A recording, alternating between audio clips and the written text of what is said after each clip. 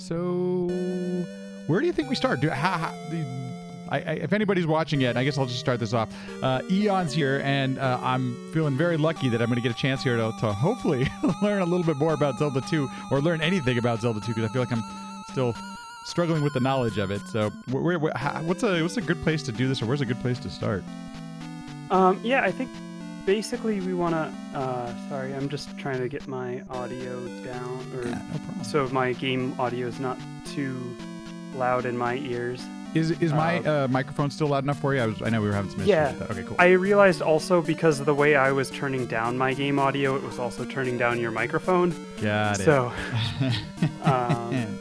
the joys of trying to take the shortcut in the mixer, and then it actually ends up messing up the other things that you're not paying attention to. So, okay.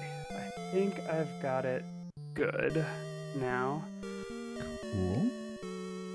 So, I think probably what I was going to recommend is just sort of like playing through the game. Okay.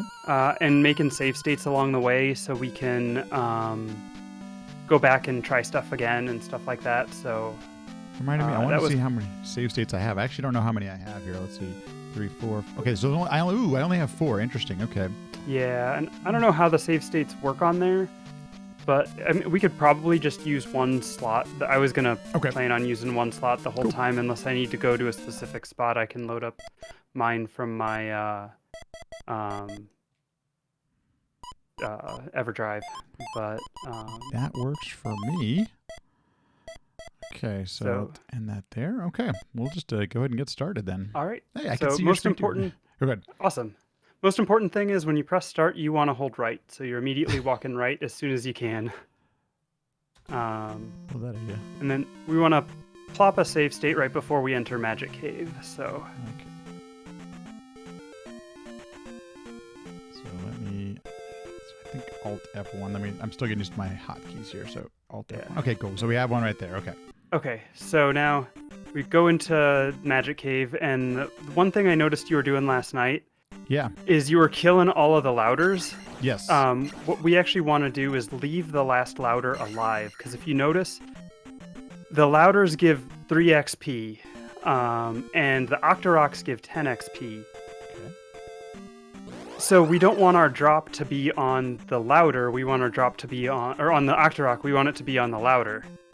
So no matter what, we get 36 instead of 29 if we don't get the drop, or we get would be 86 instead of 79.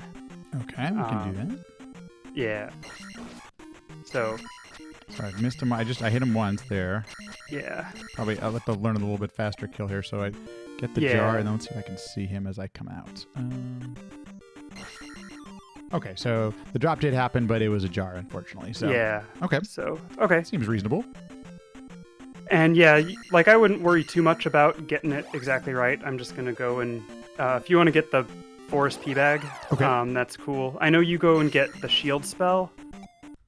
Yes. So the next point to make pop a save state is after the shield spell. So I'm just gonna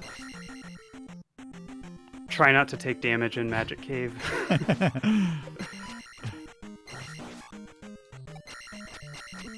think that's going to hit me. Oh, I just did it. Dang it. Let's do it one more time. We're going to do it one more time here. Get in there. And,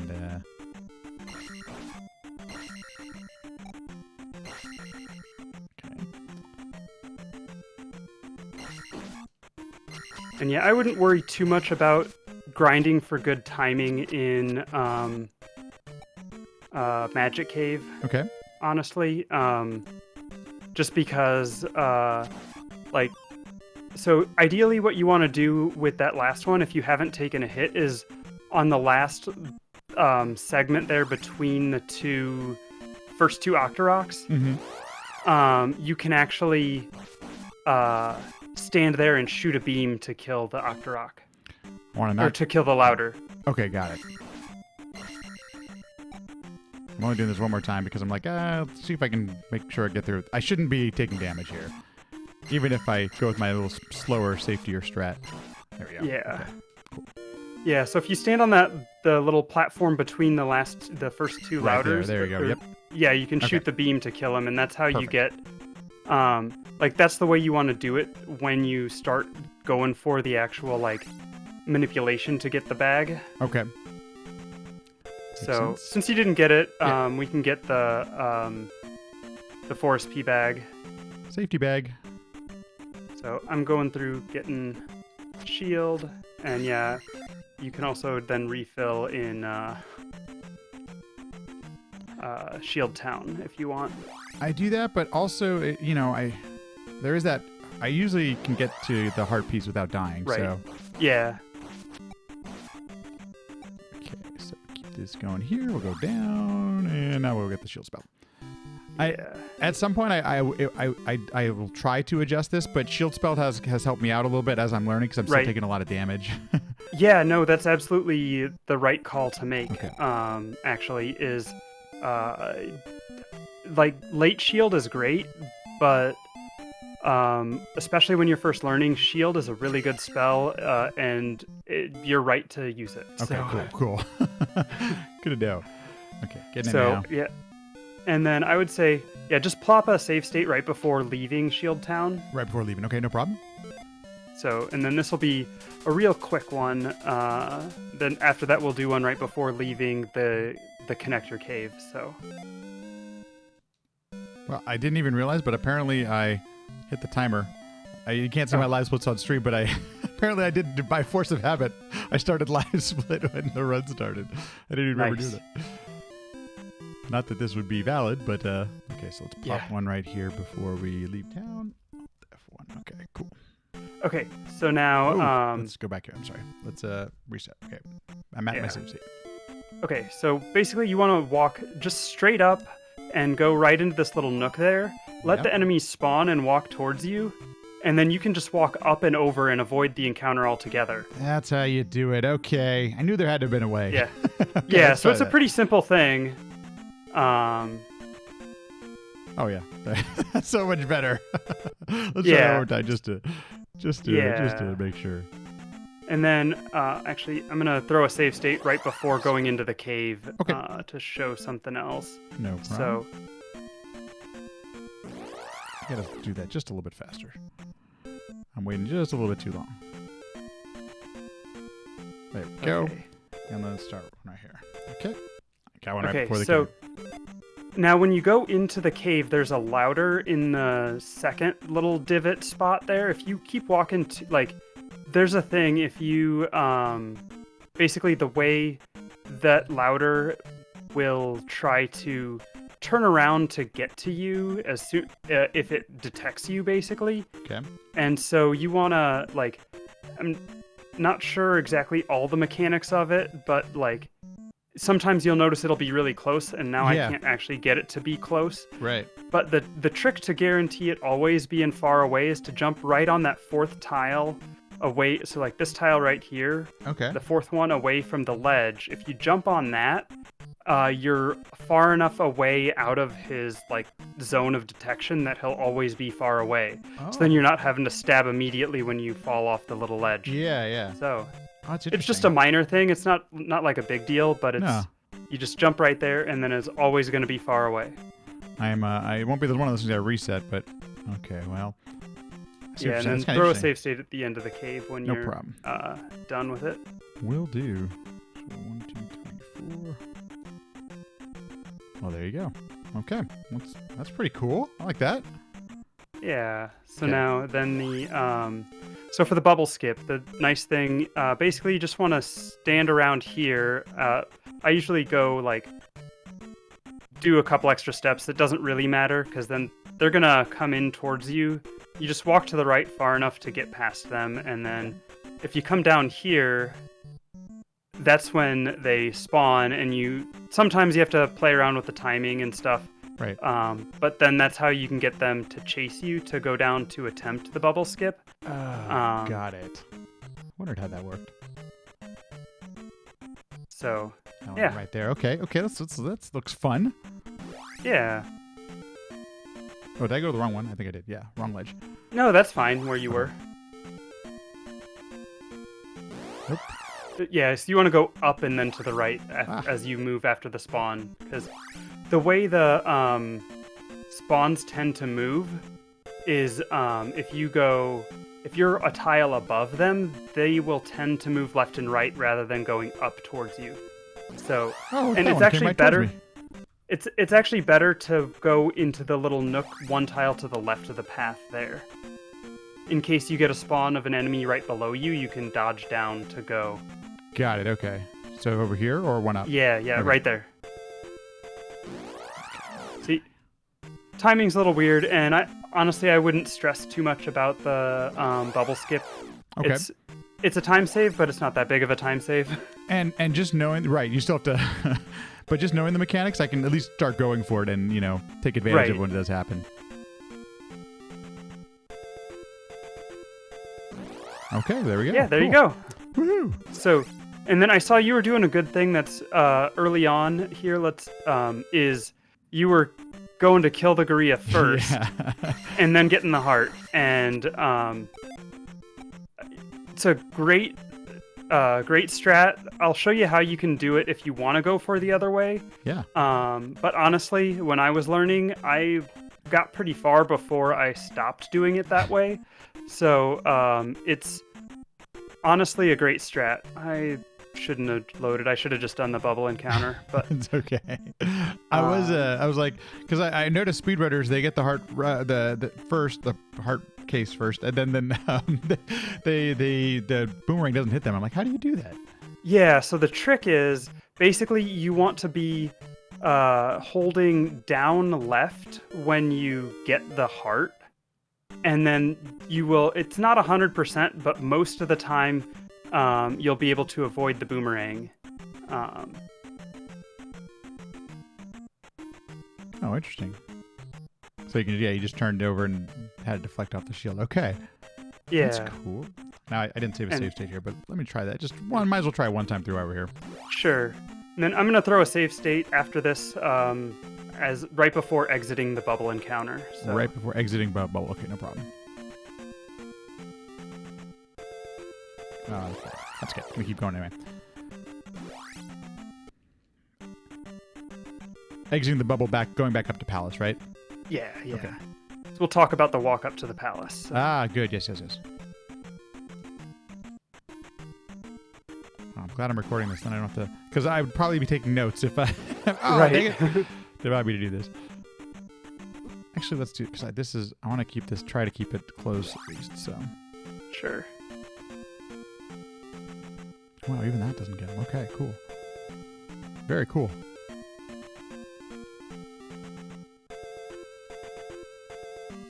Ah, that's okay. That's fine. He went up. I was trying to outrun him and have him join me, but that's okay. Yeah, and the way you can do some stuff to kite the enemies into following you and stuff like that, but that's again a bit more advanced. That it does save time when you learn it, but it's also not something you need to worry about just yet. So okay, so that kind of worked. That was cool. Okay, so that's good to know if just in case or if I'm feeling if I'm feeling like if I've got full health and everything. Yeah, it's a little bit faster to do it that way, but killing the gorilla first is certainly the safer way to do that screen. So.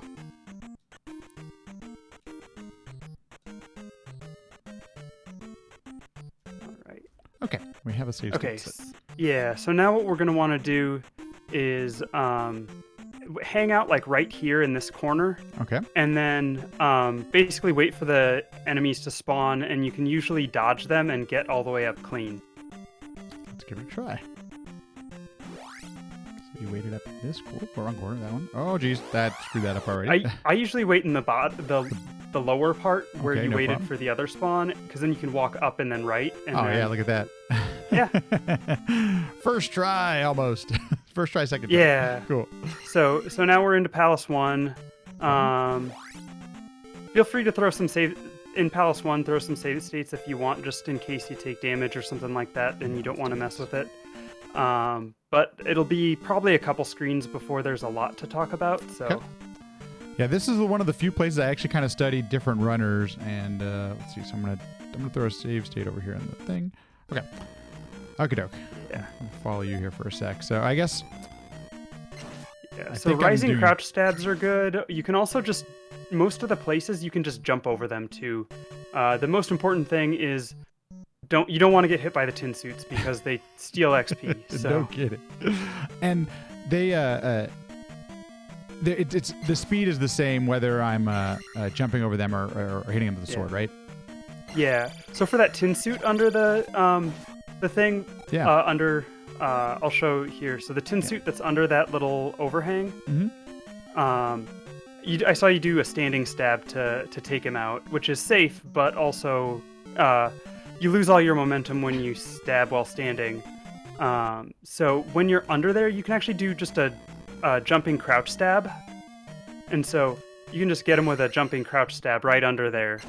Nice. Okay, so like I would do with some of the knights underneath these tiny passageways. Yep. Okay, got it. Cool. I'll try that one more time. I think I've been trying to do a non-crouching stab actually against this guy. So, oh, there we go. Nice. Yeah. Cool. See, then you don't lose your momentum on that Right. kill. So. Okay, we're gonna keep going then. Yep.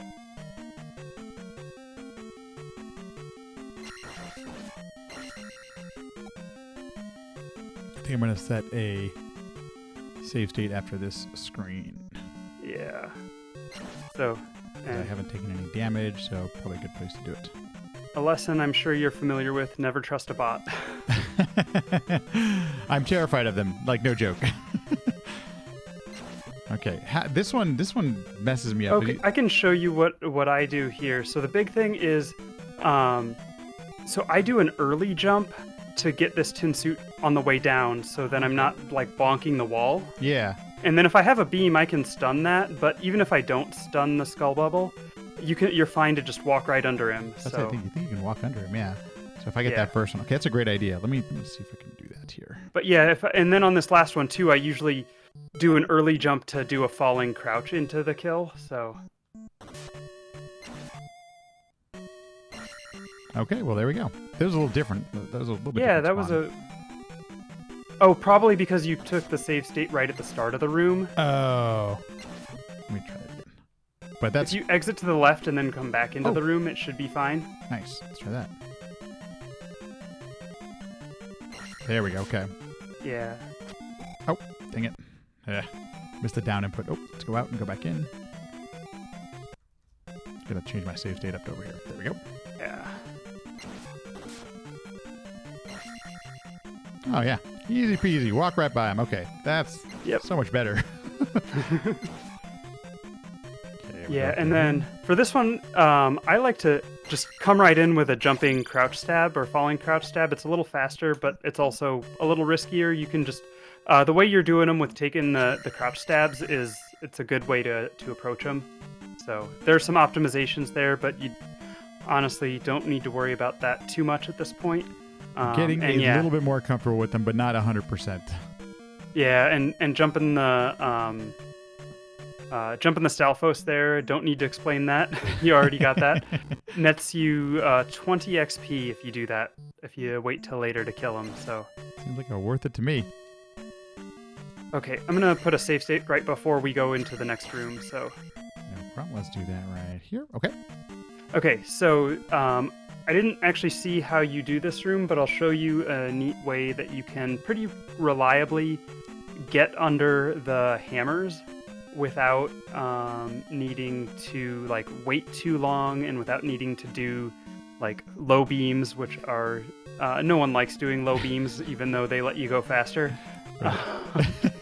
So but basically you just want to come in, do one stab on that bot, okay, and then you take these guys out, and then I usually do like a quick hesitation and you can jump right over that first hammer. It's like a really quick turn back. You actually did press the left. I actually do turn back a little bit, but it's a real quick turn back. So.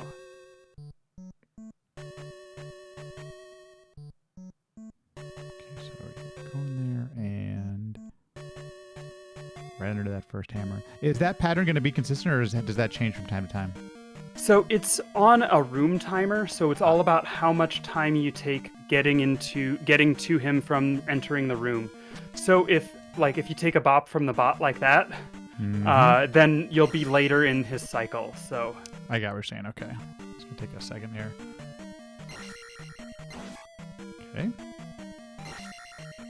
I've been using the shield spell too because I constantly get it here.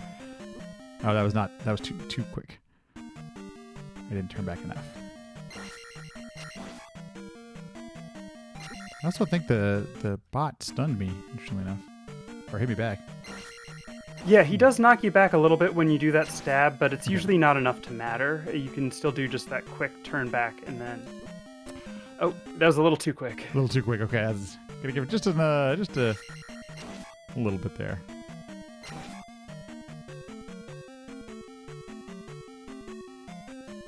Oh, I screwed up the jump. I think I need to turn back just a tad more. Oh, come on, game. Alternatively, I think it's after, like, there's usually a gap after, like, the third hammer, which is a little bit safer. So if you're having trouble getting this timing down, you can wait until after the third hammer. Yeah. Third hammer. Okay, so that's like the backup. I've been doing this strat for so long, I actually don't remember what the, like, safer, easier strat is. So. I'm not getting close there. Okay, well... That's good. I'm gonna leave. Actually, I might leave this save state. That's, I think, a good thing to practice. Let's try this again. I thought I was getting a little bit better at seeing those hammers, and I guess I'm gonna see it again. There you go. Hey, there we go.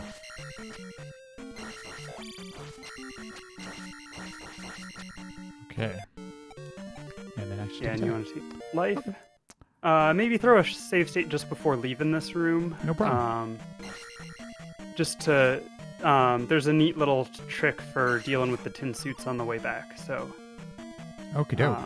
Just before leaving. So basically, yeah. Okay, got it. Okay, so if you just walk, and as you fall off this step, do a crouch stab, you can take out that first tin suit. That looks so easy. Yeah, it's just right as you're falling, you do a crouch stab. Yeah, we can do this. Oh, I did it. I did it on the wrong step. Yeah. On the first step. Yeah, I got you. Yeah. Oh, I actually have to fall off the step. Like everything else, you can't hesitate. You gotta actually... Oh, I didn't get that one. Okay. Do you mind doing it one more time? Some people... Yeah. Maybe... Oh, did you... Oh, okay, yeah, you're right. That's right. Is it's falling off this step here or the top one? Yeah, so I'll do it again if you want to see. Yeah, do you mind? I'm sorry. Yeah, no. So there's also some variations. So it's kind of late. You're doing it like immediately. But the other thing, some people will actually jump, and I don't do the jump as much, but I find it a little bit harder. The other thing is if you do miss him, you can sort of wait and as like a backup. If say, oh, we missed it, you do like a little hesitation, and you can get them. That wasn't. Got it. That was a little too much hesitation, but you can actually get them. At the same time like that as well. It's a little bit slower, but yeah, doing just a little bit late on that crouch stab. So, okay, let's try this. I'm gonna throw a save state a little bit before getting to the elevator. A little bit before the elevator. Okay, no problem. By the way, hey, Cold Brew Science. Apologies for missing you. Zelda II represent there. Hey, Nazi, how you doing? Good morning. It's not morning. It's afternoon. It's 1 o'clock. What am I talking about? Okay, here we go. Let's try this again. We'll try one more time, but we'll move on. It's 3 o'clock. I don't know what you're talking about. Okay, we're gonna move on because that's not something we can. It's not super important, so yeah, you're good. So, so the thing is that basically, so if you just go straight down, what's gonna happen? So we're hopping the first Stalfos, then we've got this bot to deal with. And that skull bubble's in a real bad position. Every time that guy is there. So the way to deal with that is we want to stab this wall and make sure that the screen, you can see the screen push back to the right when you do the stab. So you come here, and so I usually just stab twice, and then that is enough. It actually manipulates the skull bubble. Now he's lower. Ooh. Okay, let's try that. And we can get through. So I want to stab before I actually... Yeah.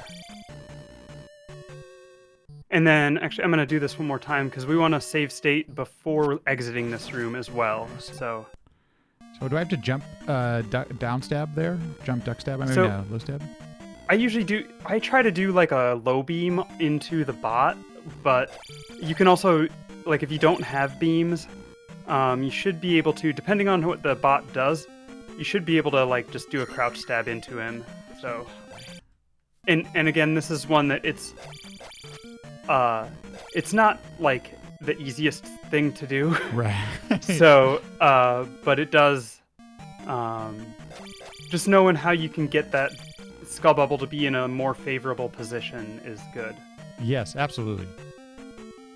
Okay, well, that was a good one. We're going to keep going on. Yeah. But okay, that's actually really cool. Yeah.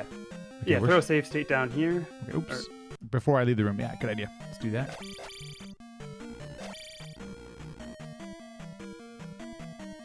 I just noticed that the whole room does move.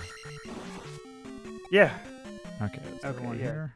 Okay, and we'll get out. Okay, so then we just jump over this Stalfos, and here we want to stab that wall. And so there's two different strategies here for this next room. So we come in, we jump, stab the wall. If we have beams, what you do is you come in and you just do a jumping crouch stab to send beams at the skull bubbles. Oh, man, the first two, and then is there one over here too? Yeah. Wow, nice. Okay. Okay, so but if we come through and we don't have beams, so I'm gonna take a hit here. So now we don't have beams. You still stab the wall, but instead of the jumping crouch stab, do a jumping standing stab. Ooh. Oh, I messed that up a little bit, but because I usually actually do a slightly different strat on the second skull, but But they're in places that so you yeah. can actually do the stabs without having to stunt yeah, your so- momentum. oh, that one I think is a crouch stab. But anyway, so now I want to get it right without the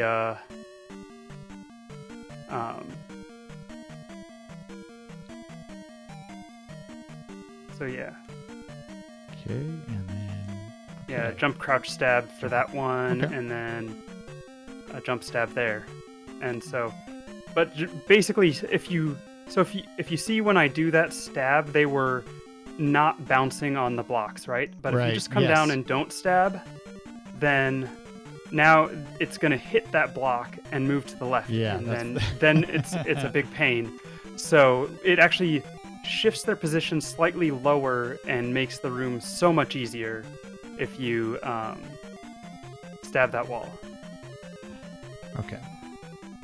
Hey, Ricky, hope you're doing okay. Noticed, hope you're doing well. Let's try this. Let's try some of this out. I'm going to throw a save state before going into the bot bridge, although there's not a ton you can really do for the bot bridge. It's mostly read and react. Got it. So, Okay, got that one. Oh, I got hit, but the stab was correct. Okay, cool. yeah. That's good to know. Okay. That's how And you then do. Oh, and I just missed my input. you on lost that beam, so it would be a standing stab instead of a crouch stab for the last one. Oh, one. for the last, that's right, standing stab. Okay, but with beams, it's a crouch. Right. Let's do this one more time. Can't imagine. At this point, while I'm still learning, I'm going to guess I'm going to take some hits. So maybe this is actually good. Yeah.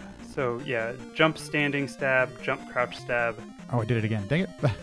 So this one would be the... Oh, now, because that would just mess it up. Yeah, that messes up that positioning, but then the final two should still be the same position if you do mess up the first one. Okay.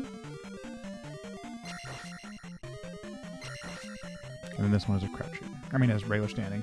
No, it's a crouch because you. Oh, that would have been a crouch. Okay, I got you. Yeah. But if I don't have beam, then it's just by itself. Yeah. So. Okay.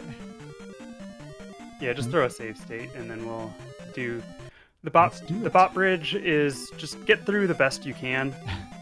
I usually try to do like, try to just like jump and stab the first one, but sometimes I lose my momentum, and so. Right. Killing them is a fine strat if you need to also like with you wanna get your the goal when you're going down the elevator is you want the final elevator you want to be at either 190 or 390, depending on if you got the 200 P bag, you want to be at 390 or more, or if you didn't get the first 200 P bag, you want to be at 190 or more on your XP. So looking at this, I have 58. I need another 2 more XP from bot kills before that. So got it. At least just so you'll have to kill 2 bots at some point. It could be up on the level above or anything, but you just. I don't remember where my bot drop is. It may be just 1, it may be 2 kills. So, okay. But yeah, so gonna go ahead and cancel, and then yeah, just read and react. They were nice. They were. I'm probably gonna just jump those. Yeah, gonna throw a save state. I don't know that we have a lot to talk about on this the candle screen, unless you want.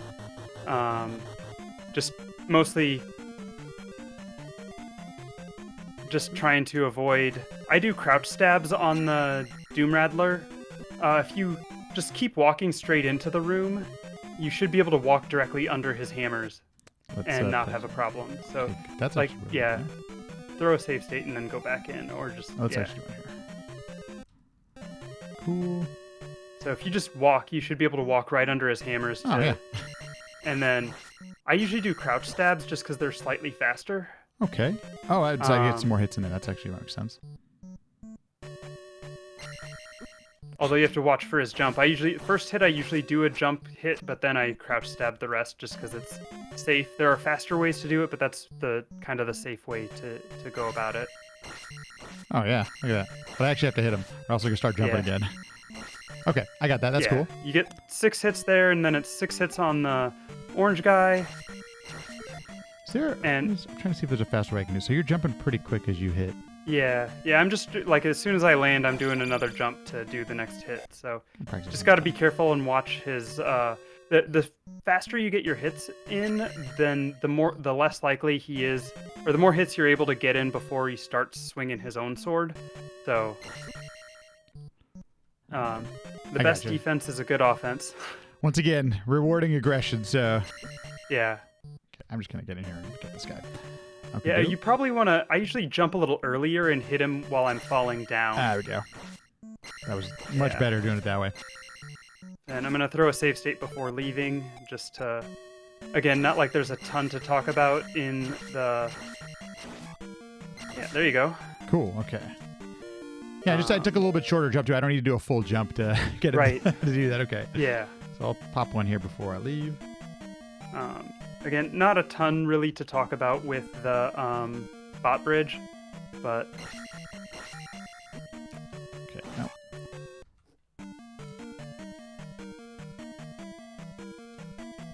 Oh, that was dumb. Just gonna go. Okay, and then I'm gonna throw a save state right before exiting the bot bridge room. Okay, will do.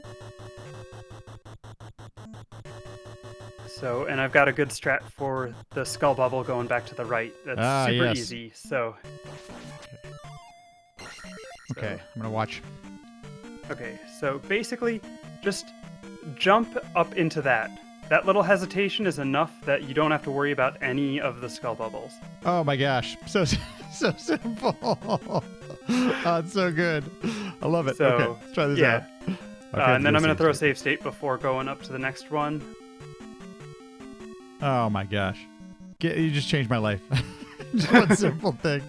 So, I mean, there is, I already went through the room. I don't have and made my save state, so I can't show you. You can also, if you just keep walking, you can do like a backwards jump crouch stab on the fast skull bubble to like stun it. Yeah. And that's the faster way to do it. But if you miss that, it's,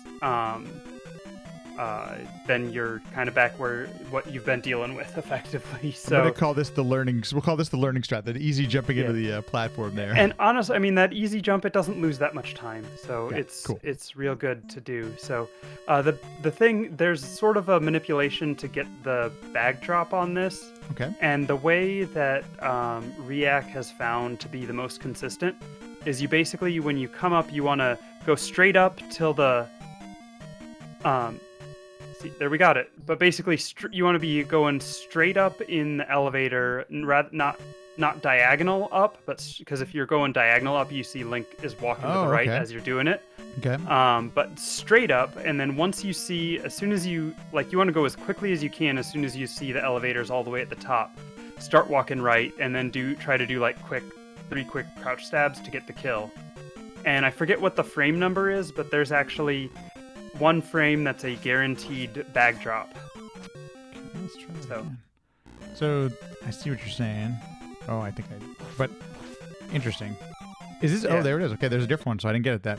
Is this a 50-50 or what is the? It is 50-50, yeah. Wow. So. I can't believe how many pea bags I got in a row when I did this. Okay, so. But yeah, I would say just go ahead and do the save state until you get the bag drop, because we don't want to loot the palace. So. Good point. Let's avoid that. Oh my gosh, come on. Got it the first time. Oh. Come on, game. What did I do to you? Okay, yeah, and I threw a save state before leaving the room. Oh gosh. Maybe try getting your last stab in a little bit faster. I don't know if that's what's going on. Oh, that wasn't faster. Oh, okay, there we go. Oh, well, you got it. That wasn't the manipulation, because he did hit your take sword or your shield. But yeah, go ahead and throw a save state down. Not sure that there's a lot to talk about in this next room, but you don't want to take a hit from that bot. You can kill it if you need to. Just 1 second. I got to plug in my headphones. They're dying. Apparently, I haven't charged these.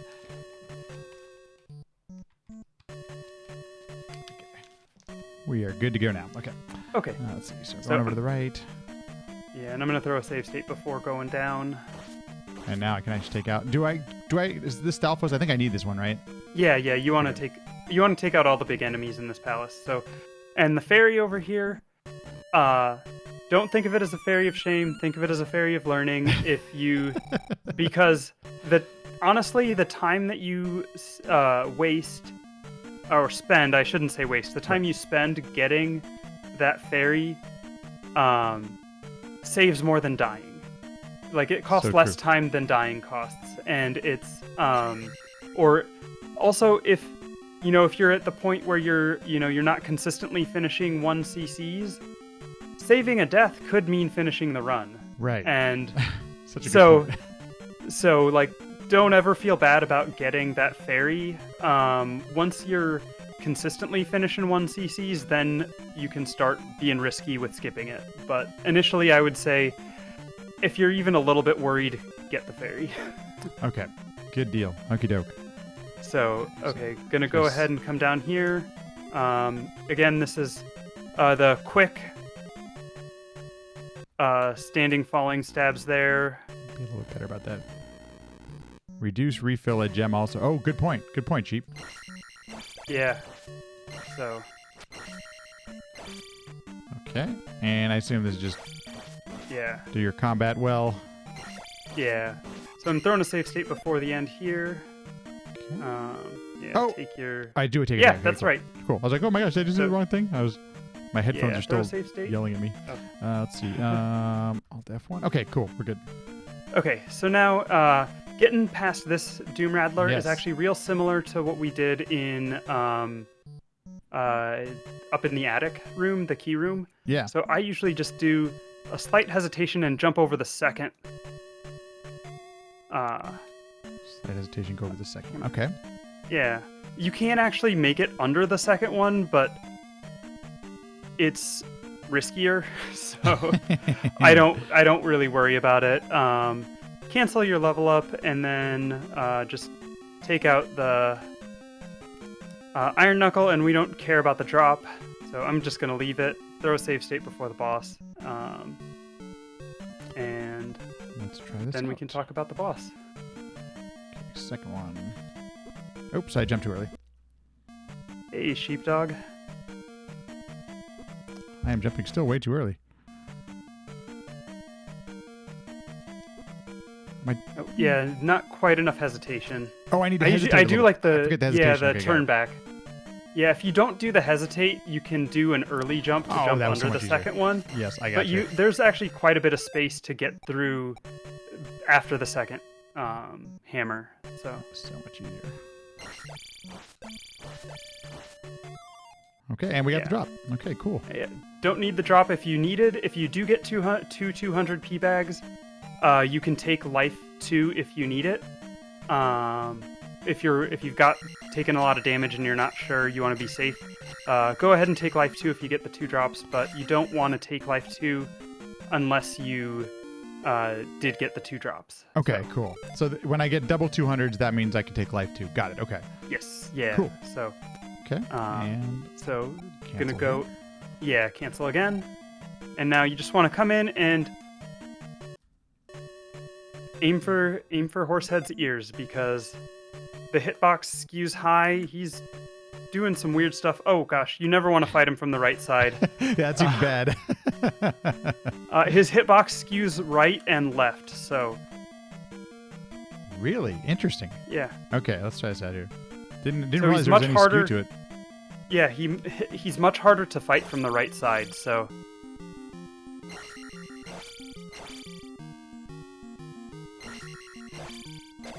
Oops. Okay, well. Yeah. And then we'll throw a save state before leaving the palace. So I place the gem and then save state after leaving after the gem placement, but before you leave. Okay. Yeah. We can do that. Okay. And I'm gonna I'll take my level up here while I wait, but Yeah. attack, and then let's go ahead and do an. Obviously, I'll just wait for this in real life. But okay, cool. Yeah. So then, now what I do, this is the easiest thing, is just walk straight down to here, let the enemy spawn, and walk up and over. Up and okay, just like we've done before. Okay, Yeah. let's try that out. Yep. And then I'm gonna. You don't want to hesitate at all in this cave. Throw a save state at the end of the cave, though, or yeah. Well, we can do it without the save state, but basically because you don't want to hesitate at all, because that impacts the enemy spawn movement. So, yeah. So basically, then what you want to do is you come out. That's not a good save state place. Oh, dang it! I hesitated. Oh well, it'll be fine. Oh, okay. So you want to come out. I didn't make a save state sooner, so no problem. I will throw a save state before I leave. Yes, Sheepdog, I'm definitely recording this for my own personal benefits, and maybe other people's might find this interesting too. Okay, so now basically what I do, you want to come out and walk on the path, and actually right here just step on the grass to force the spawn, because then you can just walk up and over and dodge stuff. I'm gonna wait just a little bit, try to get a different pattern. The fairy is not fun to deal with, but yeah, there. See, you just walk up and over, and then you're home free to walk to Trophy Cave without taking an encounter. And I'm gonna pop a save state before entering Trophy Cave. Do encounters work different in this first area? Because I noticed that once they spawn and they disappear, they never come back. But that's not the case in other areas of the map. They do. So there are 2 spawn triggers. There's one that is based on the overworld timer, and one that's based on your step count. And when you're in the northern section of the Western continent, you don't have the step counter, you only have the timer. Got it. Interesting. Okay. But once you go south of Jump Cave, then you also get the step counter. Okay. So in here, as soon as you land, jump, and at the peak of your jump, do a crouch beam, you'll take out the bat. That's what I've been trying to do. Okay, so land and then jump. There we go. Yeah. That's so much easier. That's so much easier. And then if you have attack 4, I skip the Gorilla. If I'm on an attack 3 run, I usually take out the Gorilla. But what you want to do is do like a crouch slide into the trophy, because that helps you block boomerangs from the Gorilla. Oh, that's so okay. He didn't throw up at me that time, but yeah, you basically want to be like, you come in and you get it like sliding like that, and then your shield will actually be down at the bottom left as you're holding the trophy up, and if he tries to throw a high boomerang at you, if you don't do that, you'll take a hit. If you do have your shield there, you'll block it. Got it, okay. Probably don't need to hesitate here as much, but as I get more confidence, I'll get a little better at that. But we have attack 4, so we'll... Yeah, see there? Oh, dang it, I didn't crouch there. Oh, you did actually do it right. You blocked the first one. You can't always block all of them just because of he backed up and threw it from a little bit further away. Got it. Okay. I thought that's for like I saw I pressed crouch. Oh, that one I didn't get. Yeah. So then go ahead and pop a save state before leaving the cave too. No problem. Okay. Okay. So if we go straight down and then over to where even right to there, then you can walk up and over the spawn. Walk up over. That's I've been taking the spawn on. Usually I can get the yellow brick road if you just go straight there, but now I just need to go up and over. Okay, I can do that. Yeah. So then now, then we go in and get jump spell. Feel free to refill your life. Going to. Because especially while you're learning, you definitely want to have beams going into jump cave. We'll say that the cave gets a fair amount easier when I've had beams, so I can shoot the bots and what are the jumping little spidery things called? I don't know what they're called.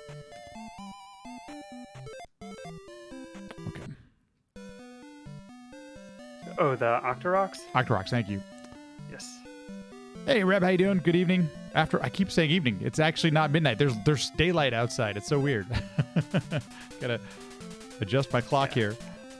Force of habit. Okey-doke. Since we have a path walk all the way to the cave, I'm just gonna throw the save state right before entering jump cave. So. Okay, no problem.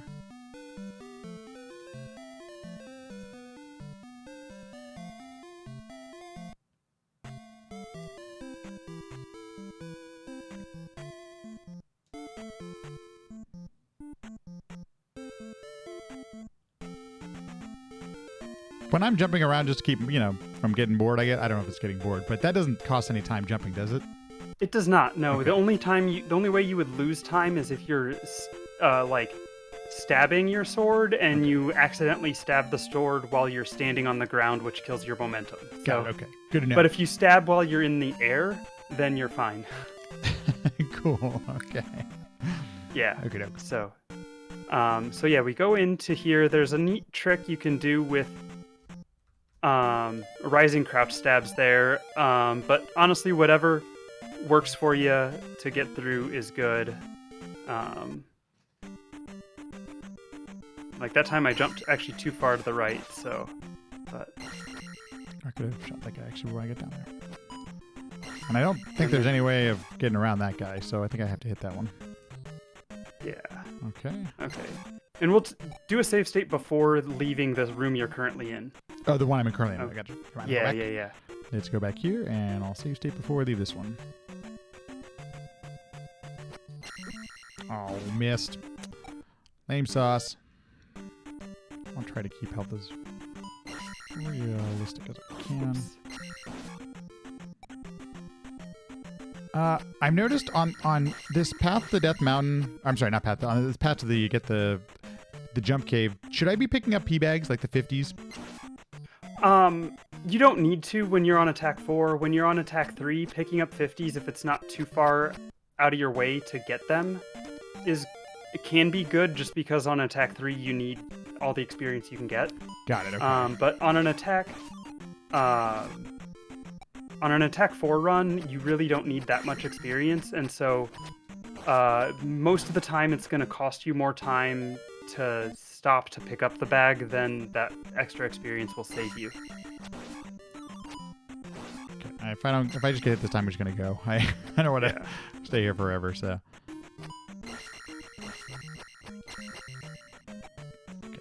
So save state right before I get out of here. Okay, we have our save state. Yeah.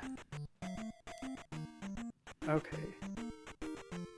So I'm going to throw a save state down too. So the last room is the most important room of Jump Cave. So because it determines the state that the overworld enemies are going to be in when you exit the cave. Oh, wow. So there's a timer. If you know, like when you do the stabs, for encounter skips and stuff like that, like what you're actually doing is manipulating the timer that determines whether the enemies are homing in on Link or random walking. Wow. Okay. The two states that they're in, and so that's what the like reading the sign when you leave the town or doing the sword stabs. That's what's being manipulated there, and so it turns out the most favorable behavior you get from basically a no hesitation final room of Jump Cave. So no hesitation. Okay. Ooh. So, and I'll show you what I do. Basically, it's real nice when you have beams, but you... Okay, that was not good. So... You take jump right away, get that one. Yeah. Oh, those weren't even those are just regular stabs. Yeah. And then... So I'm going to throw a save state. If you pause before you throw the save state, the timer doesn't actually run, like the frame counter, so the RNG doesn't increment. So if you pause, then do your save state, then you won't. That's another way to get without any hesitation. So I can throw my save state down here, and now when I come back, reload it, I'll have that. Sorry for bonking the mic there.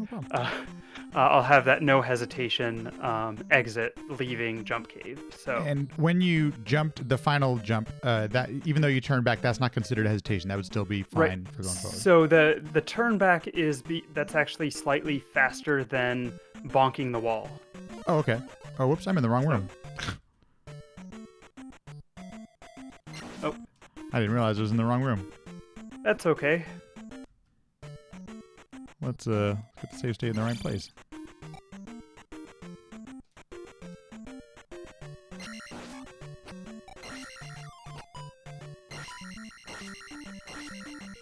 Okay, let's try cancel. And we'll get a save state here. Okay, now let's try this. Oh, okay, I'm already on jump. Oh, dang it. Oh, you're on shield. Oh, I was on shield. Let's try this again.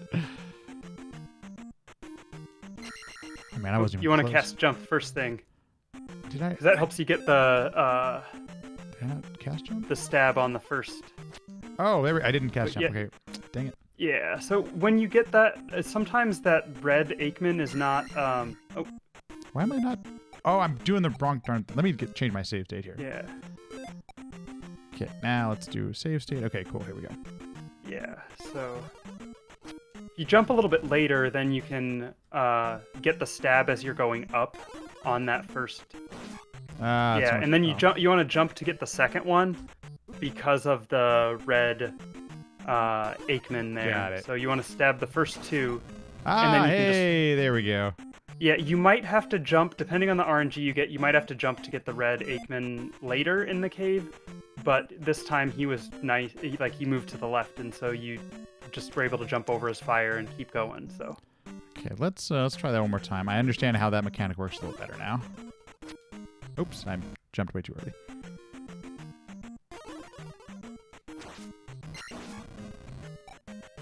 Yep. Yeah, and then just pause and throw a save state down at the end of the cave here. Save state placed. Okay, so now what we want to do is we want to wait right here, but we actually want to waste a step along the way somewhere because now we have both the step counter and the overworld timer, and so you get basically effectively double the spawns that we got on the earlier part of the game. So the way I usually do it is I come down, I usually just walk over and back like this. Okay, makes sense. And then you kind of have to read the spawns to know how to avoid them, and then it's mostly just a lot of read and react. You can't really give a lot of tips here, but you want to get out of that swamp pretty much as soon as you can, and then you can get all the way over to Bagoo. I wouldn't spend too much time on this right now. The big thing is getting over to that spot, wasting one step. Just because then it helps you get the step counter spawn a little bit earlier, which helps. So I need to. Do I need to move that? Am I moving? Do I need to move quicker? Yeah, I think you're hesitating a little too much before you walk. Oh. Okay.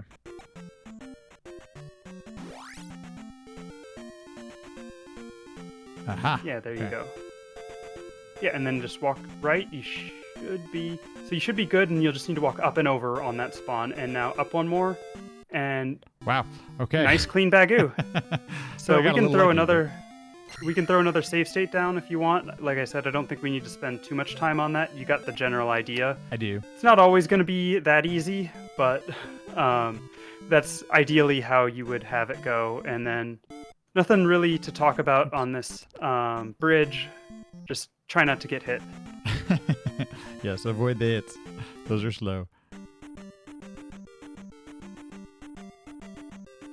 Oops. What am I doing? Forgetting how to play the game here for a sec.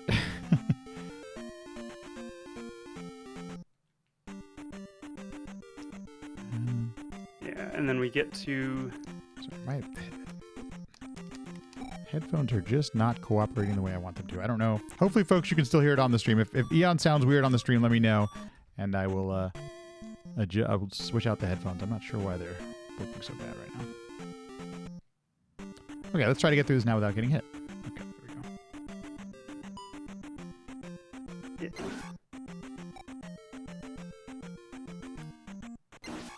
Always that one at the end, too, I've noticed. Okay. Yeah. So, and then we can throw a save state before we enter the first Death Mountain Cave. Will do. No problem. I don't think there's any secrets here to getting the So, mirror. there is actually one little trick. You actually did it that time. It doesn't save very much time at all. It's like one of the minor optimizations that people do in town just because there's nothing else to focus on when you're in town.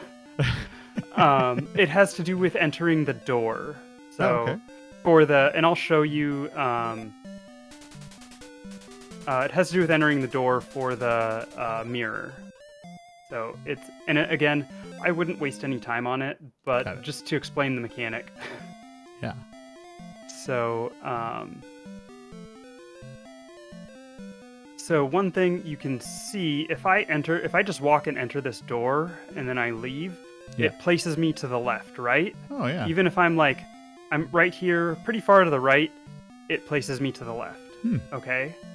But if you enter just right, at the first pixel that you can enter, it places you on the right side. Oh. So that's slightly more efficient when getting and the way you have to do that is you have to actually let go of left and hold just up as you slide into the door. Yeah. To do that, but then it exits you on the right side. So you save a couple frames doing that. It's honestly not worth losing much sleep over, but then it does come into play that when we go in to talk to the Riverman, we don't actually want to enter on the very first pixel. We want to enter a little bit further in so that it puts us on the left side because we're moving to the left side. So give me just 1 second. I'm gonna I have to take out my transmitter and put it back in. Hang on 1 second. Okay.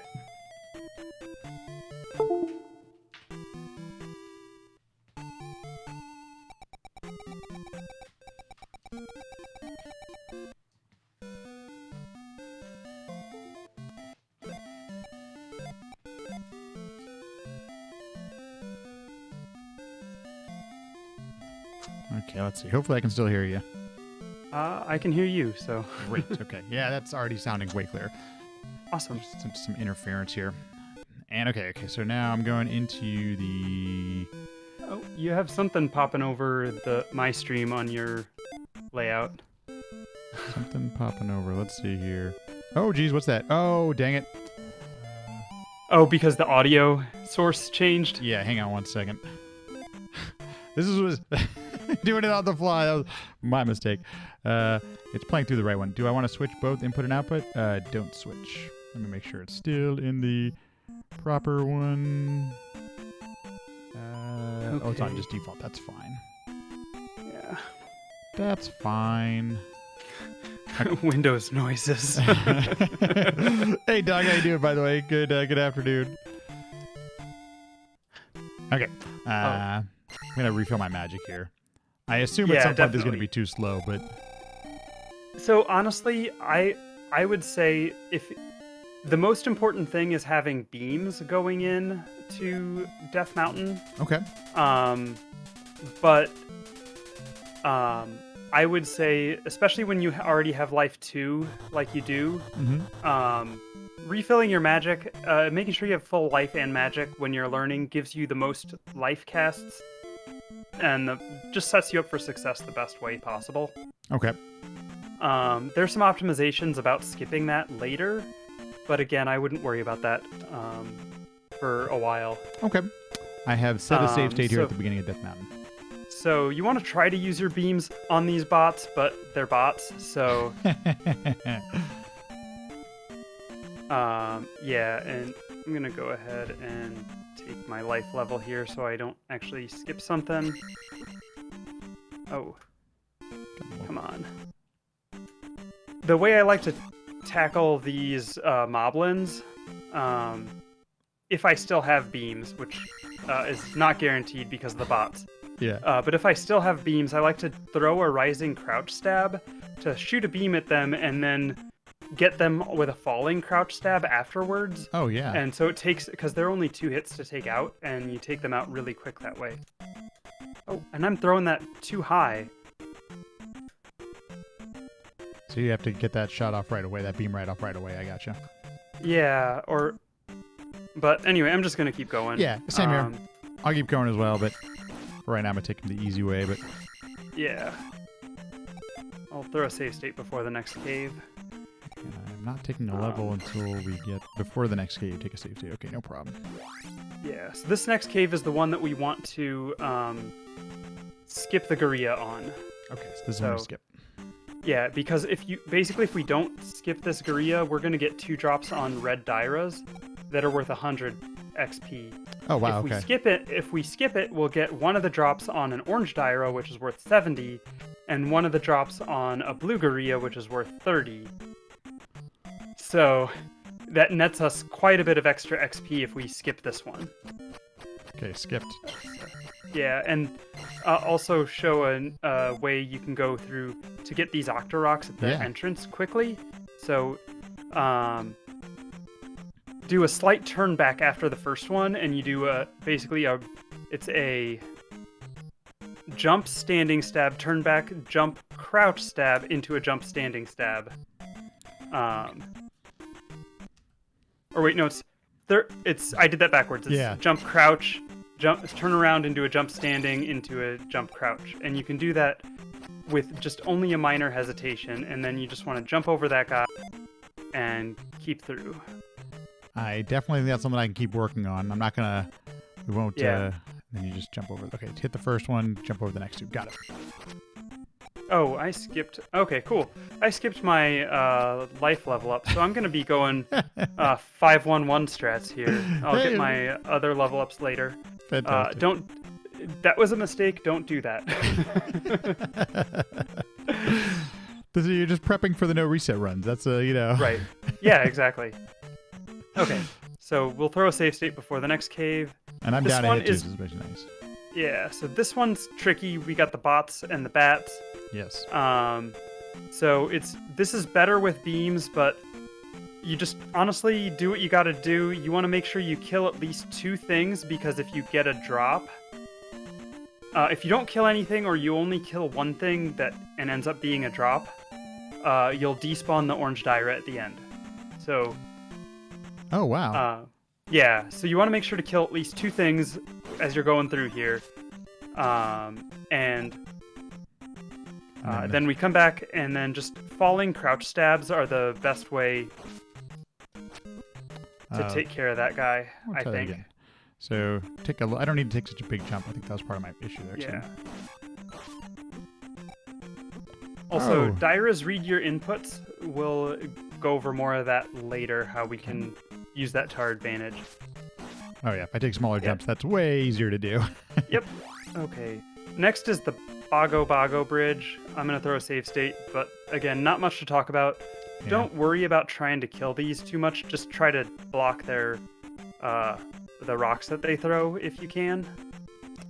And just try to get through as quick as you can. There's not really a great thing, not a lot to say about this cave. avoid flinging rocks. Yes. Okay, cool. We're Throw through. a save state before the next one. This one is a bit annoying because we have the bot jumping down at us. The bot's falling down. Again, falling crouch stabs are the key, and try to avoid the bots. Take them out if you can, but that's This the is thing one of to those do. And places- also, Oh, good. I was going to say, pay attention if the Dire is going to throw to adjust your jump timing so you can jump over his axe. I've also been using shield spell there. That's the... Yeah. But... And yeah, that's a great room to use shield in, honestly, so... Actually, if I did that, especially if I was this low in health. Oh, jeez. 4 hits. On attack So 4, I'm you could starting to actually learn go how if you... yeah. Good, I'm sorry. I was going to say you could go cast jump and get that red jar if you wanted. Oh, yeah, but I didn't even realize it. That's actually a good idea. I'm going to do that, because that's a... It is a little bit... It's definitely a time loss, but it means I don't die. So, Yeah. okay, we're going to do that. So, for this next cave, I like to have beams after the Gorilla, because the Gorilla, in my opinion, this Gorilla is the worst Gorilla in the game. But basically, you want to... so I'll try to save my... I try to save my life cast for after that, and then cast life right here, so that I have beams coming into the bats and orange Daira. Okay. And I'm gonna throw a save state right where I am now. I try to, on the 4th tile, the one tile that's just not like the next tile to get drawn on the left side of the screen. Mm-hmm. That's where I do a jump and I throw a standing beam in the air to take out the first bat, and then I come down with a falling crouch stab to hopefully get the next bat and the Daira. I didn't get the Daira, but I did get those 2 bats. Yeah, the bats are perfect. Okay, I got what you're saying. Interesting. Yeah. And if you don't have beams there, I just saved my state, so I can't get back to that easily. There is a strat if you don't have beams, where you jump on the 6th tile instead of the 4th tile, and do just a crouch stab, and you jump under the first bat, and you can take out the second bat. Okay, so let me think. I'm gonna do my save state here as well, just so I can. Sure. I think this is the more interesting thing to practice. So on the 4th tile, jump, and then on your way down. Okay, well, look at that. Yeah, that's taking out 1 bat is better than nothing there. So that's real good for. Yeah. That's definitely something I can practice. Yeah. Well, that's okay. So that'll happen every time. That seems very consistent. Yeah. Cool. Okay, that's good. That's cool. That works. Just try to get that other bat. So, oh my gosh, now that's okay. We're gonna keep moving on. Okay, cool. Yeah. Yeah. So then the next room we got bits. Bits are sweeties. They just wiggle. They don't jump. But we also have the orange Dairas. The second orange Daira should be our drop. So be ready for that. And you just mostly want to just use falling crouch stabs to get through here as quick as you can. That was right there, right where you had it. The I assume it is, but the crouching stabs is the crouching jump stabs is quicker than just the hitting the Daira at the bottom. It is a little bit quicker. I think it's a little bit safer too. It does take a little practice to get the timing on it, but yeah, I think I get this, but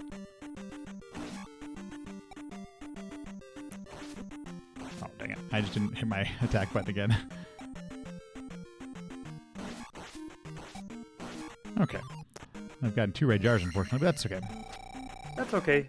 You'll be able to cast life if you want. So Yeah. the next room, we've got bots now. Bots are evil.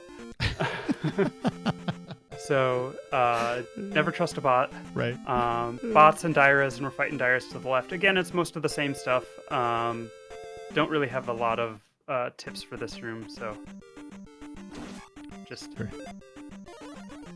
Oops. We'll just get through it for now. Yeah, there's no bats here, so... Yeah. And then you can get your the jar, and I usually like to have beams for the bats in Hammer Cave. Throw a save state before entering Hammer Cave. Okay, so couple things now. So this first Daira is one where if you're not good at killing it fast, it helps to draw him out a little bit. And if you're in here with attack 3, you definitely want to draw him out.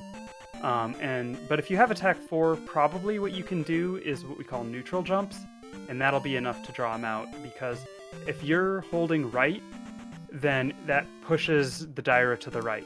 If you aren't holding a direction on the D-pad, he'll just walk towards you. So if you jump and let go of the D-pad, you keep your momentum in the air, so you keep moving to the right, but you're not pushing a direction, so it pulls him out further. So then you're not going to be fighting him under the overhang. And then I like to use my beams for the bats as they fall down. So I'll go ahead and show what I'm talking about. So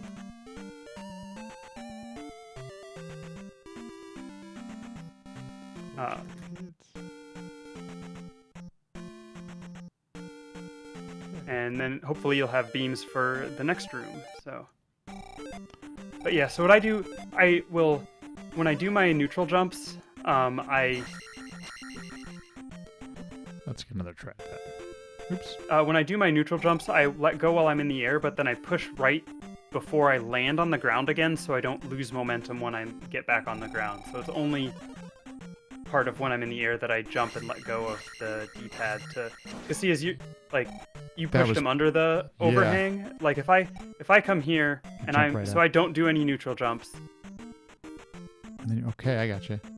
He's like right under, and if you're going to do it that way, maybe do like a rising crouch stab for the final hit, so you get it in quicker. Okay. But if you come in and you do these neutral jumps... Oh, I see. See how much further to the left he is? I just realized what you're... Okay, I was misunderstanding what you meant by neutral. You're still moving to the right. You're not attacking. You're just pressing the jump button. I'm pressing the jump button and release. When I'm in the air, I release the D-pad. Oh, like you would go up the steps. Okay, I gotcha. Ah, cool. Okay. Yeah, and then I press the D-pad right before I land and jump again and release the D-pad. Hey, look at that. That worked. Okay, lovely. Cool. Okay, thanks. Yeah. Nice. Oh, dang it. I ran right into this guy. And I'm going to throw a save state right before leaving this room. Oops, and I forgot to attack. Oopsie.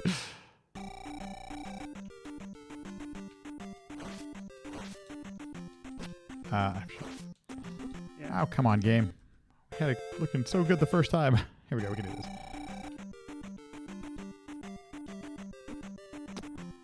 Now I'm just getting I'm taking way more time with this than I probably need to. Game. It's all part of the combat, and I would say the best thing to focus on right now as you're learning the game is the combat, because being better at the combat means you survive longer, and surviving longer means you finish more runs. So, and that's the goal, right? Yes. Oh, dang it. Oh, okay. It's okay. We're gonna move forward. Let's go ahead and move forward. So in this next one, I really like having beams in this room if I can, because then you can take those Megmats out with the beams. Just plow right through them. And plow right through them. It's a little bit trickier if you don't have beams, but you just want to try to get through them as quickly as possible and not die to them, obviously. And, yeah. So standing stabs are a little bit better than crouch stabs on these, even though they're slower. Just because of you have more of an opportunity to hit them on a standing stab than on a crouch stab. Well, that's a good point. Okay. So for right now, I'm just going to take them a hair, hesitate here just so I can get through it. Yeah, and that's honestly, the hesitation to avoid the damage is good at this stage, I would say.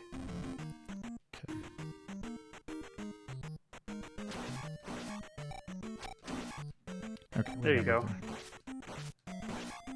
Okay. And so again, on this, do a save state before we go down the elevator. Will do. Yeah, this one's tough. This one I've been taking some damage on.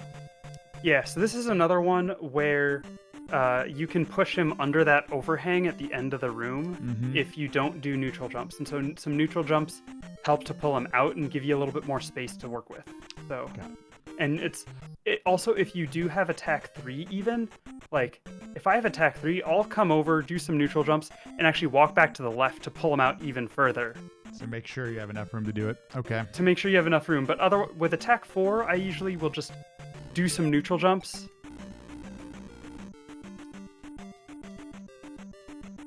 To try to get him before the overhang. And you want to make sure the experience starts ticking up before you exit the room. I don't know if you've run into that before. I have, but not, thankfully, not in a while. I'm pretty good about waiting for it, but there's a couple I have missed. I'm not going to lie. Yes, that got him. That did not work as far as we wanted it to.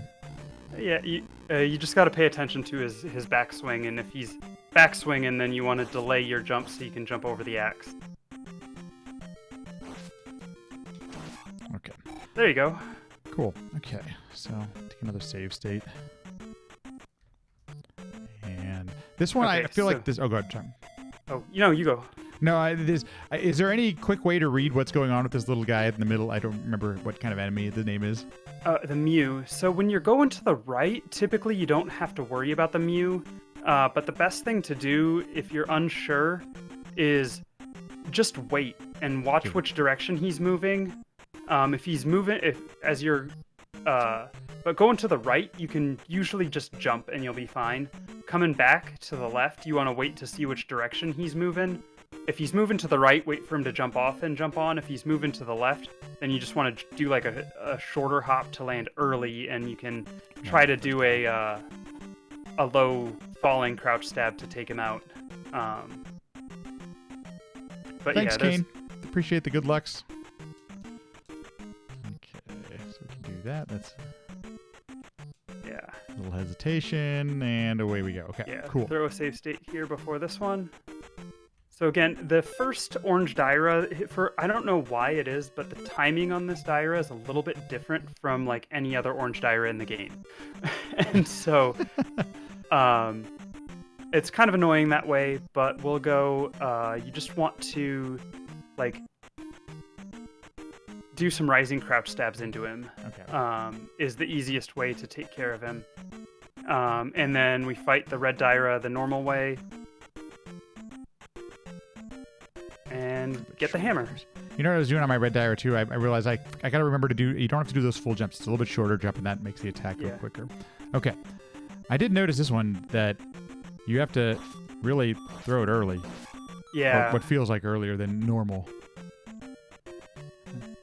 And if possible, like you would want to have beams coming out of for the last room exiting Hammer Cave. Oh, oops. So like right now for you, like a red jar drop wouldn't be the worst thing, because then you could fill up your life and get beams back. Right. Oh, dang it.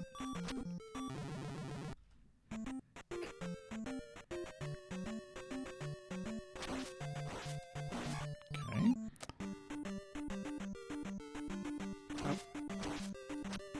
Oh. Okay. And then grab the jar on the way back. So, okay, we'll continue on. That works. Sure. And I would probably cast life with it, just even though you don't, even though you're not going to get beams back, you want. We're going to get another magic refill here real soon, so casting life is good. Again, I stopped to read this Mew. He's moving left for me, so. Same with me. Okay. Just nothing on the next 2 screens, so let's do a save state just before exiting the next screen. Before exiting the steps, no problem. Yep.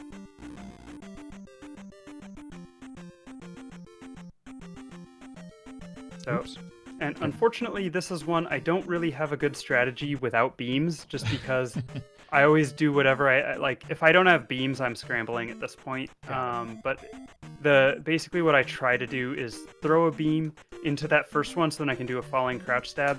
And then you throw a beam up for that second one, because if he's moving to the left, the beam will stun him and he won't run into you. If he's moving to the right, then you can just ignore him. Got it. Okay. But since you kind of have to read him a little bit, and yeah. And once again, to your point, not dying is faster. So if I have to take that extra hit, take that extra time to beat the enemy, I think that's worth it. Yeah, and then I would say for this, there are some strats to avoid encounters. Nothing's 100% perfect on that. I would say the only guaranteed way to avoid encounters is duck into the caves. Okay. And I would say... Ooh. I hadn't even thought about that. That makes a lot of sense. Ducking into the caves is... it's a little bit of a time loss, but it's guaranteed no encounters. And so no damage, or no chances for a damage. Yeah. So then here on this cave, basically... I do falling crouch stabs into them, and then a late rising crouch stab into that last one. Or you can also, the other thing that I've done is you can do like a weird turn back like that and do it into a falling crouch stab onto the last Octorok. That's what I started experimenting with, was the slight turn back. But I guess it's about the same thing anyway, either way, right? Yeah, it's a little bit slower to do the turn back. Yeah, you want to be doing falling crouch stabs into the first 3 Octoroks. All 3 of them. Okay, perfect. Oops. Oh, heck yeah. Okay, yep. Hey, there you go. Cool. Not much to talk about the Yellow Brick Road here. Yeah, so... we'll throw a save state before the bridge. Not a ton to talk about on the bridge, but just... First one, if you want to jump the moblins, you want to do neutral jumps where you let go of the D-pad when you do the jump. And then I usually will send a crouch sword strike backwards as I get over them as like a little safety. I tried jumping over them and I couldn't do it, and I realized because I'm holding the D-pad, so it's a neutral jump, and then as you're about to touch the... Got it. So as you touch the ground, then go back to the D-pad. Yeah, and so I wouldn't worry too much about the jumping them. If you spend a little bit of time on it and you're having trouble with it, I wouldn't worry about it too much right now. But that's how you do those jumps. Oh, look at that. So much better. And I usually do send like a backwards crouch stab to them as I'm jumping over them. No problem. So I'll throw a save state before coming here. Mostly you just want to avoid bubbles and take this Dyra out as quickly as possible. So there's really no jumping over him, unless I'm using jump spell, I guess.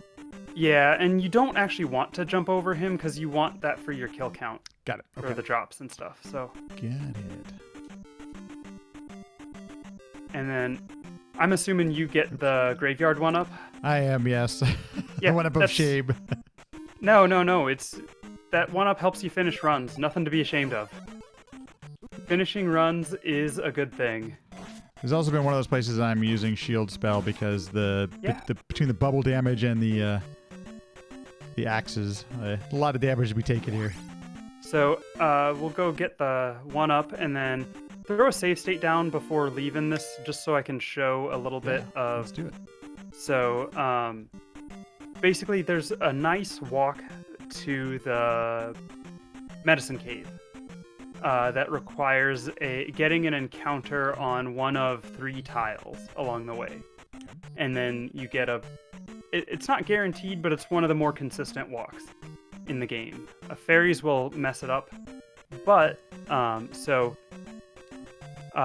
it's this first part of it is a little bit easier coming directly out of the bridge. But basically we took an encounter early. So if I take that encounter early, what I'm going to do is go to what we call the cat's tile, cat's tile is this tile right here that I'm on. If you look at it's 3 grass tiles to the right of the forest there. Right. and that's the tile we want to take an encounter on. So you do that and you take an encounter and just walk left. And then you do this motion into there and then up. And then... Oh, wow. You can get in most of the time without... So that's the cat's tile is, that's a newer discovery. Yeah. The original one, if I can get it, well, I'll just show it if,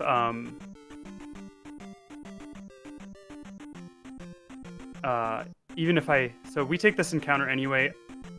I'm just going to show it so you know it in case you get there to be able to take it, is basically if we take the encounter right here, then we get the same walk. Or if we, I should have made a save state before, the other spot that we can take it, which sometimes it's less common, but, oh, dang it, why'd I load my state?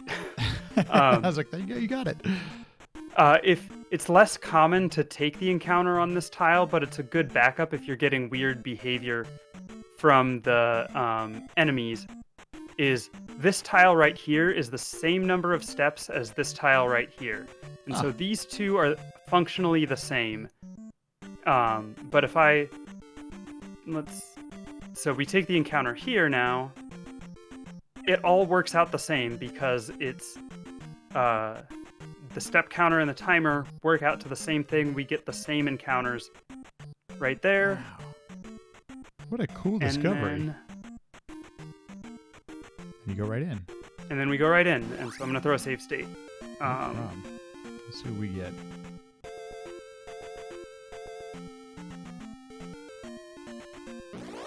Okay, so we got this one here.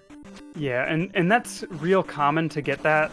Also, those Geldarms, I think they're called, the big worms. Yes. If you do a falling crouch stab, you can stab them and then walk through them.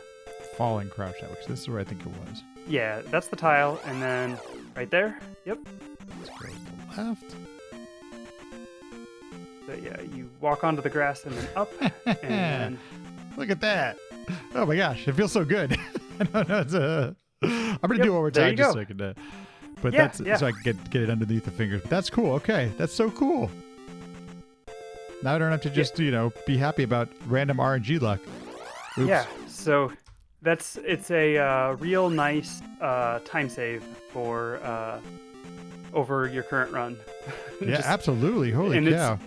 It's like some of the overworld stuff gets really tricky, but this is one that's basically. It's as guaranteed as overworld walks get in this game, I would say. That was first, so this should be the same thing. Oh, look at that. Oh, we got fairy. Yeah, so the fairy spawns, those are the one thing that can mess it up. So. Yeah, got it, okay. And not a lot you can do about that sometimes, so you'll probably take a swamp encounter now. Okay, I got it. But basically, barring a fairy spawn, it's basically guaranteed. So...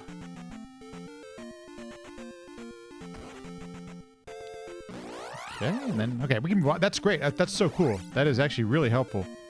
Does the same thing exist if I didn't get the extra life? Yeah, so you would do the same thing just coming from the bridge, and actually the first segment of that walk is a little bit easier. Okay. Coming from the bridge, so. At some point, I would like to not get the extra lives, but. Yeah. No, and I would say definitely take the 1-ups to help you finish runs. Once you're comfortably finishing runs, you can start removing safeties. Okay. So now we come in here. You just want to basically avoid these as much as you can. I'm going to throw a save state before the next room. And we got 3 Dairas. This is the best room to practice double hits if you want to practice them. Oh, yeah. I wouldn't worry about that for now. Yeah, that's the next level. But I mean, just falling crouch stabs, a great way to take them out. It's a great room to practice fighting Dairas if you aren't feeling super comfortable with it. So. I didn't turn around right. Try to. So Ooh, it's it's a good save state to have to just practice your Daira fighting. Okay.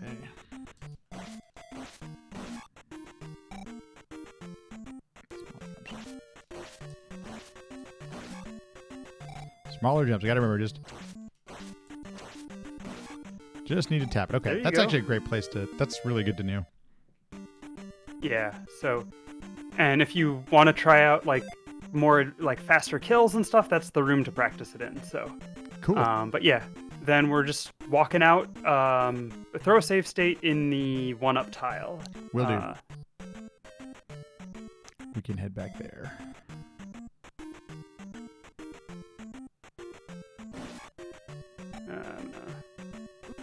Oh, dang it. We're actually in a bad place. Oh, this isn't enough to do magic anyway. What am I doing? Not enough to do life spell anyway. You do have enough for jump now, though, I believe. So there's that. Oh yeah, could have gotten out of there that way.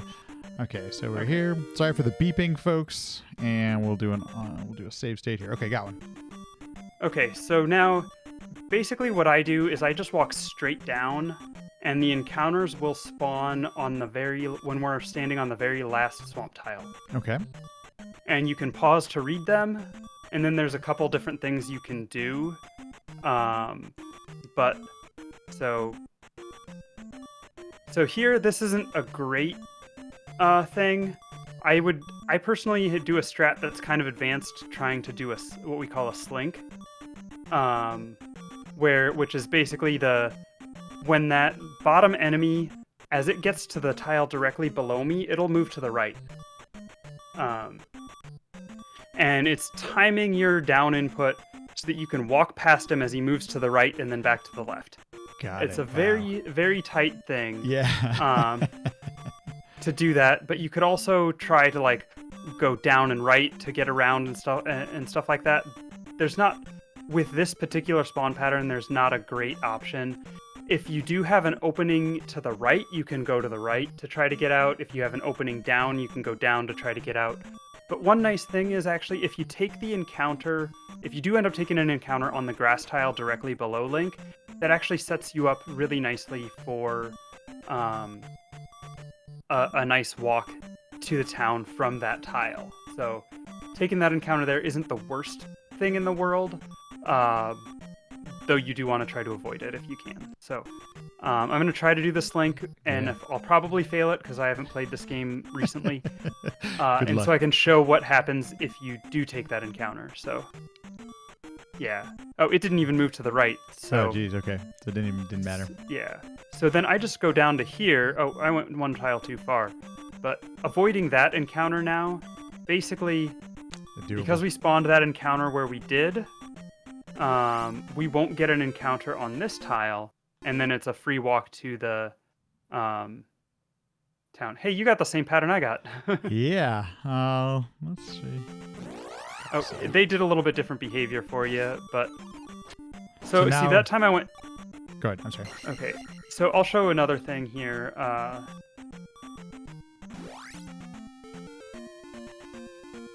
I can just go down to the water and then we go to town. Yep. Yeah, and so you'll probably get an encounter spawning when you get to the boulder tile. And just take the road encounter if you get it. It's not worth trying to avoid. But if so now you can go right because you have an opening to the right. So go That's over for pausing and reading. Do I go? Go right. Just go right away. Just hold right. Okay. Yeah, and then now you can go down. Look at that. Oh, but then I got one on the yellow. And so when you get to that grass tile right to the left of where you are now, you want to walk. It's counterintuitive. You want to walk up and then right. You don't want to go directly to the path because walking up and then right, you will typically avoid the encounter that spawns. Okay, that's interesting. So, but here I'll also show you what. Okay, so this I would try to go down and then right. Here is what I would tell you to do. Oh, just one tile and then go to the right. Okay. Yeah. Oh. So I think on mine I can show if you want to see. Go for it. Okay, so if I I'm going to get that same encounter spawn here. Oh, I got a different one. see if I can get it. Yeah. Come on. There we go. Okay. I'm hesitating. I just need to go. So basically, down and to the right, and then Oh, I see. So he could have it's a little avoided bit of that read down and there. react as you're going. Yeah. Wow. There can't be very many frames available there to get the input in. That's pretty tight. I was holding down. Okay, it's real. I put a right input somewhere somehow. Trying to get this. I cannot get that down input early enough. Okay, so here, what I'll show you when I get to that grass tile, right before the bridge, I'm gonna walk up into the forest and over, and I should miss the encounter that spawns. Oh, well, I would have, but that one was trailing me. Got it. And I didn't actually get a spawn. It was a back spawn, so I could have just walked right to the path. But, oh, bummer. Oh. But so that's like that's where I'm coming from. A lot of this is not 100%. Again, we don't probably need to spend this much time on it, but it is, it can be fun to talk through some of this stuff. So, okay, I'm gonna have just to learn go. What some of these are. That's okay. This will be one of those things that with more experience, I think. Yeah, definitely. So I'm gonna say we'll throw a save state down before leaving Fairy Town. Okay, before leaving Fairy Town, no problem. Whew. I mean, there's multiple different. We've just in ours we've seen 4 or 5 different. Was it 4? Was it 4? Maybe I'm miscounting, but there was a lot of different patterns that came out on those overworld spawns. Yeah. Let's do this now.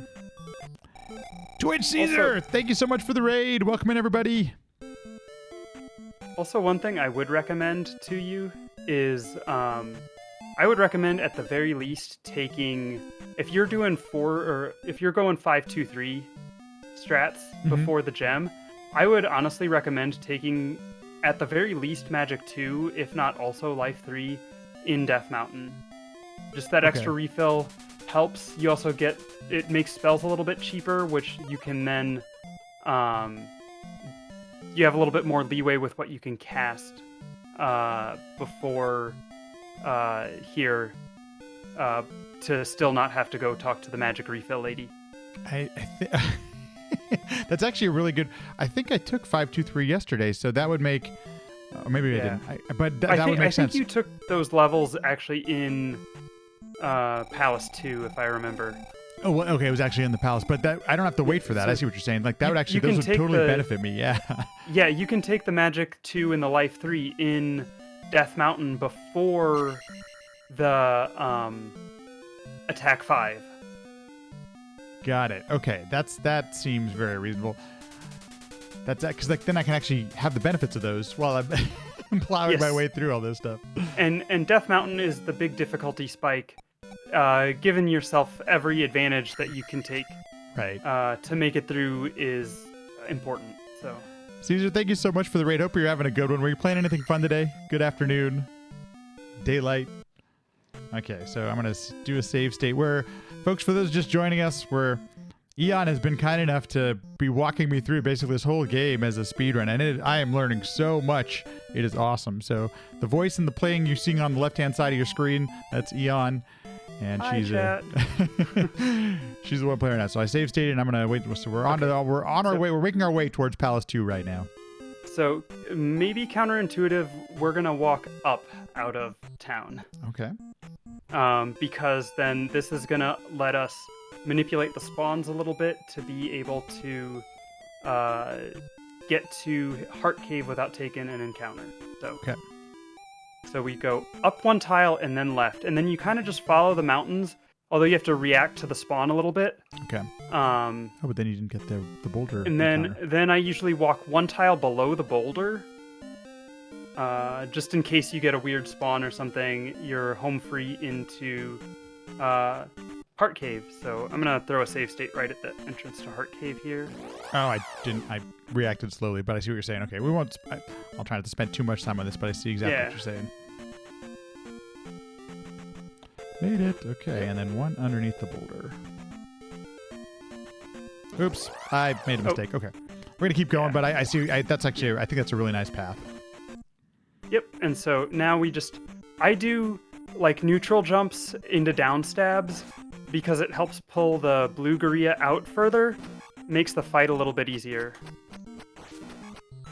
Oh man, yeah, nice. Ooh. Oh, and you want to go, you probably want that. That's a 200. That's a good 200, one. yeah. Yeah, I don't have I was hoping for a red jar, so I don't have the magic to cast Fairy here.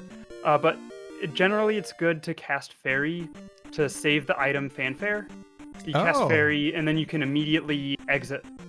Because you have a free magic refill right at the Palace 2 entrance. So casting Fairy to pick up the heart is a minor time save. So Fairy right before I get the heart or right after? Basically, let me see if I can get a red jar here and I'll show you. So. Oh, come on.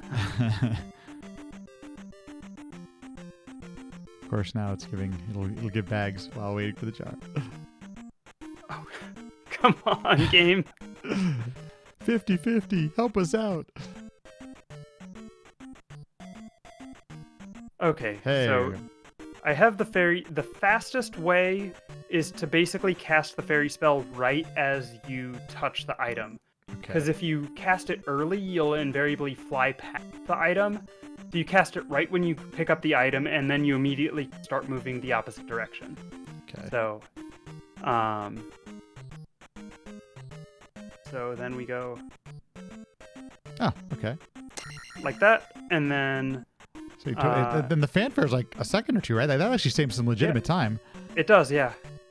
Okay, I'm not gonna practice that now, but that'll definitely be something I can start practicing. And so we'll save state before exiting this cave, just for this walk. There's, so again, swamps are a crapshoot, but there's at least a little bit of a pattern that we can do to mitigate what we get. So effectively, we're hoping for at least one back spawn before we get into the swamp. If we get 2 back spawns, that's great. If we don't get any back spawns, we'll have to take at least 1 path encounter. But so the goal is we come onto this path and then just walk right off. So we walk up to dodge that one. We got the second back spawn, which is good. If you get 2 back spawns, then you'd want to waste a step on this path here. Okay. But since we only got 1 back spawn, we don't have to waste a step. So we just keep walking, and then try to just do what you can to avoid. He came down and finally got me, but basically we're getting 1 encounter into the palace with that. Okay, so that was straight over. Did I do that? Did I do that wrong? So yeah, I think what happened was. So there's a timer that, you know how I mentioned about that state where they home in on you versus random walk? Yes. I think we spent enough time in this cave that they were in the random walk state. So load the save state and just walk immediately. Hopefully you'll get more accurate RNG. So yeah. So there you want to walk. If you get 2 like that, you want to walk up over them, both. Okay. Oh, up and down. And yeah, and so then you can hopefully... Not fast enough. You'll hopefully be able to make it to the path in the swamp, though. Am I not moving quick enough there?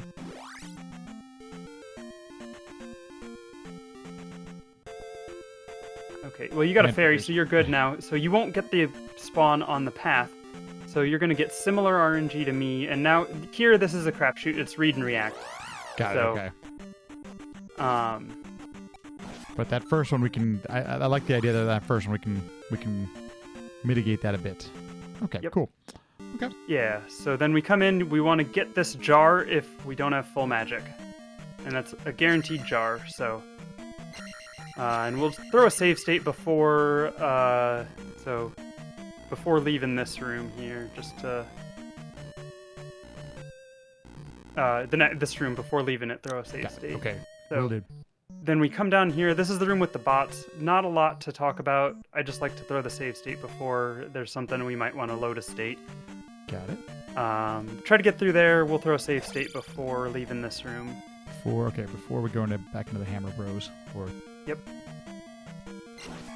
Oops.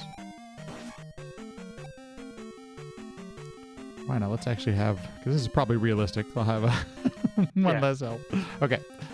Okay. So the important thing here is, if you do the first jump, you can actually do no hesitate, get right into this one. So you come in and it's a late jump, and you jump right, and so you do that. You just do that late jump right over that hammer. You can get in there.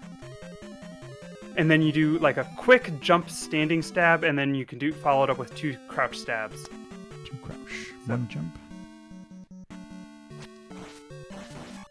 Yeah, and then so we do that, and then we can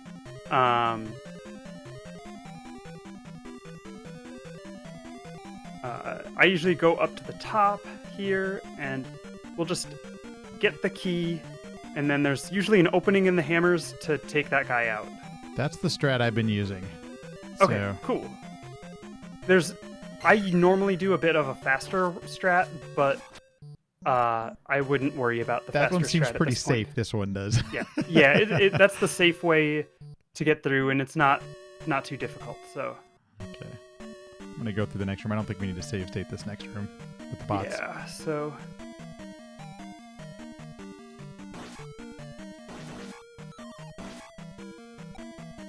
Okay. I guess throw a save state if you want. Don't know that we'll need to load it, but just in case. Basically, I try to kill that first one and this third one. The second one you can get with a down stab on your way back under the little overhang. I gotcha. So that one's less important to kill, but I like to try to get the first and the third ones.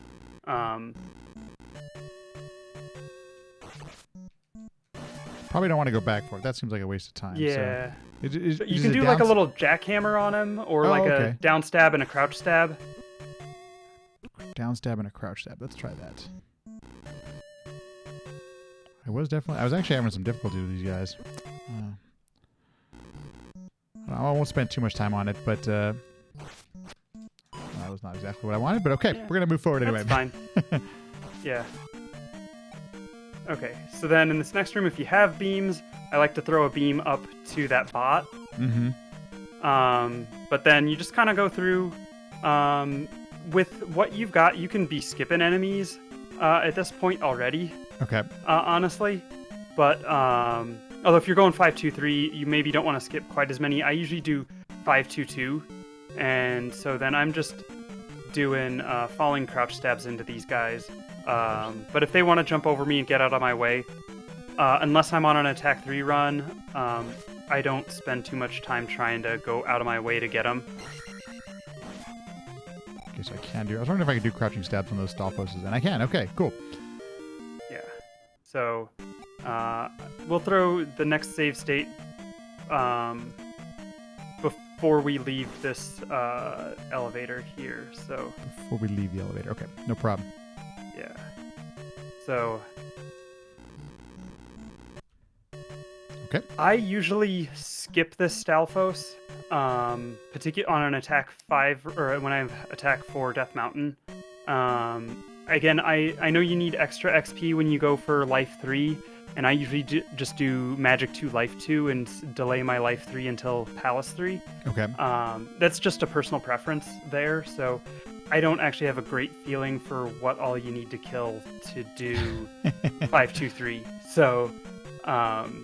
So you can kill him if you want. I usually skip him, but I know that there's also if I do need life for some EXP for some reason, there's that P bag on the breaking bridge towards the end of the stage. Yeah. So, I'm gonna throw a save state here, and then this one you just kind of down stabbing the bots, jumping over the raw heads, and the idea is we want to. I'm going to throw a save state before leaving that. But if you do a down stab into the locked door, then you can bounce off the raw head there and not take damage. that you otherwise would take damage. So. Okay, we do that. So, and then, yeah, definitely throw a save state at the end of this room, because there's... this room is one that has a lot to talk about. Okay. Yeah, and you don't need to kill him. You can just, like, get one down stab in and release. Oh, okay. Just to stun him and move on. That makes sense. Yeah, just to... Okay. Yep. So this next room, there's a couple different strategies. The one I like to use is having beams. It's a little bit riskier. It's the safer strat that a lot of people tend to prefer is to cast Fairy. So I'll show what I do, and then I'll also show if you do have beams, it's great to have Fairy queued up just in case the bots are going to jump at you. But having beams lets you go faster through it, so I'll prioritize if I take damage. I'll prioritize casting life to get my beams back. Okay. People who prefer using Fairy will prioritize saving that magic to cast Fairy after they collect the key. So it's just a personal preference thing, but I'll show them both. So the big thing is doing a crouch beam stab right there. So, and I missed the key because of the down stab, which then messed some stuff up. But the idea is if you have beams, you can typically make it through here without... I had a little hesitation, but you can make it through just fine like that. So you're also getting that beam off as you were jumping up. So yes. that seems like a really important part. That's the thing I've been missing on that one. Okay. Yeah, so that way it takes out the bot before you get there. Otherwise, they can jump and knock you out. You don't have beams though, so if you want me to... Oh yeah, I did. That's right. I totally missed that. I forgot that I didn't. And you did do a standing stab there. You want a crouch stab because with the standing stab, the beam will be too high. Got it. Okay, good to know. Okay, cool. So let's say I'm gonna just go take a bop here. Yeah. So I don't have the beams. I'm gonna have Fairy queued up to show the other strat. So typically, what people will do a lot of times, like wait to see what they do, and once they get the key, immediately cast Fairy. Which then you don't have to worry about anything else going through there. And we have a red jar coming up in the statue. Right. So in the next room. Not the next room, but the room after. So, thank you. Yes, good point. So that's the other option that people do is save Fairy to cast it right after that because they feel it's safer. You have one jump to worry about, and once you get past that, then you're Fairy, and you don't have to worry about any more bots. So, I used to do the Fairy spell strat. I think it's the safer strat, but I prefer the other one now. Just personal preference. Yeah, totally. Both legitimate strats. Just not good hit there. I'm gonna try that one more time. I see what you're saying. That's actually, I didn't even thought about this, but man, this is actually safer. Interestingly enough. Yeah.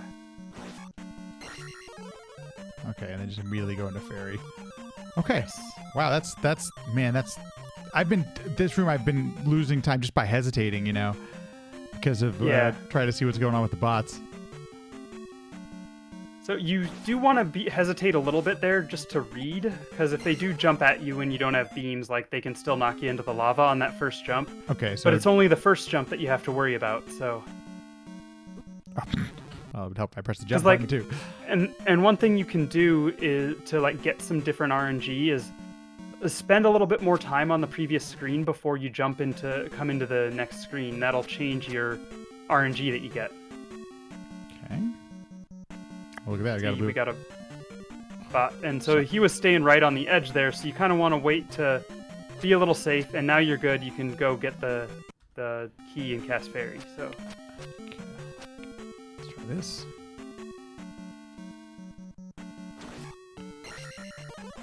Okay, so I could have. I still need to hesitate there just to see what they actually do. Okay. Yeah, you want to read them a little bit, but that's so then. Then just throw a save state at the end of this room before you're done. Will do. Yeah, you take all these other bots out of the play by just casting Fairy. That makes a lot of sense. So save state here. Okay. So again, this is the next. I like to skip both of these iron knuckles in this next room. Okay. And it's a lot easier if you have beams. But basically, because we can use the beam to stun the skull bubble. If I don't have beams, I usually do one stab on the second Stalfos to like manipulate to then jump over. If you need the XP, you can kill them, but I usually just will do that and then... Oh, I messed that up. I haven't done this in a while. My timing's off, but I will throw a beam to stun the...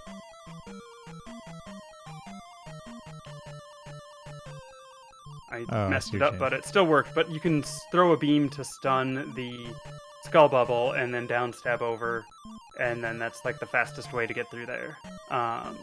If you don't have beams, you usually have to do a single...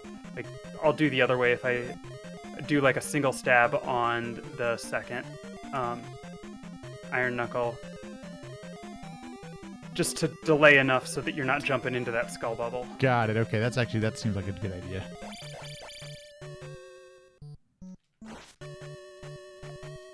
Oh, and he kept moving. So yeah, I guess they could have just killed him.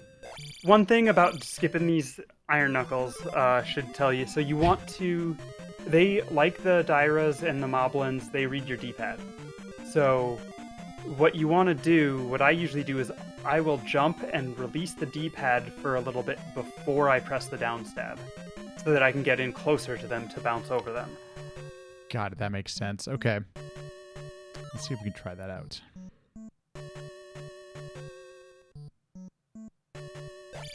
Oh yeah, that was way closer.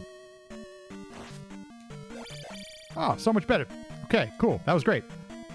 Yeah, that worked great. So in this next room, basically, grab the jar if you need it, and you can down stab over the skull bubbles. If you have too much hesitation, that's going to mess with their patterns. But yeah, you can typically down stab over them. On this elevator, I tend not to stab any walls because I find it gives me better patterns on the next room. So come down here, then I'll stab to the right to push me left a little bit, but then I usually stab over like that. I tend to, if I do need to kill the Stalfos, I tend to save him for the way back. Okay. But again, that's another enemy that I like to skip if I can. So, not much to say about the... Well, there's a little bit to say about the block room. Oh, you do want to take out that rope if you can. Because he'll be there harassing you on your way back if you don't. And on him, I think I need to tap... I need to double press down, right? It's not like... Yeah, you need two hits on him to take him out, so... That makes sense. Oops. Wrong way. Yeah, if you're going to stab the wall, you tend to want to stab it the direction you're going, so... I'd let go of down before I... Yeah. You want to make sure you get the first hit in before you start mashing the down stab. That makes sense. Now we're not close enough. Okay, that's good. We're going to move forward. I guess we could take magic here, and then we could do life next. Yeah. So just plop a save state. There's just a little bit to talk about here. So make sure you have Fairy queued up at this point. So we just got our magic refill, so we should hopefully have enough to cast Fairy. But if you get really unlucky patterns from the blocks falling in the next room, people have a tendency to want to cast Jump.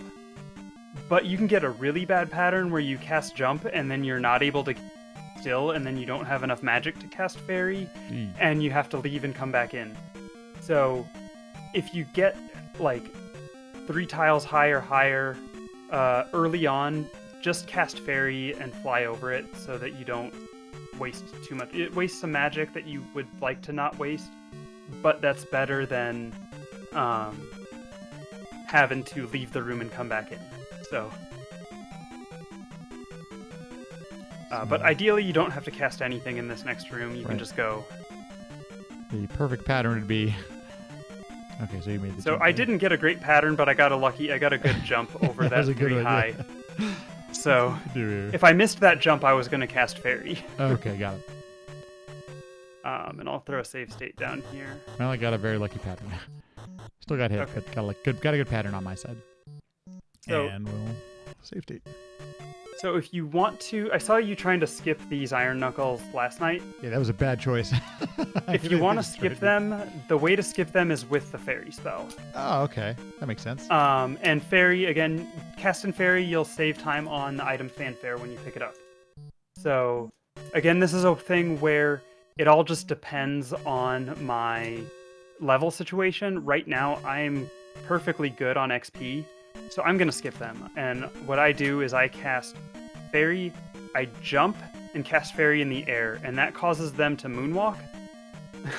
I was a little too low. But then you can just dip over them.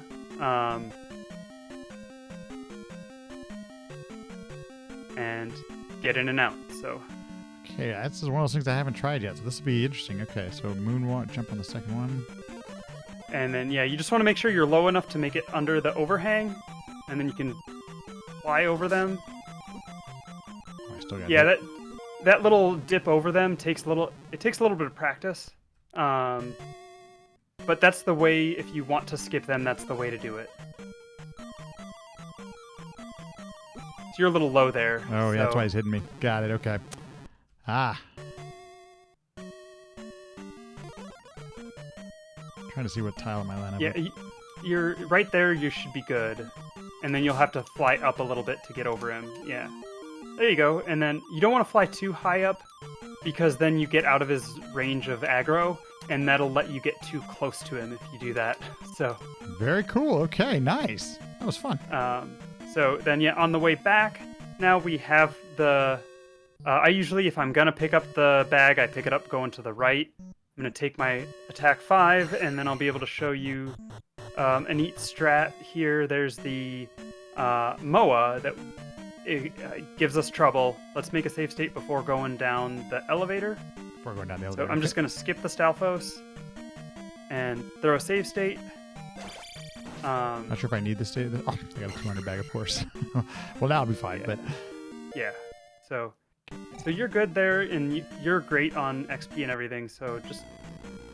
Okay, so what we want to do...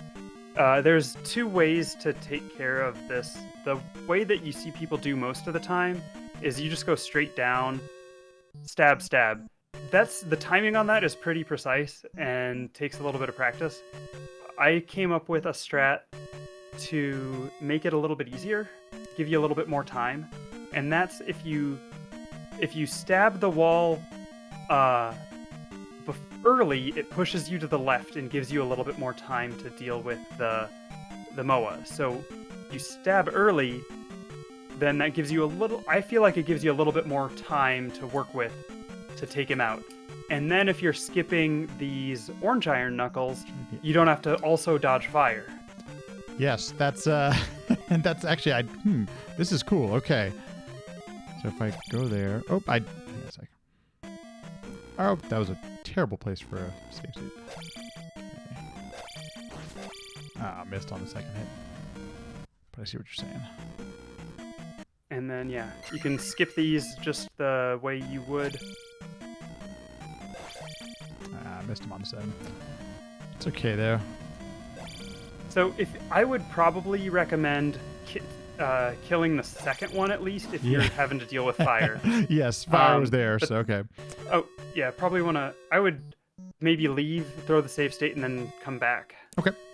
Because just so the timing on this room. Got it. So we'll do one here. Got it. So just because of the turret timings on this next room, we want to do like a small hesitation before we jump over the first Stalfos. Okay. And it helps make the rest of the room flow a little bit easier.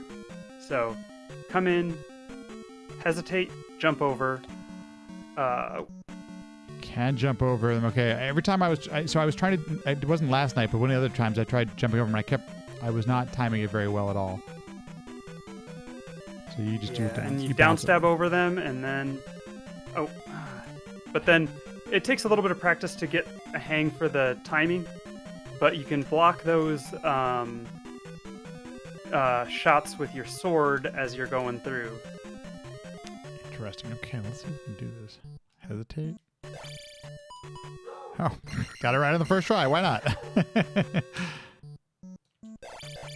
Oops. My dog's barking. Let me go see what's. He might need to go out. So I'm gonna mute my mic and step away. No problem. I'm gonna use this is a perfect time. I'm gonna use the restroom. Actually, this is a perfect time for a quick little break. All right, folks, if you're watching, stand up, get some water. I'm gonna go. I've just been drinking, so obviously it's time for a quick restroom break. So I will be right back. Give me just one sec.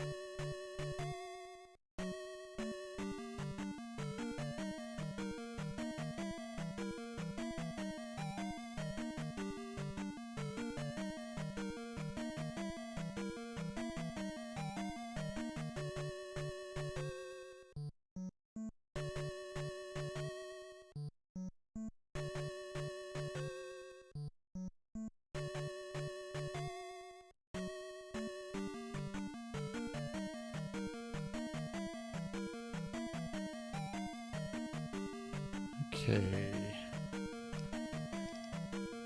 Not sure if Eon is back yet, but doesn't sound like it. So hopefully I didn't mute anything I wasn't supposed to. Probably check that first. Okay, I am back. You're back. My dogs are outside, so I'll probably need to step away here in a little bit to let them back in. But totally understand. And just to give you, I realize we're already 2 hours into this, and it's Palce 2. So if there's any time we need to, we can always get together again or whatever. Because I don't want to take up your whole Saturday. I feel so bad.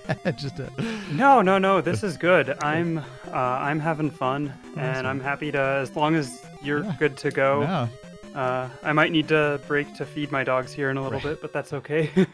Totally understandable. So yeah, now next room, not a lot to talk about here until the very end. I'm gonna just throw a save state, jump over. You can walk under this third one. So this next one, basically you do a slight hesitation and then you can downstab over it. So, oh, that's what it is. Okay, there's a slight. So slight hesitation and downstab over. Well, there you go. And then now we have the Doom Rattler room that's identical to Palce 1. Yes. But we have higher attack. But the same strat basically works. You can I usually downstab over the bot. And then I'll do a slight hesitation and jump over the first or the I don't know. I can't remember. I think it's the first hammer I jump over. So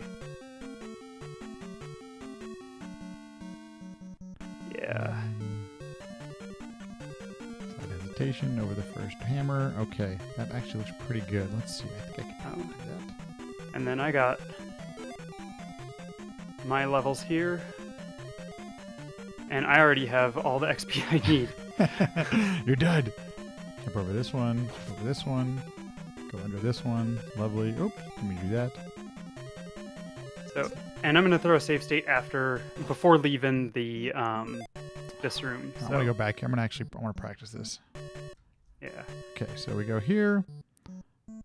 Slight hesitation before the first hammer. And then you can jump over the first hammer. There we go. And now this guy's so much easier on the hits. Okay, cool. Very cool. Yep. I actually do want to get one more of that run, just in. Yeah.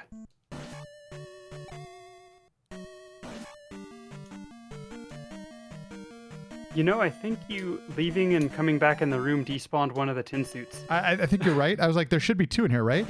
There should be. I'll take it. That's totally fine, but. Of course, I missed a hit, but that's okay. Okay, away we go. Cool. Just don't forget about the tin suits on the way out. Like I did the time before. Okay, there we go. Okay. Yeah, throw a save state here, I guess, or... yeah, throw a save state before the elevator, at least. Let's do it right here. Okay. Yeah, so basically this is one we want to actually stab the left side of the... of this wall, and that gives us the potential to be able to skip this Doom Rattler. If the bot cooperates. God, well, that's a big if, but okay, no, I got you saying. So you stab that left side of the wall, and then you come over.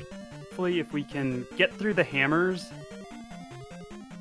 Oh, I messed it up. But if you can get that bot taken care of, you can actually go right under him when he jumps like that. And I noticed you didn't jump there. You just actually walked right under the hammers. That's cool. Okay. Yeah. And so that's a little manipulation. It doesn't work super often, but it's good to know about. And then there's another thing I want to show you in this room, just so you're aware, if you need it. Like right now you have, you're pretty low on magic. So there's actually a, now I'm trying to remember where it is. I'm going to take some, I think it's right here. Yeah, right there is a red jar. So if you need it, it's there. It is slow to get it, but... and then I like to try to dig the blocks kind of like that, just so I can get out quickly. It's there if you need it. So I'm not sure with this boss I've been decently successful with, but that's actually really good to know if maybe I'm low on life or something. Maybe bad things have happened. That seemed like it was actually a good spot. So you can only walk under the hammers like that, because you had to stop to kill the bot. That's why you had that messed up getting under the hammers. Okay. Oh, I jumped. That would have been fine. I could have walked under that one. Dang it. Okay. Well, the bot probably would have stopped you from walking under, but because you want the bot to move left, and then you can get past the bot quickly and get under. But that's not what I want to do. Yeah. Okay, that'll be something I work on. That's pretty nice. Yeah. So not a lot really to talk about in these next couple rooms. I usually, if your XP is enough, I downstab over the red iron knuckle. I will typically skip the Stalfos. You can skip this orange iron knuckle, but it's usually not worth it. I usually just take him out, even if I don't need the experience. And then I skip over that one. I only need, I'm already good on EXP, I think. You're already good on XP, yeah. So I'm going to throw a save state down before the boss. And then I believe I remember the safer way to fight this boss. I normally just do the faster way, which is less safe, but I wouldn't... The orange one, you definitely is... Yeah, it's harder to skip, and usually skipping it actually loses time. Oh, okay. So I wouldn't worry about skipping the orange one. If you're going to skip enemies there, I'd skip the Stalfos and the red one. I was going to ask that, okay, because I was going to apologize. Oh, there we go. Okay, nice. So the bot was kind that time, and you skipped the Stalfos.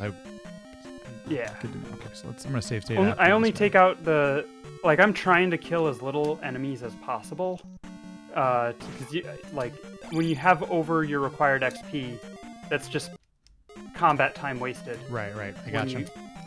So, but I do find skipping the orange iron knuckle is usually a small time loss compared to killing it, based on my calculations. So that's why I just kill the orange one, and then I'll skip the red one. So cancel. Oh, I didn't wait long enough. I want to get this one trial. Try one more here. Yeah. Yeah, laying that finger off the D-pad really does seem to help, as I'm coming down the stab, and then do the same thing here. Okay, bounce twice. There we go. Okay, cool.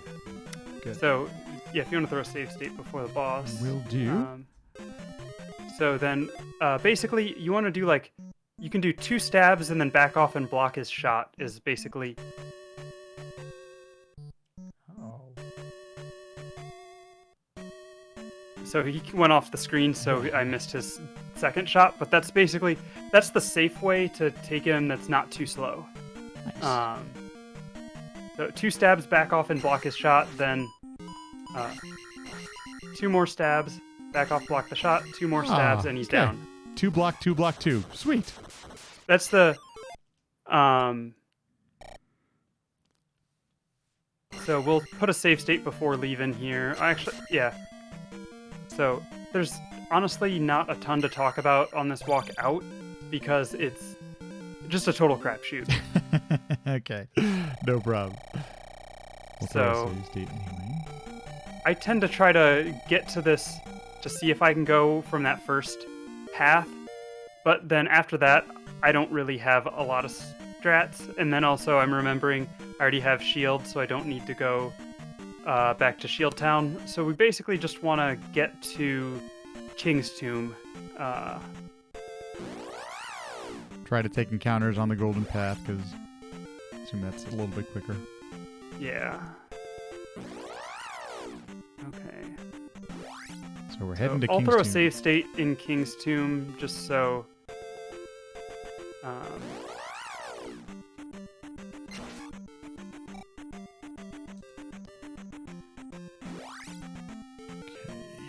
Trying to get to King's Tomb. To encounter a boulder, no problem. Oh, got a monkey. Ooh. Yeah, if you take the encounter on the boulder, you want to walk down 1 tile earlier. Walk down. Okay, got it. That's okay. We'll do this here. Okay, so then make sure you have Fairy queued up. And that's the other thing is when during the gem fanfare, before it starts counting up your magic and life, that's free time that you can queue up a spell that does not lose you any time. Oh, nice. Because yeah. The fanfare lasts the same amount of time no matter what, and as long as fanfare is over, you've queued up your spell and not lost any time. So if you know what your next spell is going to be at the end of a palace, you want to queue it up at that point. Anyway, so we come down here and you want to cast Fairy. And then we'll do a save state just before leaving the next room. There's not a ton to talk about. This room's basically identical to the room right before the Heart Cave. So Yeah, I was about to say this one that's very familiar. But we have higher attack, so it's easier. So we'll do a quick save state here. Okay. Yeah, so, I was going to say, actually, cave. the next cave. Got it. Yeah, the next cave, this next room, a save state before we leave it. Oops. So there's a couple different strats. I'll show you the one that is, I find, easier. And then, I've been doing this one for a long time, so basically just come right into this corner and wait for the encounters, and then we just dodge, and then you should basically get a free walk right into the palace. Up left. So in that corner, you went up left and then to. Yeah, or you can go left and then Okay. up too. It doesn't really matter. So, It's gonna be reasonable enough. I think my dogs might want to come back in, Yeah, of so I'm gonna course. go fetch them before we do Palace 3. So. No problem.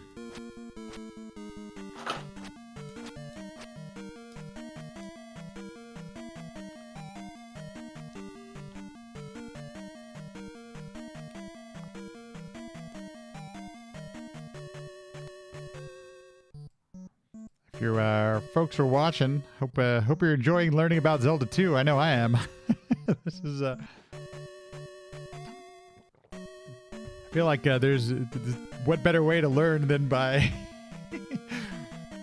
literally having a speedrunner to walk you through every single spell. This is so awesome. A lot of this also, I think, for me is going to be getting more experience with the combat. That'll definitely shave time off here, but I feel like we're already shaving minutes just by doing something slightly different. Like, pretty cool.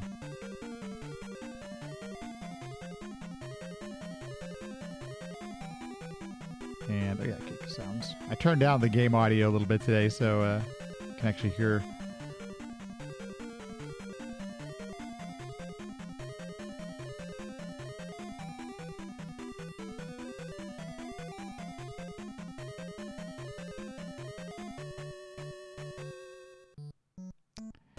And let's see, I mean, I could.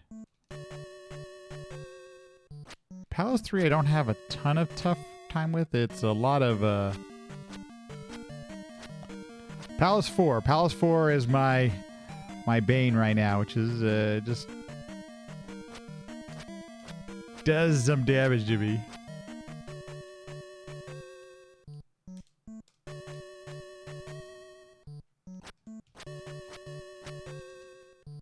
Yeah, I went to go check on her puppies, and both my puppies are asleep right here in the bed next to me. I need a puppy cam. My one dog is on bed rest. She can't. She can only walk just basically to go out to the restroom and come on back. She hurt her back. Oh, there's some puppy love. Yeah, they're back. They're back. The neighbor dog was out in our next door neighbor had their dog out in the backyard, and Chip likes to play with the neighbor dog, but Watson likes to bark. So, but anyway, so there's a neat trick with this statue that it's basically a frame perfect stab to guarantee a jar. And it's basically stabbing it as quickly as possible. So if you need it, basically you just come in. That seems pretty cool. Let's see if I can try to do that.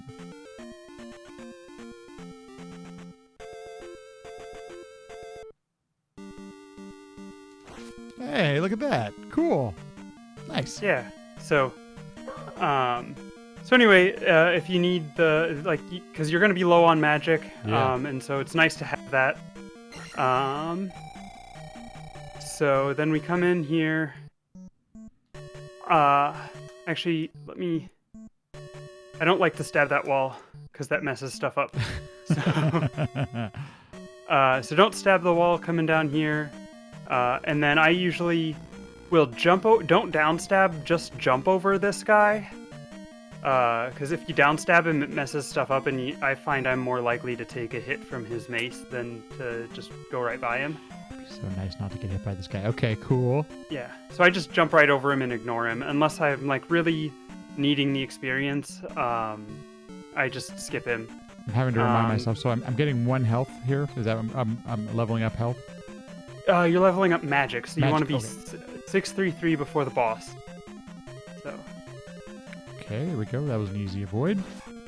I also will. So you can take out that guy, or if you want to skip him, what I usually do is I just hesitate and let him walk out a little bit, and then stab over him.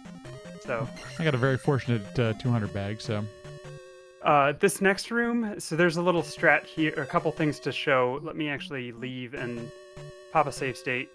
So with the tin suits here, so if I kill this first tin suit, you'll see there are now 4 Mews that spawned. Yeah. And that's kind of a pain. Always what happened to me.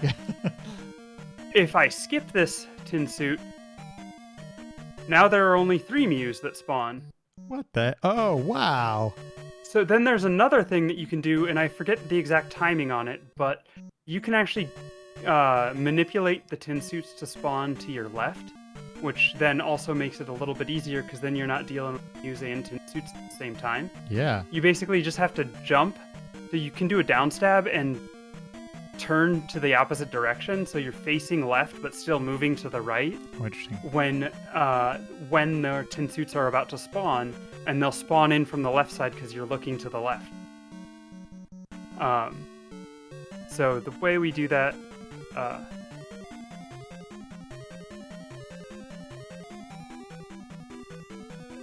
and they're spaced out enough. You can easily get the jumps in there. That's nice. Yeah, and then you're getting through. That's At the very least, though, you just don't want to kill the first tin suit because that makes Of course, I hit it. that makes the room a lot easier to despawn one of the Mews by jumping over the first tin suit.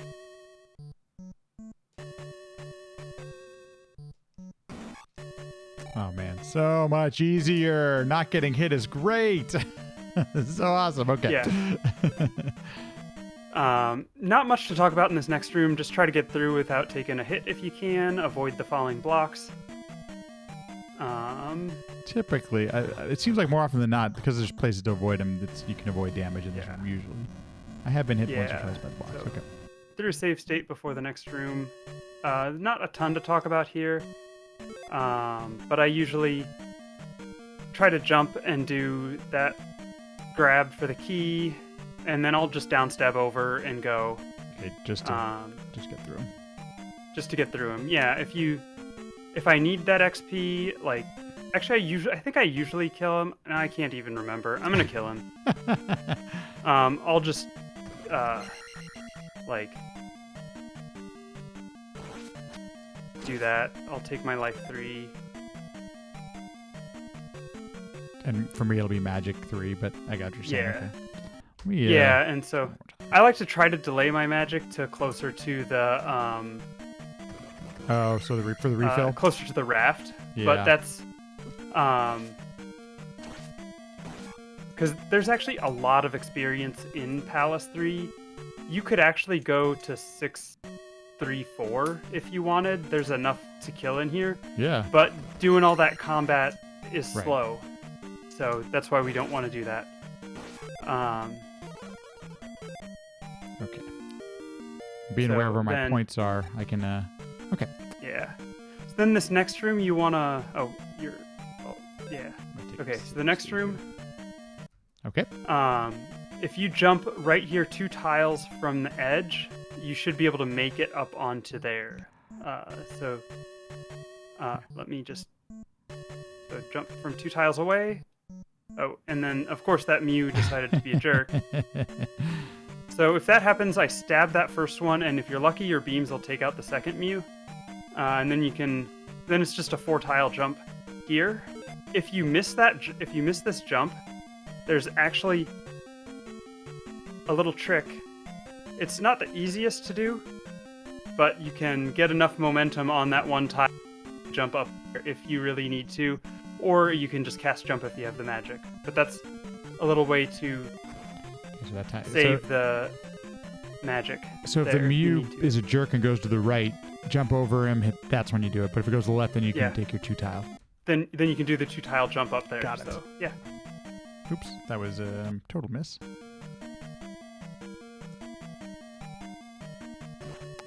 Oh no! Oh, I pressed down. Apparently, didn't mean to do that. Yeah. That's not good. Okay, this is something I'll keep practicing on. Yeah. Good to know what this is. And I missed. That's okay. 2 there. Okay, and then 4-tile. I'm getting better at these. There seems to be some pixel leniency there. Like you don't fall off the cliff until your back. It looks like when the back foot is getting there. I don't know if that's the case, but okay. Cool. So not a lot to talk about here. We don't need to worry about the Stalfos. You can actually just walk off, but I usually jump. Yeah. That's scary to walk off. Yeah, so I'm gonna throw a save state. There's not a lot to talk about on this room. You'll notice the raw heads don't start spawning until we open the locked door. Oh. But once the door is open, if we were to leave and come back, they'd spawn earlier. Got it. It's just a sprite slot thing. Makes sense. But anyway, I'm going to throw a save state. If you have the magic here, I tend to recommend casting jump in these lava rooms with the bots, because never trust a bot. Yes. So although going this way, because we have the red iron knuckle until after the red iron knuckle to cast my jump spell. Yeah, that's one of the things I once did this where I cast jump beforehand, and I was having the most challenging time with the iron knuckle at the. I don't actually need that pea bag, so then here. Oh.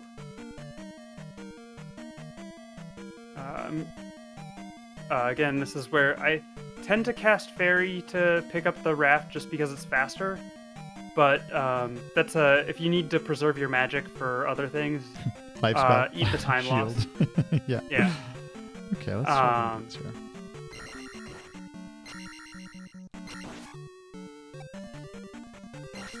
So also with what your magic is, you only have enough for one fairy cast and one jump cast. So whereas the way when I delayed my magic level up, Yeah. I was able to cast. I'll be able to cast jump both directions and fairy.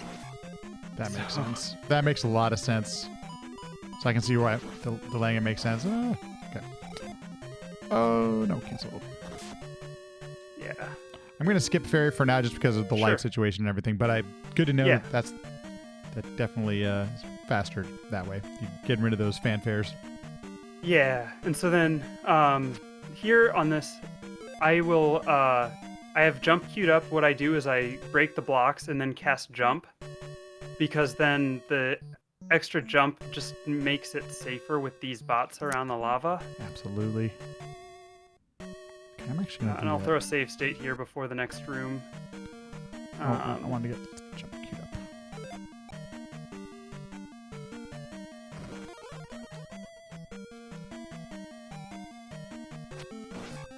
Well, still taking that's probably time I don't need, but this definitely already feels safer. Okay, so I don't know. There's no.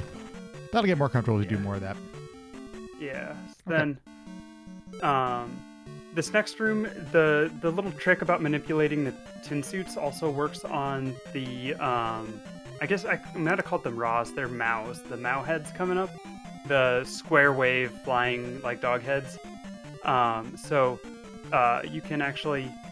Oh, I did that one a little late, but that's the one. Then you don't have to deal with him in the elevator. That is a 50-50 shot for a red jar or an iron knuckle. Yeah, so there is one there. Okay. We joke that it's the never jar or the forever man.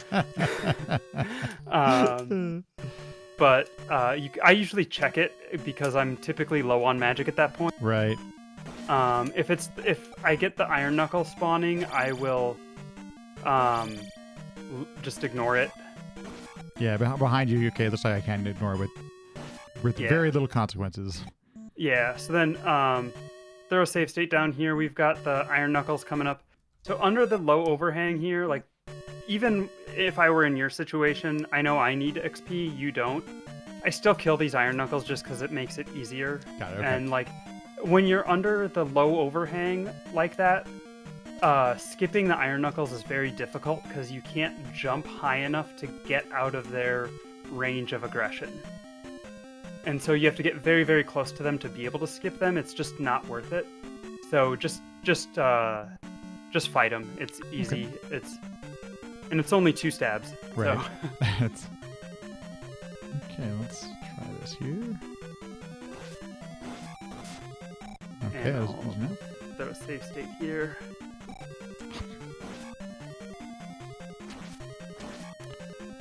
And state. Okay. So then this next room. Oh, you took load your state. You took your magic level. I thought I was on the pause screen. Look at that. I wasn't even paying attention. Thank you. So I saw. Oh, you got a tin suit coming at you. Just they're coming from everywhere. So on the next screen I saw last night, you were killing the dog heads on the way in. Yeah. And you're actually doing fine with it, but it's a little bit safer, actually, to just skip them on your way in. Just jump over them. Don't kill them. Okay. And you can kill them on your way out. Because then you don't get as many spawning right at you as you're trying to dig and climb out of getting the key. And your efficiency on doing that dig that'll come with time. So I'm trying to get better at the down stabbing and getting the 2 at once and all that kind of stuff. Okay, so just avoid these right away. Don't kill these guys. Yeah. And now you can take them out because they'll be fun. They're not going to spawn Oh, they do. Okay. Oh. But anyway. Yeah, so I get what you're saying. I'm Okay, gonna- that makes sense. Yeah.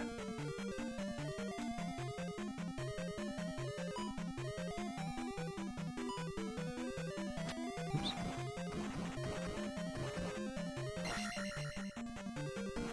Oh. Come on. Dang it. I'm going to try one more stab at this. Yeah. That seems like that was... that seemed already better, though, than what I'm normally getting, so that's great. Little easy, or make it a little bit simpler on myself. Oops.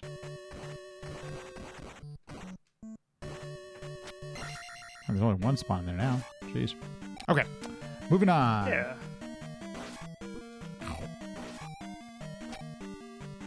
So then, throw a save state before coming down the elevator. You just want to avoid those tin suits. For the elevator. Okay. So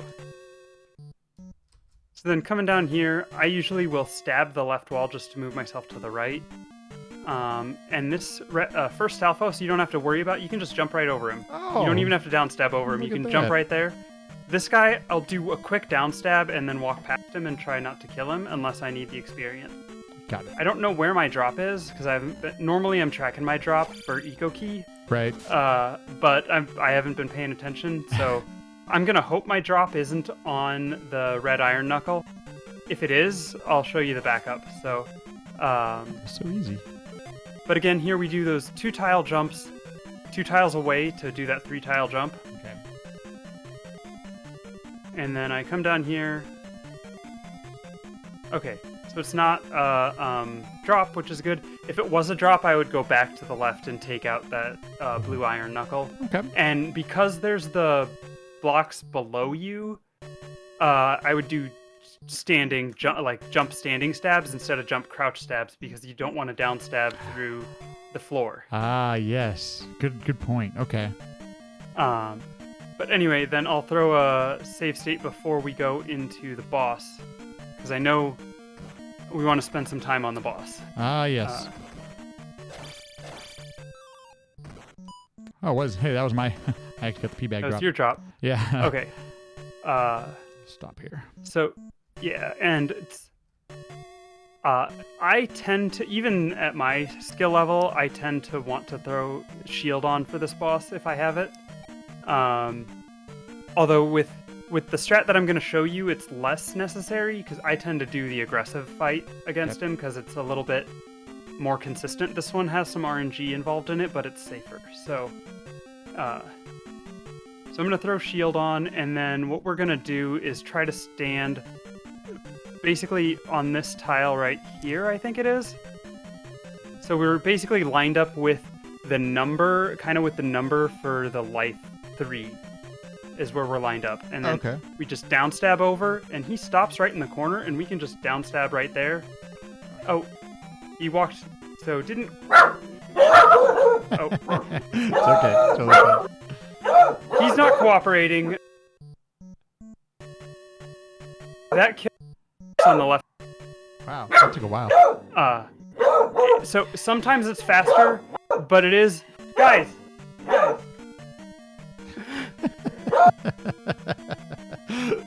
Ruff, ruff.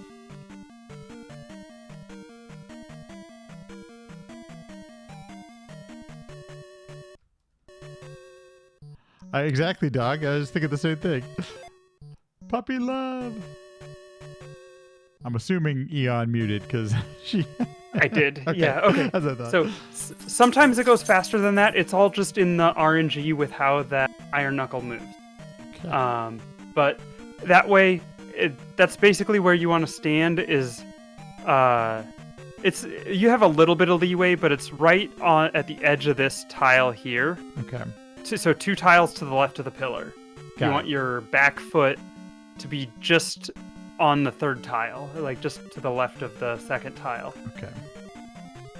And then you can down stab over. The down and stab... Please walk left.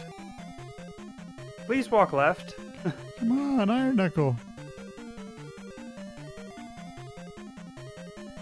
The first down stab you did as the horse passed by, it needs to connect with the with the... It doesn't matter. It doesn't matter what okay. it connects with. Yeah, it's what's important is the position that you stand on, because that's determines how much momentum eonHck comes into the screen with. Okay, here we go. Oops, did I miss this shot? Jeez. Okay. Yeah. That was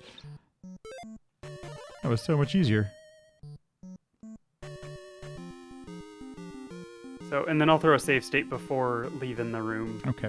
Uh, I am not even come close on that. Why am I whiffing the easy jump? That's the...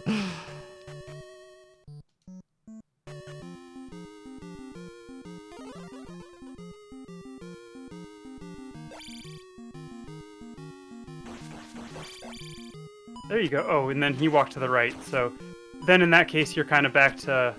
Having to You fight can him. try to get him back into the corner. Okay. Try one more time before we exit. Yeah. So if he does that, you can try to jump over him and get him back into that corner. Try to push it back in there. To do the down stabs, or you can just fight him straight up like that. Got so. it.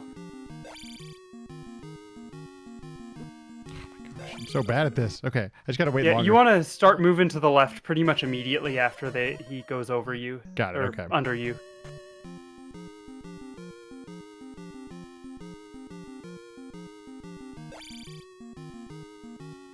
Yeah, that's better. Yeah. Okay, And you that's can like turn facing left or right to help kind of try to manipulate him sometimes. There you go. Okay, cool. So that's the safe way to kill him, but as you can see, it's a little bit dependent on RNG with his movement.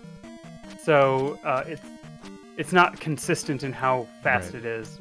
But I recommend that as you're learning and as you get more comfortable and safe, then I say like start with the Palce 6 eonHcks, fighting them straight up, and then as you get more confident with that, start fighting this one straight up. Because there's a quick dismount strat that you can do. But again, I wouldn't worry about that for a little while. Okay, let's place this gem and save state before we leave.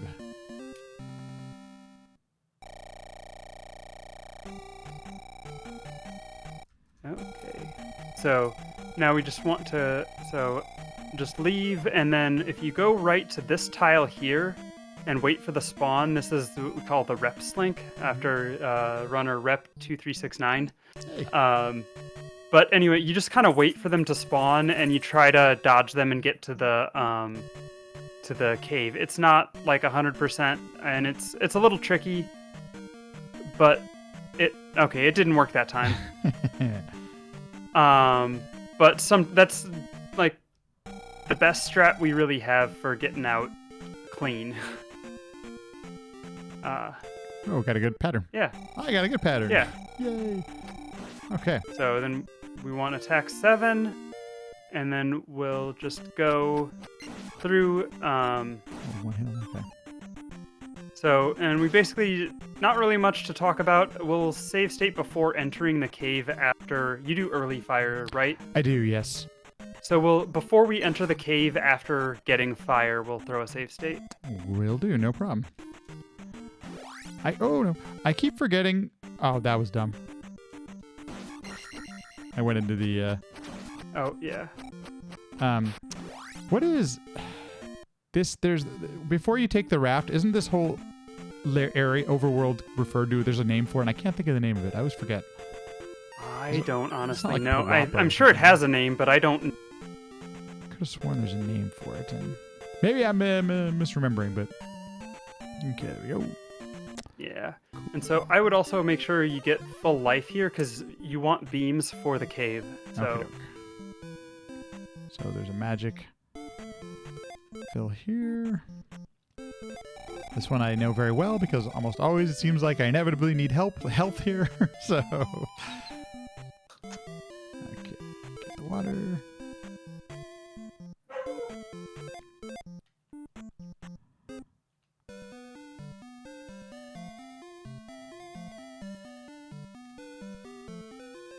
Both of my puppies have been sleeping this whole time, but in all fairness, one of them is under the influence of some pain medication. So Oh. okay, I took the dogs on a nice, like, I don't know exactly how long it is, but it's a loop that's a little bit over 2 miles long. Oh, that's a good one. Good walk this morning, and Yeah. so they've been pretty chill. Nice. And then, yeah, I think you do this, but you want to exit to the right because it's Right. shorter. Thank you. Thank you for the reminder. Yeah, the one who is not in pain right now, I will take her for a walk later on this evening. And I'm sure she's going to like it. Okay, so we're going to save state right before the cave. Yep. Doke. Save stated. So here you want beams because you don't want to hesitate in this cave. So you downstab over the first one, throw a beam just in case these go to the right. Oh, and I messed that one up. So threw the beam a little too early.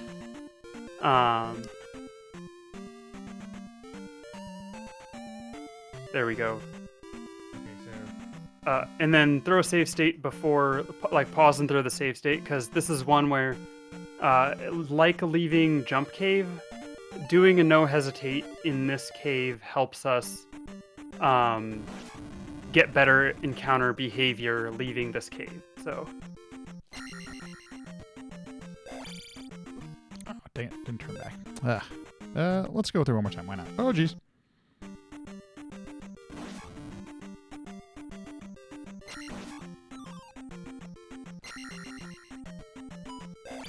Okay. Cool. So save stating here. Okay, we're good. Okay, so now this is pretty much a scripted walk that we can do here, and it only really gets messed up if you get fairies. As long as, like, if you do have some hesitation, you take a hit in this cave, that can also mess it up because you start getting random walks from the overworld enemies. But if you go through here, no hesitation, it should pretty well be a free walk all the way to the bridge. So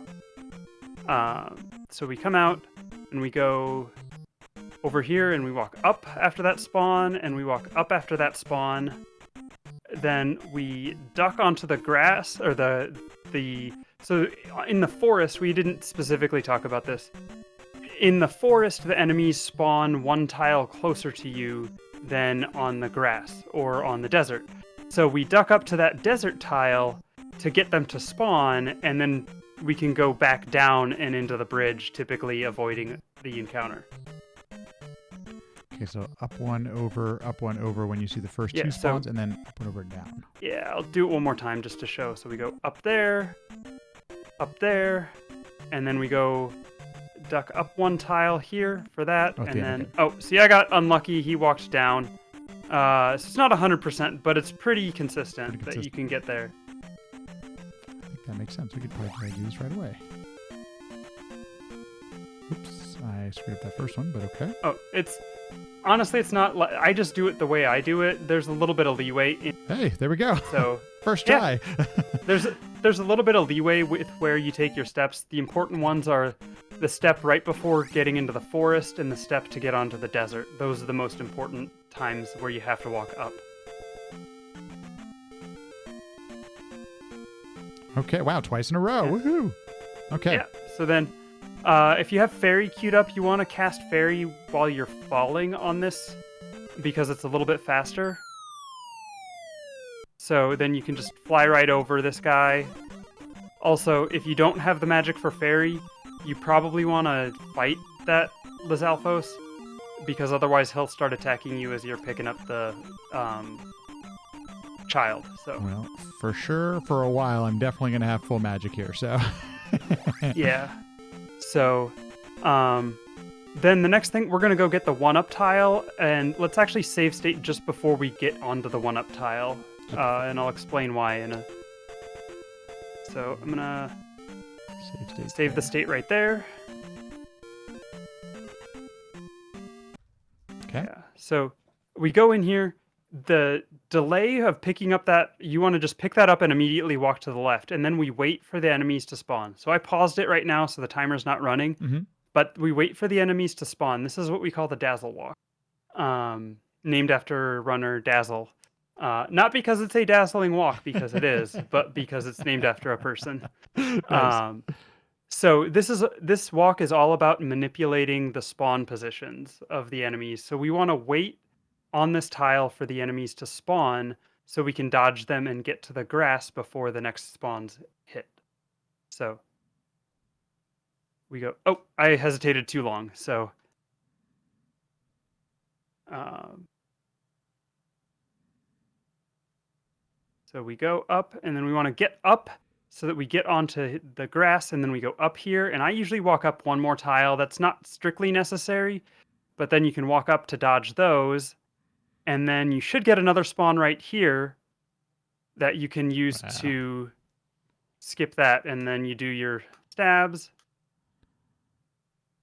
and then you get your next one, and you can go right into the town.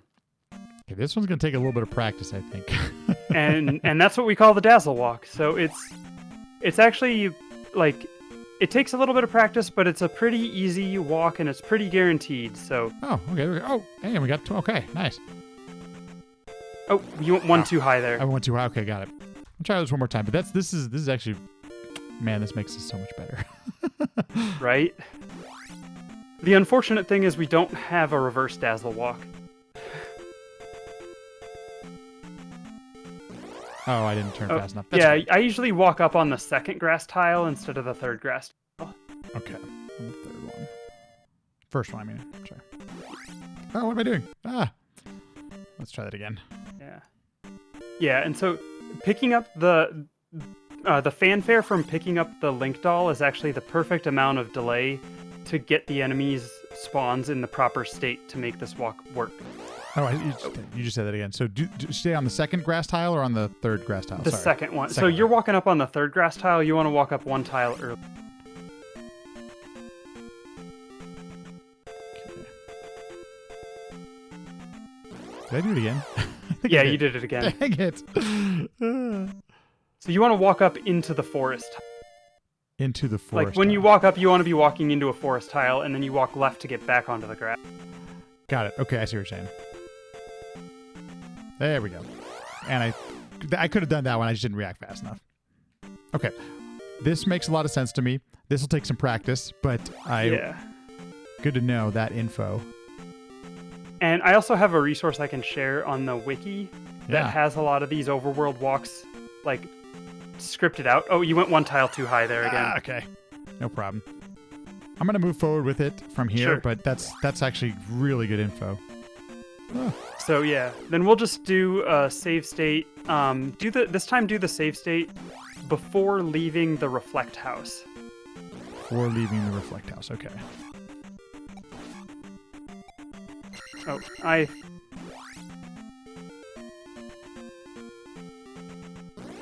Oh, whoops.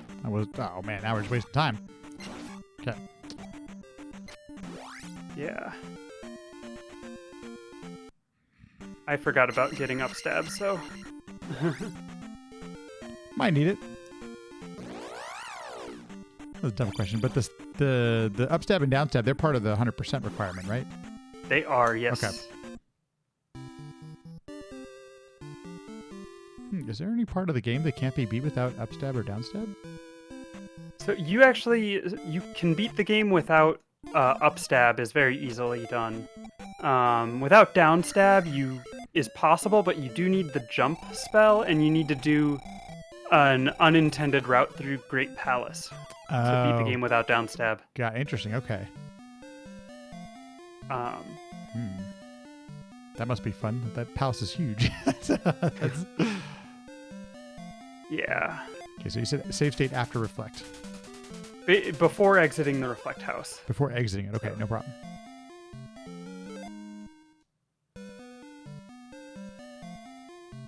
So we're gonna show I don't know if you do this, but I'm gonna show you the manipulation to make an easy first encounter skip coming out of Reflect Town. I do not. That's good. So. And the manipulation is on the last screen before we leave Reflect Town, which is why I want to put the save state before we get to the screen leaving Reflect Town. No problem.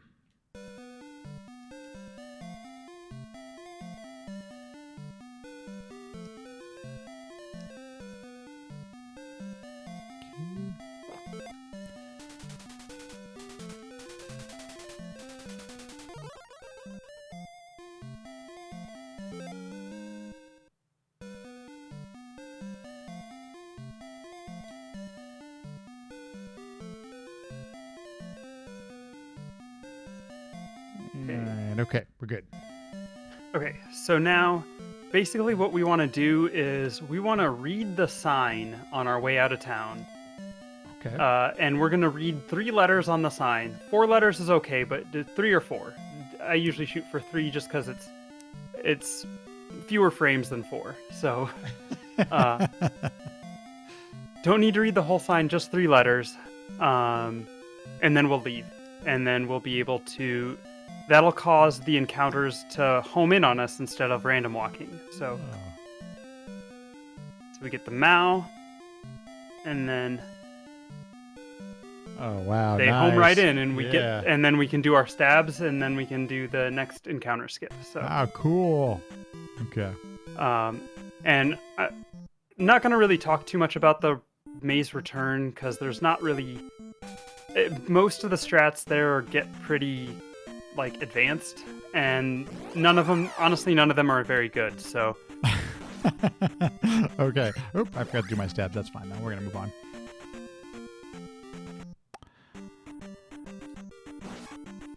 If I miss the encounter, I've just been going on. We're like, this is probably a little bit faster than waiting for another encounter because you still have to play through the encounter. So we'll honestly wait until So with this, it's just trying to read what the overworld encounters are giving you, right? Yeah, you Okay. pause and go. I actually got a perfect Maze Return. Of course. Of course. Not on PB pace or anything, but... Yeah.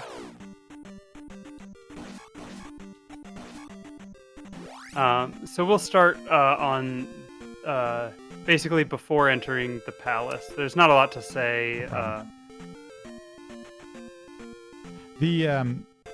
I know this is going to sound weird, but can you ferry the jar grab? Yes. Okay. Yeah. If you have full magic, parry the jar grab, you skip the fanfare and get all your magic back. Perfect. Okay. Now that I'm seeing the power of the fairy, I'm like, okay, this actually that'll time a lot up for sure. Yeah.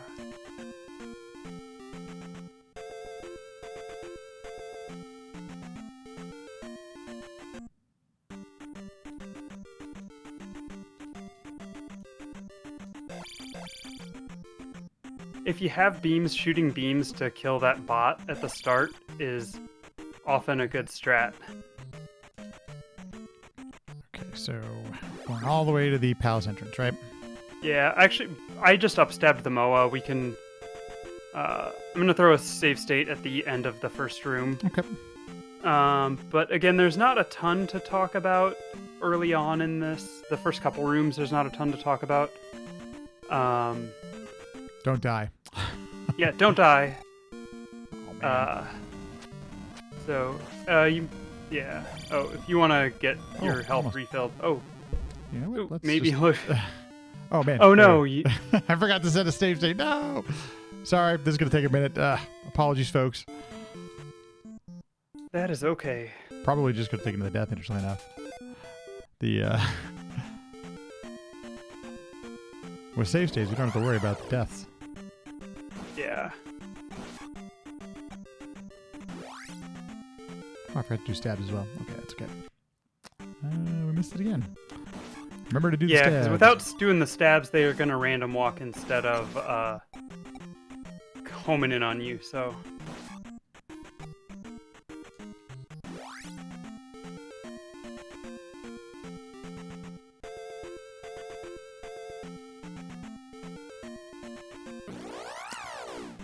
It's okay. Go team. Go.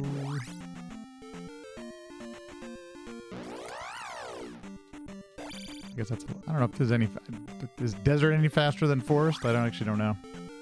I mean, Or is so that I probably the same? prefer... I think the forest encounter... Or the desert I prefer over the grass, Okay. but I prefer the forest over the grass as far as if I have to choose to take an encounter. Yeah. But,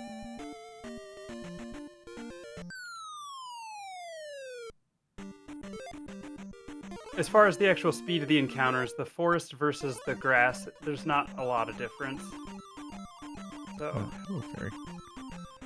yeah, it takes a little bit of practice to get the If you do it at the right spot, you can just hold diagonal and go right up. The first time I did it, I got it. I'm like, oh, that must have been a fluke. I wasn't even paying attention to. I wasn't paying attention to what I was doing. Nice up stab. I feel like I got very lucky with that one. But yeah, maybe throw a save state after this encounter or something, just so That's probably a good idea. Okay, here we go. Yeah. So that way, you just have a little bit of overworld to traverse or whatever, or you can throw it before the palace if you don't want to redo the overworld.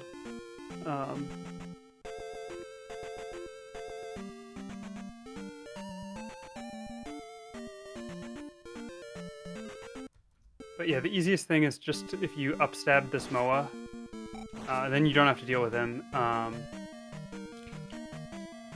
Wonder how much magic I actually need here. I'm gonna skip. We'll go. We'll see what happens when I go without it. So let's go there. So the thing about this palace is that it uses a lot of magic, and so it's real hard to do this palace without at least one death abuse. And so, ideally, like the first two key rooms you can do without jump spell. If you're really trying to avoid deaths, I would say I'll show you how I would do them without the jump spell. The third one with the raw heads, it's possible to do without the jump spell, but I really recommend just using jump spell on it. It's actually safer and easier that way. So we'll go here. The Wizrobe is nice and gets out of your way. These guys, you want to do a late, short down stab to get over them, just in case they jump, because then you can down stab through them instead of like getting caught in the ceiling or something. Oh. So, but of course neither of them is gonna. Oh, that one did it. That wasn't ideal. I should have been a little bit later, because then I could down stab and actually like damage him and go through him rather than getting like caught between him and the ceiling for a little bit. So, later the better. It's just a small optimization, but I'm gonna go. Also, you want to skip the red Stalfos up here. Just down stab over him. Yeah, that's one thing I missed from the FDS version. You just get the chance to actually hit him. Yeah.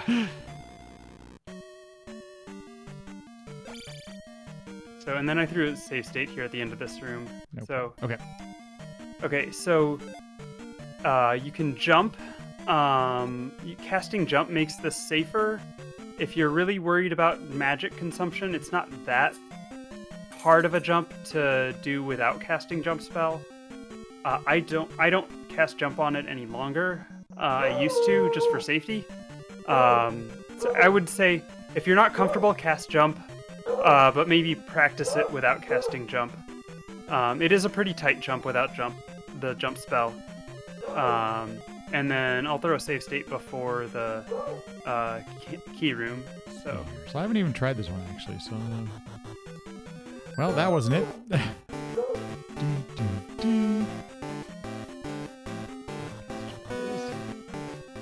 Okay, got that one. While I'm awake. Yeah. Evan, thank you so much. Thank you so much for the 57 months. How you doing? It's been forever, Evan. I hope you're doing well. Okay. And do I take a level here? I can't remember. You should take life at some. You either skip and take life later or take life now. I usually just take life when I get it, just so I don't forget. Plus, this saves me a life spell right now, so I can jump it on. Yeah. Okay, and we'll take a save state here. Okay. Yeah. So now we're gonna go. I'm not gonna use the jump spell, and I'm just gonna take out these the blocks, and you want to make sure to kill that guy because he'll be back if you don't. So don't let him fall into the lava, just kill him. And he'll be back if... I missed the very first part. Did you use jump spell? My apologies. I did not. No, okay, you did not. Okay, cool. So this is, showing how to do it without jump spell. Got it, okay. I feel like that's like the safer route for me right now because of... Yeah. I don't want to let him hit me. I guess I could jump over. Is there... What can I do better there? Thank you so much again, by the way, Evan. I appreciate that. I'll show you what I do. So jump. doing the double block breaks really helps. Okay. Oh, you jump over that first attack. Okay, that I like that idea. I'm almost sure he's going to attack before I get close to him. So. Yeah, and then you can just walk right out after that. So let's give it a try. Evan, thank you so much. I appreciate it. I almost forgotten about the NES, but because I play everything on the Mister now. But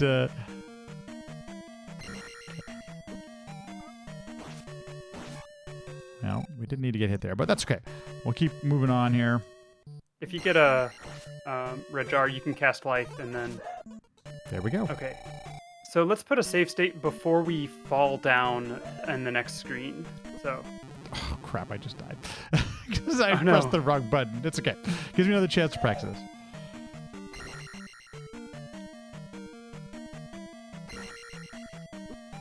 Am I not moving fast enough there?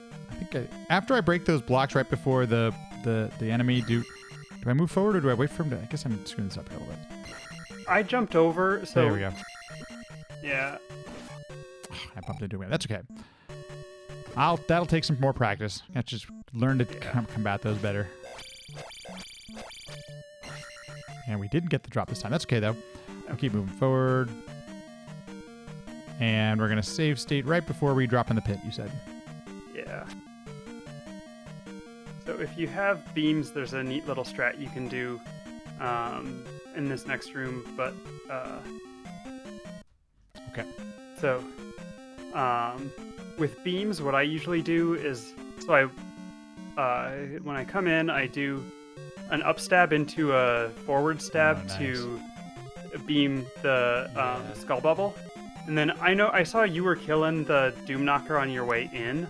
I usually don't even bother killing him at all. But just if you are going to kill him, it's generally better to get him on the way out, just because you'll have to wait for his experience to start ticking up before you kill him, or before you do the screen transition. Yeah. Okay, let's see what we can do with that. Yeah. Oops. So unfortunately, you don't have beams, so that little nifty strat doesn't work. Yeah. Oh, got hit by him. So I want him to throw his hammer to the left. That seems like it would also be. Yeah. Okay. And then I usually just downstab over these guys. Just downstab. I'm gonna take another step. So downstab over those guys. Okay. Yeah, don't bother. You don't need the experience from the Stalfos. Just downstab over them. Oh, dang it. Oh well. Move past him anyway. Okay, good deal. And then we'll jackhammer the Iron Knuckle. Or die. I missed it. I didn't press down. It We'll barely. get the boots, and since we're conserving magic here, we don't want to ferry the boot. Okay, so if you were taking all the death abuses, we would ferry the boot. Yeah, I think to your point. So knowing, I want to, at bare minimum, you want a death abuse once in this. So that's. Yeah, that's good. What you did there.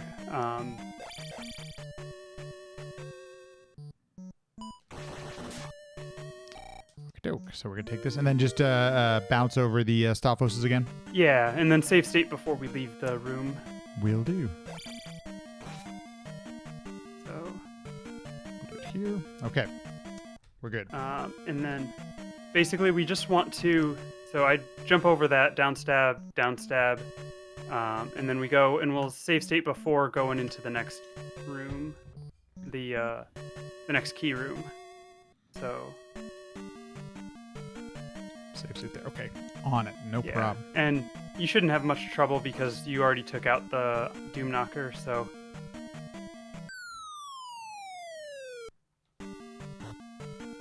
Yeah, he just wasn't there.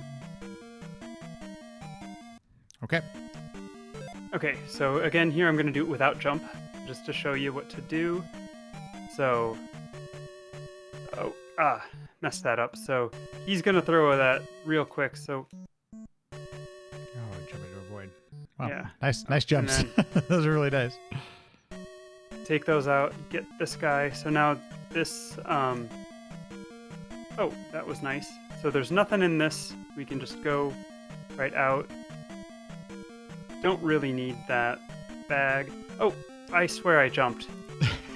I know the feeling. So, ideally, would you want to do all of these key lava pits with jump? Yes. Okay. Which is part of why, like, ideally you're doing all of them with jump. You're taking a death abuse in each of them. Oh, wow. Okay. Or, I mean, so if you take a death abuse if you don't take a death abuse in the first one, then you can, you can get by without the death abuse in the first one, but then you can't ferry the boots. So. Oh, got it. Or I can just take my death abuse right up front before I've actually done the thing. Okay. Let me throw this on the jump spell here. Yeah, and I'm going to save state before we leave, just because there's a little bit to... So you can upstab him if you jump over the flame like that. Oh, man. Yeah. Okay, and there's no jar in this room if I'm... Right. So, yeah, I'm just doing, like, the most conservative way to conserve as much magic as possible. Got it. Is why I'm doing it without the jump there. Okay. So then, here, this room, you don't want to mess with these raw heads. Just jump over them, and at the very end, I like to shoot a beam back at them if I can. Just to... because they're annoying, and if you start messing with them, you're going to have a bad time. I also noticed that anytime I did a downstab to them, patterns got really wonky and started killing me. Yes, yeah, you don't want to do that. So yeah, now this next room, there's not a lot to say. Just avoid the wizrobes, kill the bots, and I'm gonna throw. Then the room after this is going to be another Minecraft room, just like Palce 3. I don't think I can use... There's not a jar around here, so I can't use life, right? Like, this is one of the problems that becomes an issue. Okay. Yeah, that's why that's the reason why it's hard for new runners, is you don't have the luxury of taking the death abuses. And so, because you're really trying to conserve magic, but then you're also probably taking damage. So. I got it, okay. By the way, Evan, that sounds awesome. Those new Mac Minis look quite nice. Pretty impressive. I also like seeing them be $100 cheaper. I think that's really cool. Okay. Yeah, so then we just want to do the same thing we did before. Avoid the... Jump over, okay. Jump over on the way in. Oops.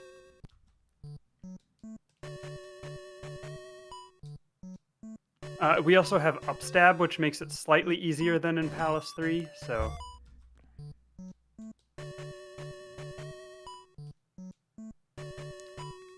Can't wait to watch, Evan. If you get the workbench working, that'd be awesome. You'd be able to stream some modding. Okay, that is... Yeah, these patterns are way more kind when you're jumping on the way towards them. That's much nicer. Okay. Okay, so then now we're just going to go all the way up the elevator. Nothing really to talk about. Okay.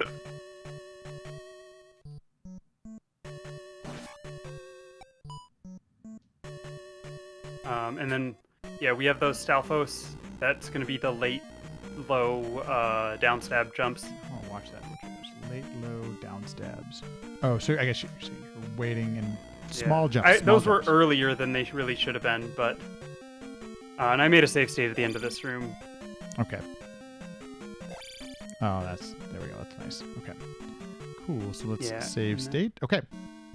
Okay, so this we just have wizrobes and a key door, so you can jump over that first one, and then you're just reacting to the wizrobe spawns after that. Make sure you have jump queued up. We're gonna save the state here. So let's get through some wizrobes. Yeah. Or run into one. I gotta remember. You gotta delay. You can jump over. You can jump over both the beam and the wizrobe itself. Oh. In one jump on that first one. Oh, jeez. I thought that one was despawning. I misread that. Oh, nice. Okay, so that saves you on the first one. That's nice. Yeah. Then after that, it's RNG, and you have to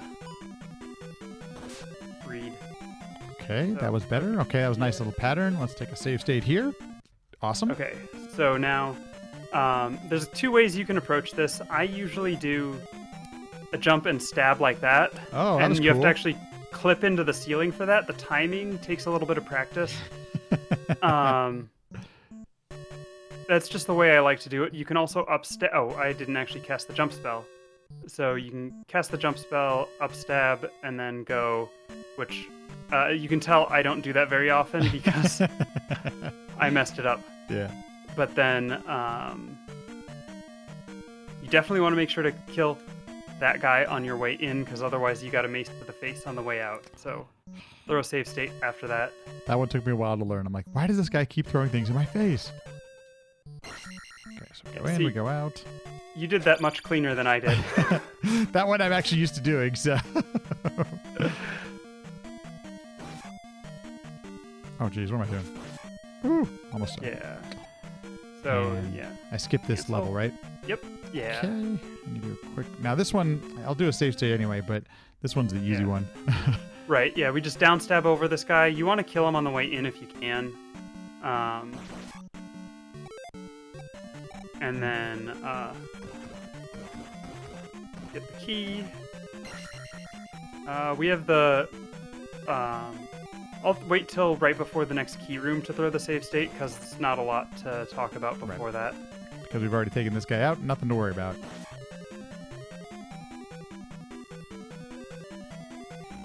And, okay.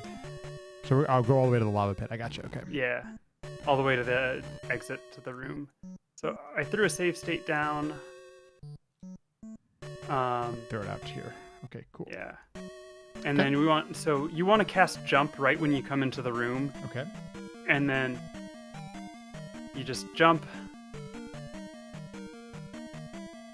Okay, so that's where I've been getting a little paranoid. So that first one you can stab, and then if you get the If you get the jar, then you don't need to death abuse. But if you don't get the jar, then you would take a death abuse. Is the idea here.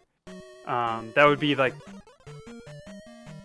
Ideally, you want to be able to take this one death abuse here. So that would be my preferred method here. So yeah, and as you start getting better, you can incorporate more death abuses. So I'm gonna take it there. We'll actually take the death abuse. We're doing save states, so that's good to know. Okay, so that's a good place I think to first add one in for sure. Yeah, and then so I'll throw a save state here before leaving. Okay. Done. Just because, so we have the tin suits on this next room that can be kind of annoying. Yeah. So, like I showed in Palce 3, we can manipulate them to spawn behind us. And if we spawn 2 behind us, we despawn a Wizrobe, and it makes the rest of the room easier. So, yay! So we go right when we get to we do. Oh, I was a little early, so they're behind us. They're behind us. Now we've despawned 1 Wizrobe. Oh, you're gonna go right in front of us though. But then it just makes the room a lot easier to do.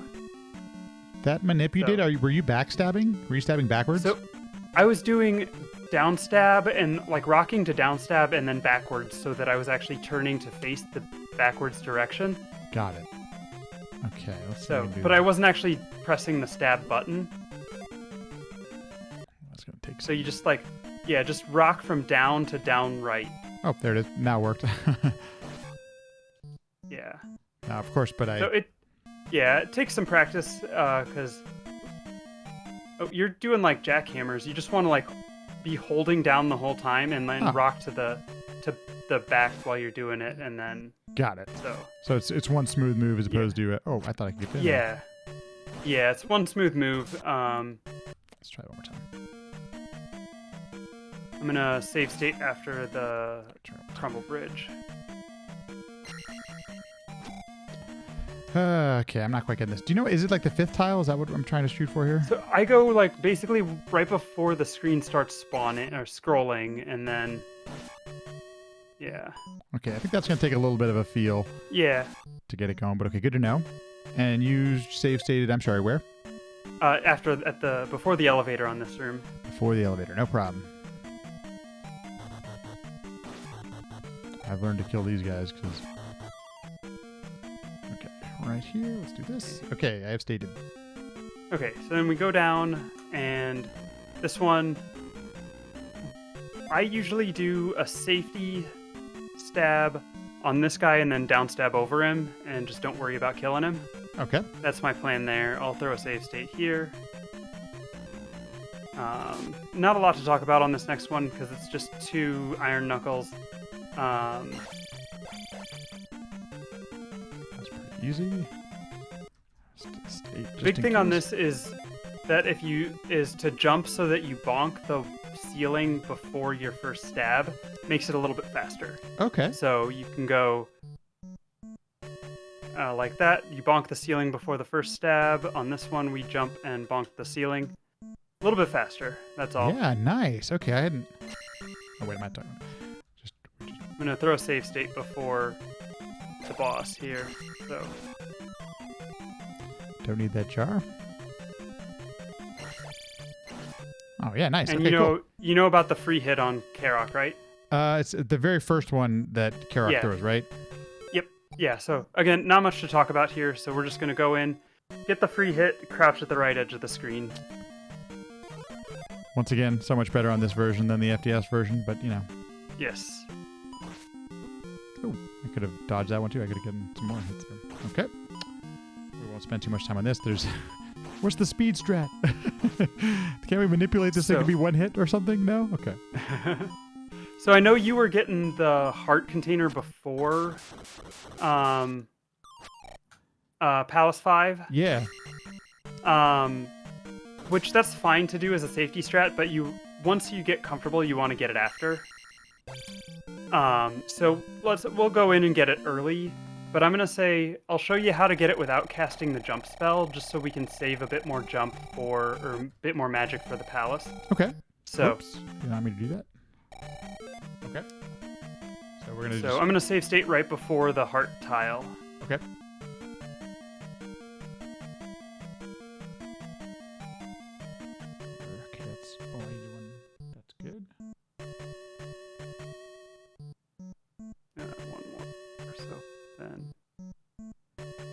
Save state there.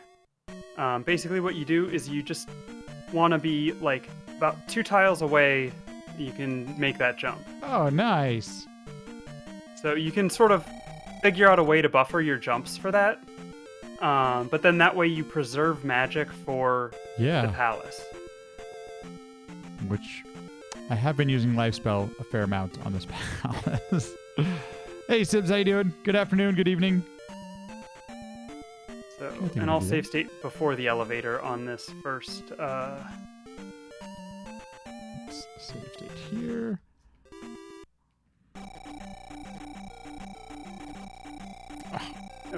Yeah, it takes a little bit to get a feel for. You want to like do a little bit of walking, and then you can. Hey, there you go. Okay, man, that 2 tiles. That's the magic tile. Okay.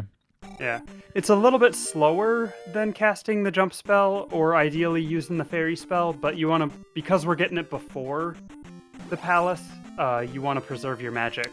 Got it. Totally makes sense. Okay, and you said in the elevator. Okay, we'll go over there. Yeah. So, you can do falling crouch stabs or just down stab over these ropes. Okay. Or low beams, or shoot beams at them. I usually shoot beams in from falling crouch stabs, just because then they're not likely to throw rocks at me. Oh, or just nice. falling crouch stabs into them like that. Yeah. And then I have the way I do if I'm gonna fairy to avoid taking damage. So what I do, I'm gonna throw a save state. So I just cast fairy, and then I'll actually go straight up and let that skull bounce off to go back to the left. Nice, okay. So that then he's going left instead of right. And then we leave and come back to get the key. I'll save state before I go get the key, just so I can show you a trick on getting the key as well. Cool, okay. That was not anything what I was trying to do. It's okay. Ooh, you spawned the 5th one. Oh wow! Let's have that hasn't happened in a while. I didn't even know there was 5.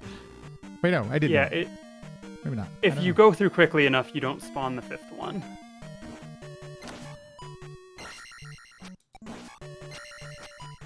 So what you want to do is actually jump late enough before the bricks so that you can get the falling crouch stab from the jump from the lower level. Got it. Okay. So let's see. So let's save state here, and then we'll go into fairy. Hug the left side. Come over. Okay, now go. Probably could have gone a little bit sooner, but yeah, it's a little bit slower than potentially doing something else, but then you don't take hits. So yeah, if you throw a save state here, now we're gonna we go left. You can walk right under the first one, and you can actually just do a quick crouch stab, and you don't ever take any damage. That's the way to do it. Hey, Suffer, how you doing? Good afternoon. Or is it morning where you're at? No, it's pre-me this time. I have no idea. Okay, go under this one. Look at that. No problema. And then I put a save state after the crumble bridge. After the crumble bridge, okay. And we do get the pea bag, right, on the crumble bridge? Yes. Okay. Yeah. Okay, save state right here. Okie doke. Okay, so I saw you were breaking the bricks before the iron knuckles. There's a handy trick for dealing with them. So you can actually just walk right off and do a falling standing stab. Oh, look at that. And so you don't lose it. You don't have any delay. You just do that. So how cool. Okay.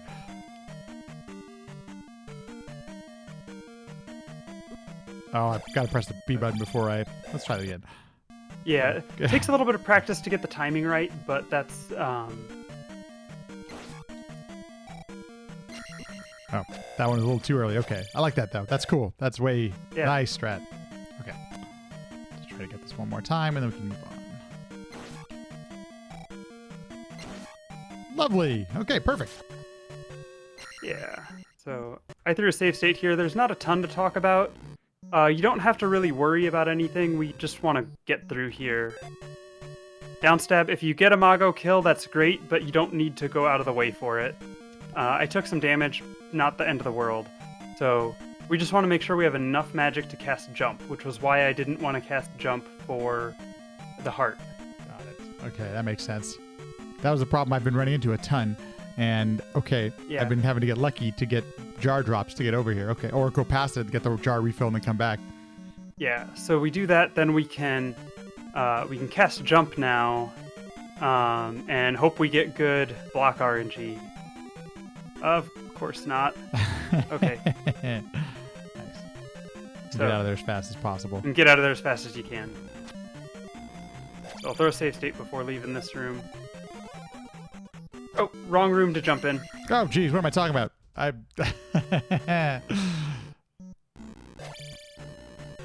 That's why I'm never concerned about EXP in this palace because of these orange. Yeah. They give you so much experience. Oops. Do I take you go ahead and take, go ahead and take Magic 4. Wish I would have pressed the jump spell first. That's okay. That's good to know, actually, though. I guess that's the other way that I could, if I needed magic, but... Yes. Yeah. Okay. So from 2 tiles, you need a bit of momentum to get the key. Okay. Okay. Made it so then we have a jar in the next room, which is why taking some damage or something doesn't really matter. I'm going to go ahead and get the bag.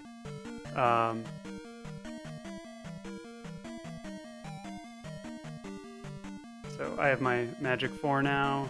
Got full everything. I'll throw a save state, although there's not a lot to talk about in this next room. Okay. Yeah, these are just... So, yeah, just avoid the bots and avoid taking damage. If you get a Mago kill, great. If not, that's also okay. Next room here, this is fine. I'm going to throw a save state before going down the elevator. Before going down the elevator, no problem. Okay. Yeah, Got it. So we go down. We're gonna stab the left wall and queue up the jump spell. If you jump right there 2 tiles away, oh, I was a little wrong on that jump, but you can actually get the jump and the kill in 1 fluid motion. It's actually 1.5 tiles, not 2 tiles. So you want to be jumping when your foot's about right here. The line in between, the front, link. Okay. Yeah, that front foot is like in the middle of this tile. That's you jump and then you do like a late standing stab, and you can get the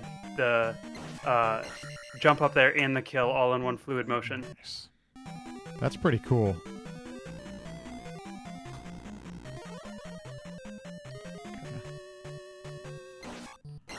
I pressed attack twice, so okay, that'll take just, a little more patience, but that's pretty cool. Yeah. Then, not a lot to talk about here. Avoid the skull bubbles. If you get a Mago kill again, great. If not, that's fine. So next room, I'm going to throw a save state before the next room. No problem. So, here we have the blue iron knuckle. Don't worry about him. Just down stab over him. Okay. Not worth it to fight him. Unless you really need the XP, it's not worth it to fight him. Yeah, I think there's better places for EXP, and the reason I was doing it before was because taking these blades, you can just block them. Okay, cool. Yeah. Yep. So I am gonna show you how I go down into the flute first. Yeah, so let's do it. I stab that wall. I don't know that it makes a difference. Basically, then I hop over that one, do a falling crouch stab into that one. Oh, that Mago was not kind. But then, basically, we're through. We're home free. So I normally will ferry the flute or the plunger or whatever you want to call it, trumpet, horn. But you don't have to ferry it. So I guess I'll save state here. But except for that was pretty funny that your speakers are giving you visual issues. Oh, dang, I ran into that thing. That's not what I wanted to do. Let's do this again. Yeah. And time-wise, it's basically the same thing, right? If I have to save state. Yeah, it's no different time-wise. So. Got it. Okay, let's.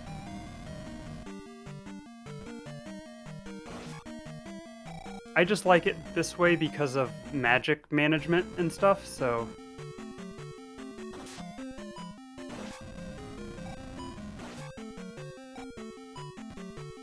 Oh, that was when I was supposed to jump over. That's okay. No, that's fine. So then one stab on the orange iron knuckle, and then typically open the door and then do your jackhammer, and then you get your flute or plunger or horn, whatever you want to call it. So, did I misunderstand? So you don't use your fairy here to get that? No, I normally do. I was just showing you. Oh, got it. Okay. I'm figuring you're probably wanting to preserve some magic, so you're not gonna use fairy. Yeah, depending on my life, but let's just so I can have one time through here. Oh no, you don't want to cast fairy that early. Oh, okay. So if you're gonna cast fairy, what you do is you still wait until after you grab it. Until after the blue iron knuckle to cast it. Got it. Okay. Yeah, beat up pretty good there.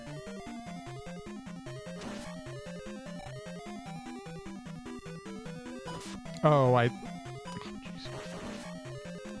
okay, so now this is interesting. Yeah, so I would cast life with what you've got, but because they're already the enemies are already gone, so yeah, that's probably okay. So and then there's a chance for a jar coming up, not a chance, a guaranteed jar coming up. So, so you should be fine. I mean, there is a jar right above me right here. Right.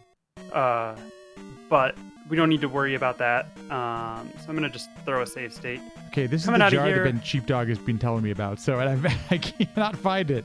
Where is this jar? Yeah. So okay, and here you're just avoiding flames and magos and down stabbing Mao heads. Okay. So Not a lot to say. Good here. luck, Just Supper. avoid. Sorry about that. Yeah, no, you're fine. Just avoid the Magos. Not a lot to say in this room here. If you have a choice on this up here, if you get the Mago spawn right under this next one in your choices, you're going to take a hit, and it's either going to be from the Mago or the Tin Suit. Take the hit from the Tin Suit because there's so much XP in this palace. Got it. The Tin Suit does less damage. So, but we got lucky, didn't have to make that debate. Then we go up here. I'll throw a save state, but there's, again, this is all pretty standard. You just down stab over them. Don't need to worry about these guys typically. Yeah, don't actually need their points. I usually, on my way back, because of how I have my drops routed, normally I'll kill the first Stalfos on my way out. Okay. Just to move my drop into the Tektite Cave after Palace 5. But my drops aren't set up that way right now, so I'm not even going to bother. Got it, okay. But that's honestly the only reason that I do that, so... Okay, so I'm going to try to catch up with you a little bit here so we can yeah. eventually So have we this get the jar. key. There are fancy ways to grab that key, but honestly, we don't need to worry about it. We'll get the jar on our... later. Yeah, we'll get the jar after the key, so... Okay, no problem. Actually, I'll just put the save state before I go down the elevator after this Stalfos room. Will do.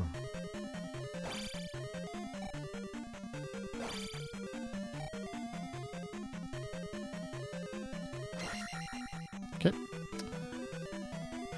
Almost there. Definitely going to want this red jar now. Yes. So, and I like to have... I'll show you, there's some stuff coming up I really like to have beams for, so that's why I like to leave this jar for my way back, so that I'm more likely to be able to have beams. So I come down here, we will take out this tin suit, then right here is that jar. I'll cast life, get the jar, and go. Oh. And I took another bop, so I'm actually going to cast life again, because I really want these beams. Or we'll just go again. But that's all you have to do. It's in the rightmost tile of the one after the tin suit. Look at that. How nice. I don't have to get foothold, but that's great. That's so good.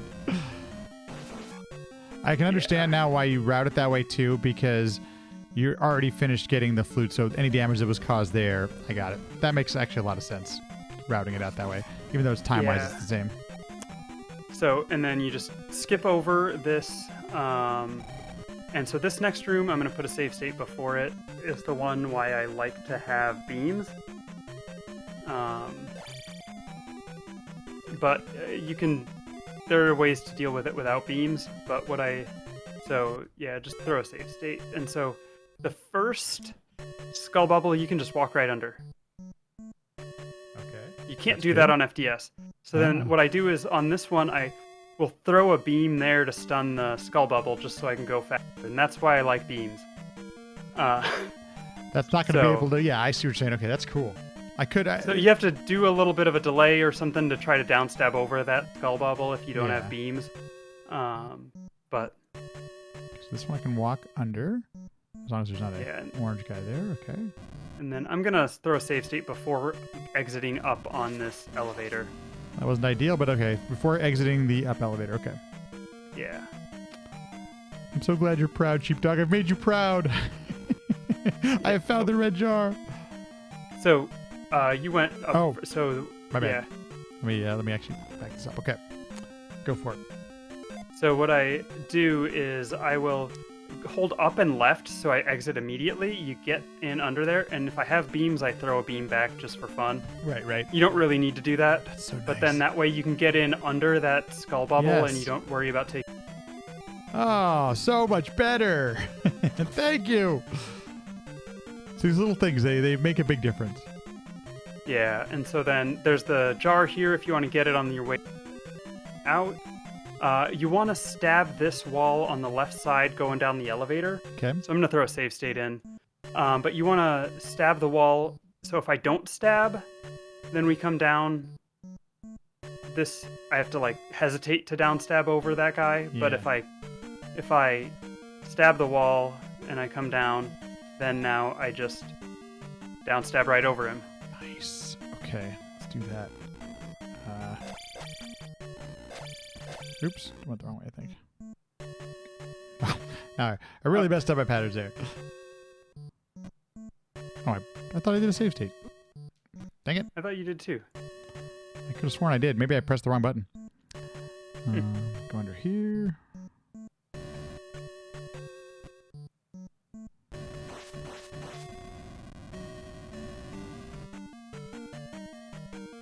But yeah, you can practice the up and left rolling here.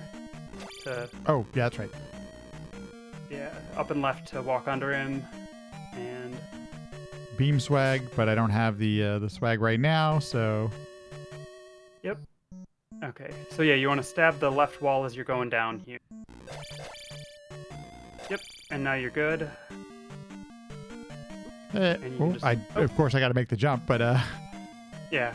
Oh, and I think that's the. Oh, yeah, you went. Oh, that was the one earlier. I'm in the wrong place. Slowed your save state, or yeah. So you have to go up and geez. left. Thank you. I was like, that's Identical not right. looking room.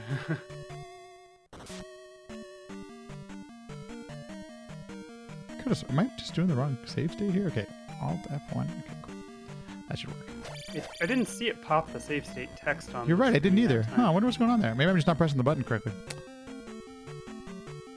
Oh, I'm pressing Alt. I'm using a keyboard, so Yeah. instead of Alt F1, I've been doing Alt 1. That's what happened. Okay, here we go. Let's get going here now. Nope. And I don't know how that happens. Sometimes you can get them to spawn up above there, and that's also fine. Yeah, I was about to say that. Okay, I was about to say that's probably workable, right? Yeah. Okay, there we go. But there you go. Okay.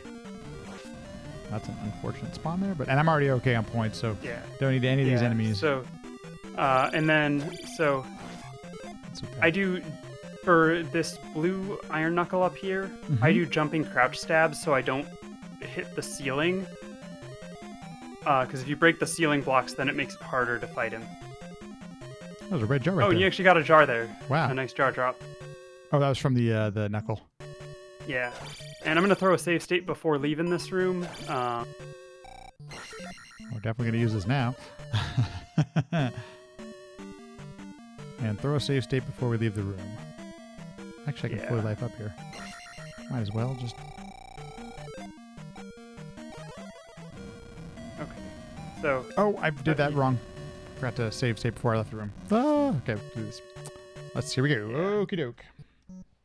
Okay, so we go out here. I break this block for swag. You don't need to. I break this block for swag. You don't need to. I break this block so I can go under that skull bubble. Nice. Cool. So the other thing you can do if you, so you can break that block, or if you don't break this block, you can, or if you get caught up by a Mago and you have some hesitation or something, right. then what you can do is you can usually stab that skull bubble, but the best thing is if you can get through without having any hesitation. Plow on through. It's just, it's upstabbing the skull bubble, not stabbing it, that's right. But just plow on through. Oops, I missed I missed it. Yeah. So I'm going to just go ahead and get the jar to get full life. And then I'll save state before exiting the elevator. Will do, no problem. Okay, let me try this at least one more time. Oh, there's nothing I can do about that. Oh, I should have down. Okay. That's fine. I'm gonna keep going on. Yeah. Come on, game. Life yet? Okay.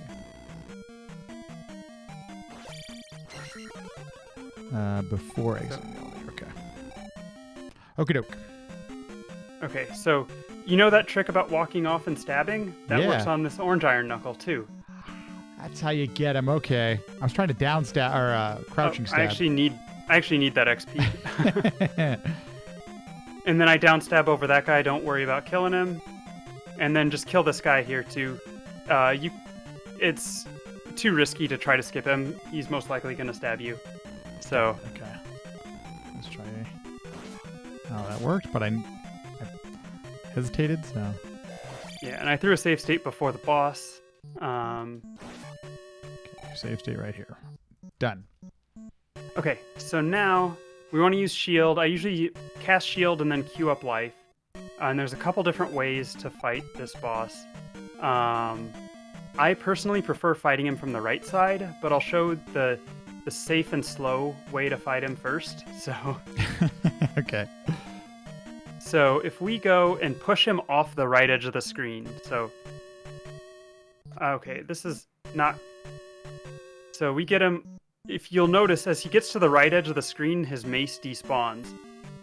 So we can just keep him on the right edge of the screen. And when he eventually comes back on, we are at basically no risk of damage, but as you can see, it's not very fast. Wow, but that's not a graphical thing. Like the mace actually, where the thing that does damage you literally despawns. Yeah. Wow, okay, that's cool. So that's the safe way, but as you can see, it's very slow. So I find his hitbox works a little better to go from the right side. So what I often do is I will come in and then you can actually jump over the mace. You jump over the mace and just come at him, and some of this takes a bit of practice to really get the timing down on. If you really want to get aggressive with it, there's a jackhammer strat. It doesn't work when you can actually get inside him. Oh, wow. That's the fastest way, but also the riskiest way. And so I usually kind of try it. If I don't get the down stab, then I sort of do what I did with fighting him from the right side. Before you hop over him to get onto the right side, did you stab him first before you started hopping over him, or can I jump right into a hop over? You can stab him, but I usually just will. Okay, so you just went right over. Okay. Got it. Well, that's going to take some practice. Yeah. that was a good fight. But yeah, so then we'll let's try it out. Let's at least try it out, see if I can hop over him. I can see why you state before leaving. I did. Here. Yeah. And yeah, if you're taking that damage, you want to be able to kill life. Yeah. Okay, so you can just being more aggressive is definitely faster. So I don't have to do the. I like that idea though. Okay, I'm gonna keep working on that. There's not just one way. There's a couple different things you can do there to fight fast. That's cool. Yeah. Okay. Yeah. So, but yeah, the big thing there, his hitbox is not his head, which is unique for this game. Yeah, that's so weird, so different. Okay. May I trouble you? Do you mind if we pause for just a moment? I need to use the restroom one more time. Yeah. So. Yeah, I'm gonna save state before leaving the palace. Before leaving the palace. Okay, no problem. Yeah, I should maybe. Yeah, we're good. We good on time? If we need to take some more time, you let me know. I know it's later where you're at, so. Yeah, I think I should probably feed the dogs. So give me just a few minutes to do that as well. So. No problem. I'm gonna grab myself a quick snack then, and I'll let my dogs out as well. I'm sure they'll appreciate it. Sure. If anybody's still watching, now's the time. Get up and stretch really quick. I'll be right back. Hey, dog, you're still there. Okay. Let me see. I'm going to mute the mic.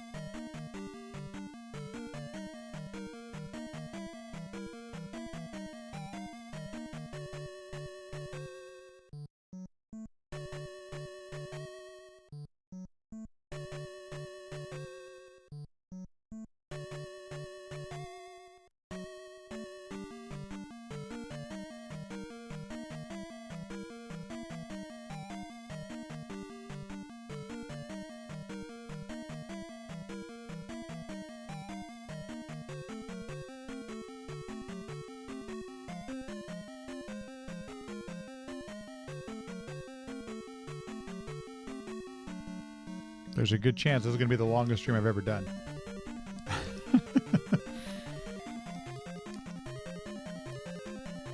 So much knowledge.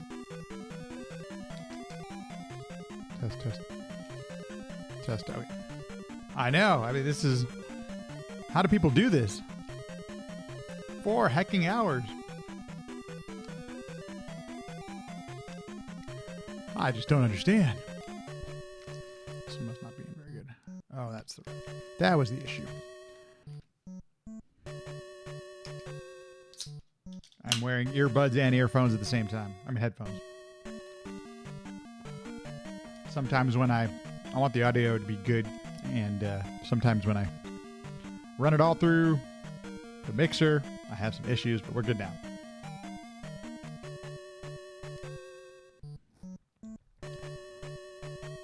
You do that all the time on your PC? Yeah, it's, you know, if you're, depending on what you're doing, it really makes a lot of sense.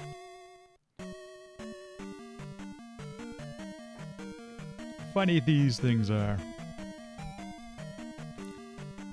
Okay.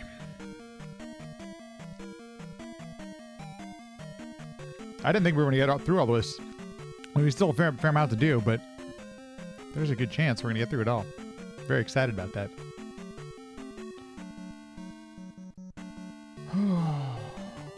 Okay, I am back. Welcome back. So I don't remember the exact, there is a path to walk to try to get this encounter skip if you don't have to go to the heart container. I don't know what that path is. So, gonna try something. Oh, yeah. But I know if you go basically down right here, or that might not be the right tile.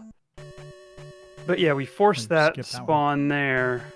No, that's not right. Oh, okay. I don't know what it is. There is a way to do it. For sure. But might be. Oh, I see what you're doing. Yeah, so you're forcing a spawn. I got it. Oh, and you break the boulder. Wow.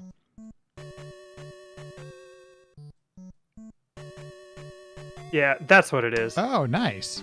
To try to get that encounter skip. It's not guaranteed, but that's just a little trick there. So, that's what we could do. And then I usually will ferry these encounters.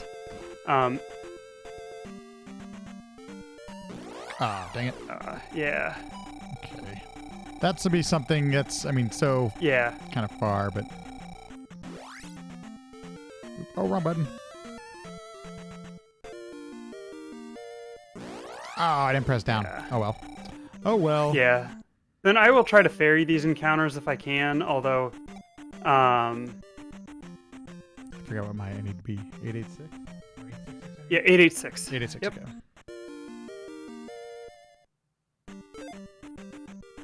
I should have gotten the ferry off before I did this. Could have saved myself some magic. Okay, that's good to know. So, but basically, you have enough for 2 fairy casts, so you want to choose which of the 3 you want to put the fairy cast towards. Oh! I just screwed up. Oh, no. Shoot. Did I screw up? Well. What should I have been coming out of this? 866, or should I say... No, yeah, I should have been 8. No, I'm fine. No, you're fine. You're fine. Yeah, 866. Okay. Hello! Thank you so much for the raid. Welcome in, everyone. Okay, let's see here. Let's do this properly. I ferry this one. I guess it probably doesn't matter which one. It's got to ferry 2 of them. Do you all... I'm not watching your screen. I need to put your screen back up. Do you just take damage here as ferrying, or do you actually avoid the rock? Yeah. Okay. I take damage just because you're going to refill in soon enough. Right, I got it. But save state before leaving this last encounter. No problem. Yeah, just so we can show the... Okay. Overworld encounter. So I messed up and had to reload my save state, so I have some to get through. No problem. While you're doing that, hello, also, Mr. queue up Retro. fire. What's that? Queue up fire while you're here. Oh, good. Okay. because we'll use that in the Tektite cave. Mr. Retro, thank you so much for the raid. Welcome in, everyone. How y'all doing? My name's Lat Mackey, and I'm joined by Eon, and she's showing me how to how to speedrun this game. And we've gone literally through the whole game. I'm just so fortunate and thankful. But just welcome in, everyone. So that's the voice you hear, and you can see her screen. It's on the left-hand side, right below me. That's actually her playing. So that's how we're learning. So yeah. Welcome in, everyone. So okay, awesome. So I'm right where you are. I'm gonna basically we're gonna walk all the way to the bridge. We're not gonna go through the bridge, but we want to walk in. And so we'll save state right before that, just so I can show you what it is. But we don't want to actually go directly. It's counterintuitive. We don't want to go directly the cave. We go. So I'm gonna save state here, because then basically we want to go. I do a placebo stab. Messed it up. You don't want to walk left out of here. You want to go straight up and into this swamp right here for this spawn, because it spawns further away from you in the swamp. Wow. Yeah. And then you try to read it. It's not perfect, but then we get this spawn here. So I'm going to try to go left and up to dodge this spawn. Wow. If the one to the left of me cooperates, we'll get it. I didn't cooperate, so it's a thing. It's not 100%, but this maximizes. This is the easiest way to maximize your chances of a good walk. Okay, we got the fairy spawn. I'm just going to walk right at the fairy because they like to random walk. So I'm going to throw a save state before going into this cave. So will do. Okay. That's that walk. That's so interesting. Mr. Retro, no problem. Thanks for the lurk. Thanks for the follow and the raid. Much appreciated. And we'll get back to some learning here. Okay, come back. Oh, I wanted to save state. Okay, so let's save state here. You should save state before being in here because of the timing of how that timing of being on that screen messes with your the spawn behavior. So. Oh, I pressed right. Okay. Yeah. Oh, I did that right. Okay. Oh, dang. So I want to do some. Go ahead. Yeah, you want to do some pause buffering if you can, and it takes a little bit to get a feel for where the enemies are going to actually spawn and stuff. So. Yeah, typically if you take that early encounter, you're going to take a later one. Let's try this one more time. Why not? Oh, dang it. That's not what I want to do.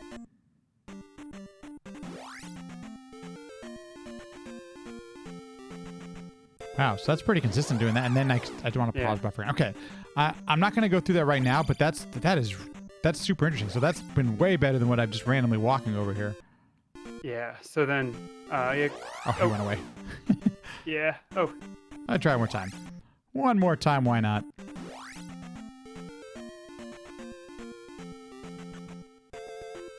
Oh, dang it. Okay, that's fine. Yeah, so just, pop a save state before entering the cave. Before entering the save. Okay. Got it. Should have fire queued up, and then we just want to cast fire. And ideally, I like to try to have a drop routed onto these Tektites, but I wouldn't worry about that right now for you, just because routing where your drop is going to fall is complex. Yeah. But having fire helps you deal with these Tektites regardless. So you can take them out with fire rather than having to try to like jump over them and all that stuff. So I just cast fire. Yeah, I noticed also ideally, that your sword the fire has to hit these enemies, not your sword. Yeah, right. So I'm gonna throw a save state here before the next screen. So okay, let's get in there.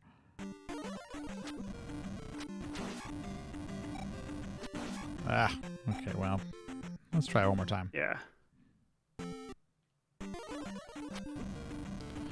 That's so weird. I shouldn't be getting hit there. We'll obviously move through that a little bit faster, but okay, that'll become. I really like this strat a lot. Actually, it makes this so much easier. Yeah. Cool. Okay. So, then in this cave, in this room, we don't want to really worry about killing the orange and red Daira or Lizalfos. They do read your D-pad like the others, so when we jump over the red one, we want to let go of the D-pad. So what I do here is I will actually do a bit of a hesitation Oh, I messed that up. So I do a bit of a hesitation and then just down stab over him. Nice. That's quicker. And then this one, I will just neutral jump to jump all the way over him. And then we'll make next save state will be after, like, basically just before entering this cave coming back. I was wondering why sometimes I run into the Lizalfos here, and now I'm realizing that neutral jump, I'm not, as long as you're not pressing the D-pad towards him, that's what makes him react to him, isn't it? Yep, yeah, so once you jump, you just let go of the D-pad and let your moment. There's also a very random thing, but I didn't realize that these enemies here are Lizalfos, and that's from Breath of the Wild. That's what I imagine Lizalfos looks like, but they look so much different in this game, so... Yeah, so I think their Japanese name is actually Geru, or but okay, so I don't know that it was ever actually translated as Lizalfos, but that's what we call them. And so you want to talk to that person. You can fill up your life if you want. I also noticed you're skipping the jar. That makes a lot of sense. I had a thought about that. I'm like, oh, I should be getting that jar when I go out of town, shouldn't I? Yeah, so basically we oh, I walked past. So yeah, we get the spell because it's nice. We get with magic 6 and 7 magic containers. We have just the right number of magic containers to cast spell once and fairy twice. Oh. Chip, what are you doing? And what are we going to be fairing? I actually don't even know. The items. To save the fanfare. Oh, yeah. That's right. Okay, the heart pieces and the magic jar. Oh, cool. Very cool. Okay, got it. Oh, nice, man. Those seconds are add up. So yeah, we just queue up fairy. Basically, right when you pick it up, cast fairy to go the other direction. Okay, so we can queue up fairy here. Queue up fairy for the next one. So yeah.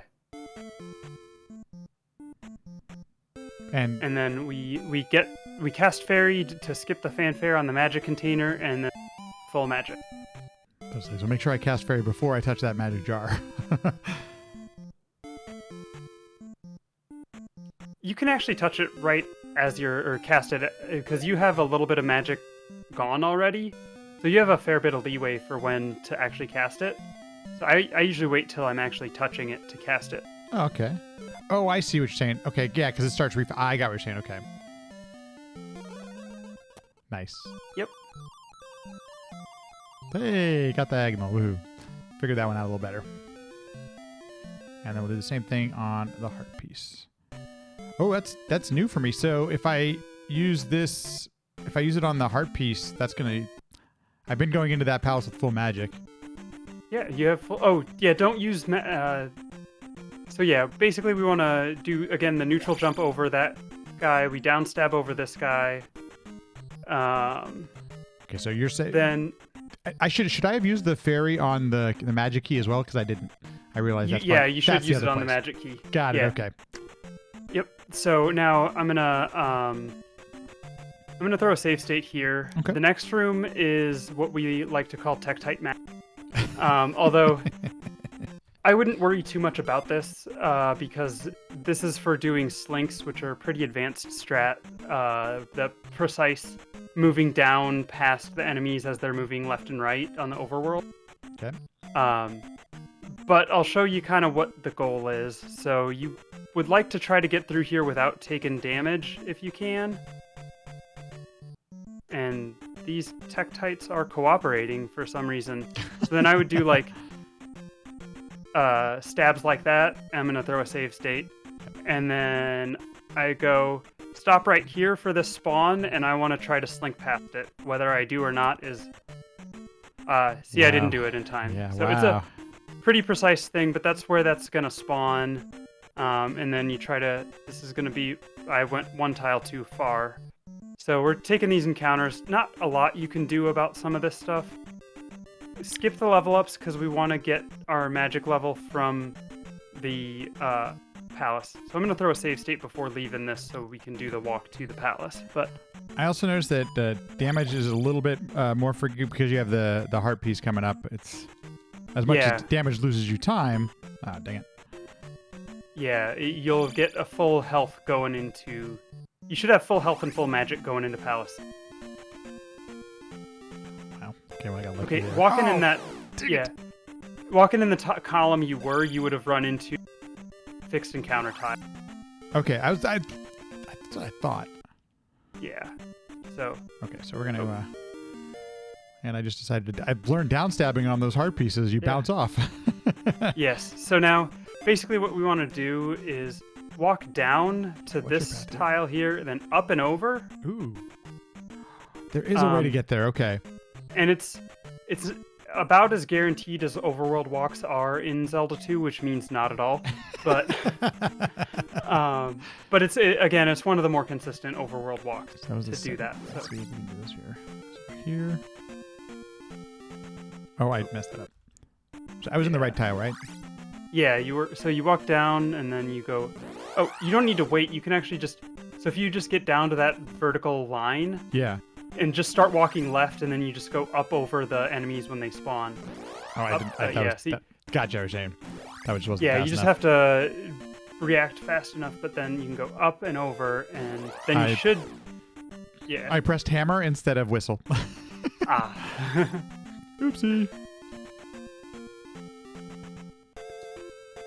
Hello? Am I pressing the right buttons? Make sure I got the whistle. Yeah, okay. What the heck? Whistle is B? What is it? No. It's B. A. Why is whistle? Okay. This has happened to me before. Literally, it's not whistling. What is this has happened to me before. Why is this happening? I'm pressing the whistle right now and literally... Oh, now it's back on. Wow, that was so weird. I have no idea why that happens. That happened to me on Famicom Disk System version 2, and I don't know why. Okay, woo. Yeah, and then just straight down to the palace. Cool, okay. So, don't need to worry about the statue. I will throw a save state. At the bottom, probably. Yeah, so we'll just, after this room, so basically, some people will cast jump over here to make it a little bit easier, but I usually will kill that guy, especially if I still have my level up coming, because I don't want to get my level up on the next screen when jumping over the pits. Ah, so, gotcha, okay. Yeah. So then we'll throw a save state before this next screen. That is definitely going to be me right now, so... Oh, man, what am I doing? Oh, did not mean to do that. Give me a sec.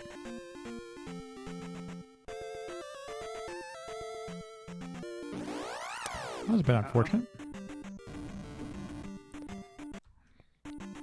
Yeah, and because you have some hesitation around when you make your save states, which is changing the overworld behavior a bit. Oh, I got you. And so like you'll get a little bit better behavior with this when you go to do it for real, like in a run. Got it. Okay. Okay. Let's just so we don't have to do that again. Quick save state there, and then I'll make one at the after. And that's also the thing where like that's part of why I pause before I make my save states to help limit that amount of variance.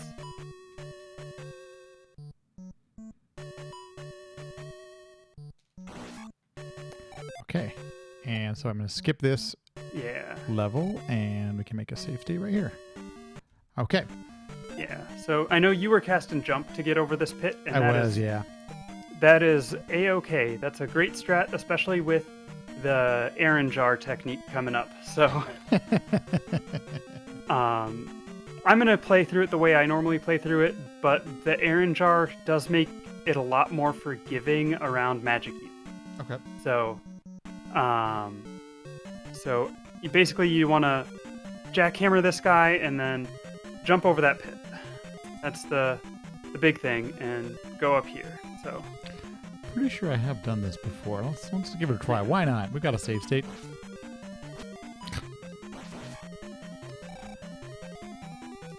Well, that made it. Okay, of course.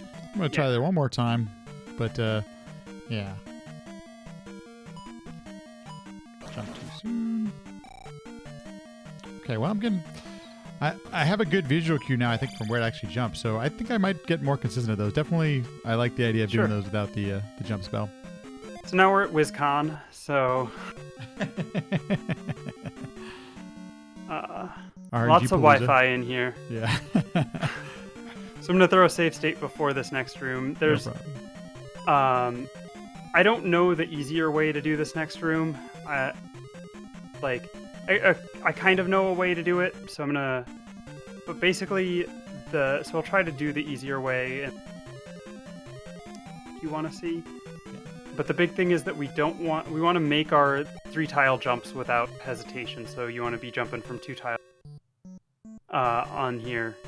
So what you can do is you jump 2 tiles away, jump 2 tiles away. Stab this one to send that guy back and keep him behind you.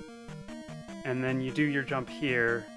And so that's like, otherwise he'll like be harassing you and stuff if you don't do that. Yes. What I normally do is what we call the hot strats, where, it helps if I make that jump. And I've not messed this up in a long time. You can actually do a quick little down stab to trap him down there, but as you saw when I messed it up and fell down there myself, it does cost you time if you mess it up, so it's a bit risky, but it is a little bit faster. So that was cool. Okay, let's. And I have jump queued up. I put a save state before the next room, but jump 2 tiles early. Comes up pretty quick. Oh, jeez. Jumping too late. That's my issue. Let's try this again. Yeah. Yep. And then you want to... Okay, I know I needed to hit that one. Okay. You know what? Let's do this.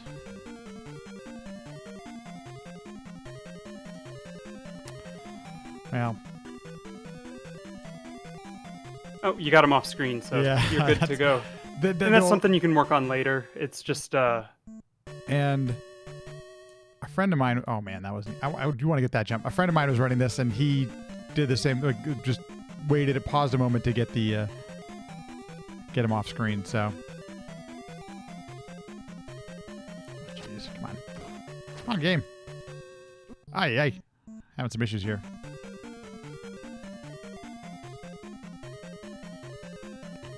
I'm jumping really early there, I don't know why. Oh, you got him off screen, so. We move on. Okay. Let's barely made that one. Okay. Yeah. So we'll do cast jump. We can get that Moa. We can jump over here. So the Aaron Jar strat, you don't check that statue on the way in. I'm gonna throw a save state before the boss or before the raft. So will do.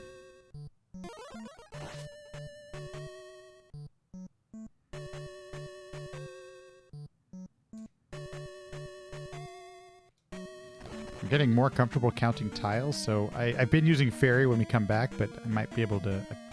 Finally used jump once, and what do I want to do here? Sorry. Okay, so here it's the same. We want to be lined up with our back foot on the border of between the tiles and the floor, like so that we're standing below the 6 in life 6. 6 in life. So that's right here, basically. Okay. And that's... no, that was 1 tile too far. I think it was just to the right of the 6 in life 6, I guess. I think it was 1 tile too far to the left. So, this one. Yeah. Okay, just to the right of life 6. Okay, that's a little bit easier. And then... Get on him quickly. He's not cooperating. Come on. This is why I don't like this strat, but it is the safer way to do it. But he's, when he's only 2 hits now with attack 8, he's a lot quicker. I'm tempted to jump off there, but I see what you're saying. Yeah, so the way I actually normally fight him is I'll line up much closer and do what we call the quick dismount. If that happens. Okay, so I did take 1 hit. But... Yeah, so... Try that one more time. So just look over in life 6. These tiles are so much better with some visual cue. Oh my gosh, so good. Oh, I didn't hold down. Let me do that one more time. One more time and then we'll move on. Yeah.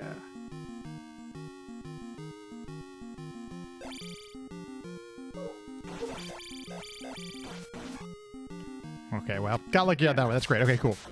Okay, So with the Aaron jar, you can ferry the cross if you want. I'm not going to just because I don't normally ferry it. Okay. But because I don't do the Aaron jar. So just make a save state before we leave this room. Before we leave the room, no problem. Yeah. So the idea is basically you want to be holding right in after the screen transition. So because basically Link will be we're gonna wrap around and get the jar from the right side of the screen. Oh.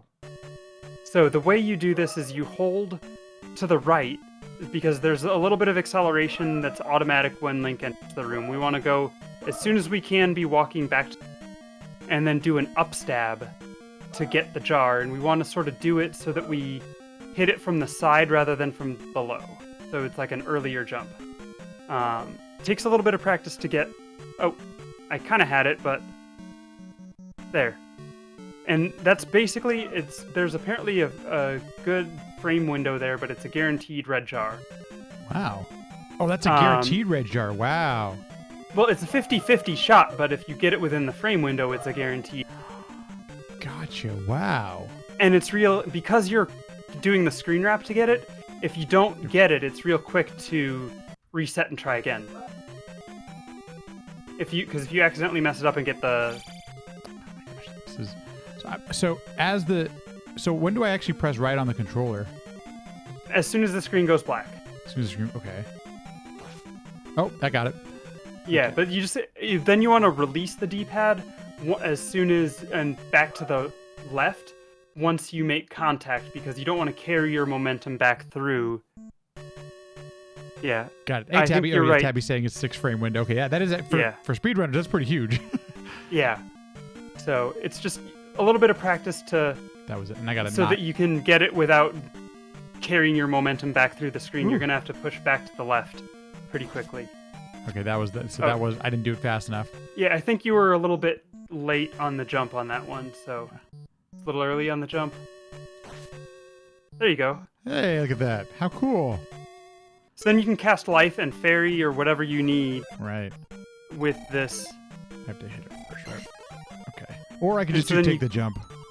Or you can take the jump, yeah. But then that guarantees you the magic refill. Nice. So Just just do a quick state here. That was cool. Okay, I'm going to practice that. That's great. then you can jump over you do a falling down stab gives you the rail grind and release. That wasn't even close. Um, There we go. Okay, so we go through. okay, I'm catching up. I no learned my problem. save state. So, and WizCon is WizCon, so but yeah, if you want a little swag here, for free, as you're falling off this, if you do a down stab, you get the rail grind. Oh, nice. So The I'll throw a swag save grind. state. Yeah, no problem. Okay. Nothing Okay, special so in Wizrow Room, just don't get hit. Just don't get hit. Oh, dang it. And again, you're at the mercy of RNG there, so I'm going to throw a save state at the end of this room. Will do.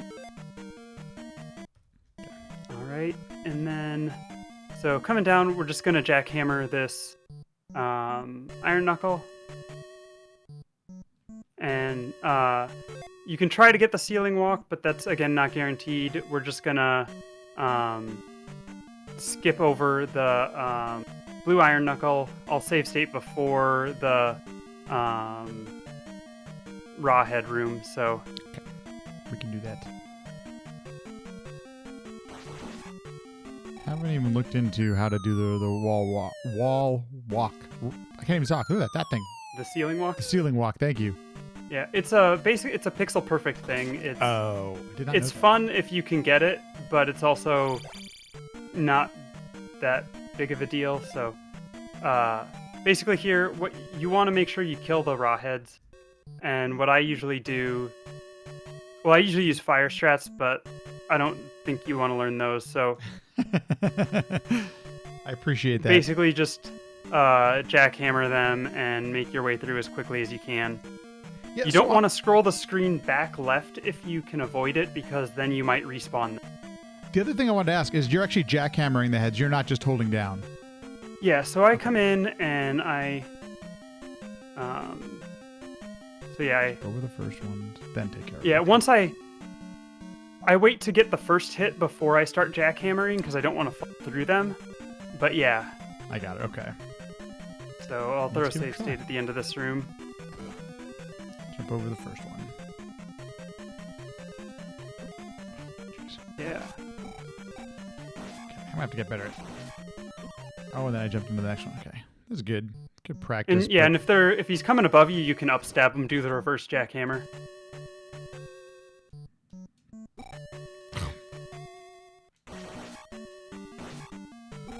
Oh, I should have done reverse jackhammer there. Okay. There you Okay. go. Good deal. And then see what these guys do. Okay.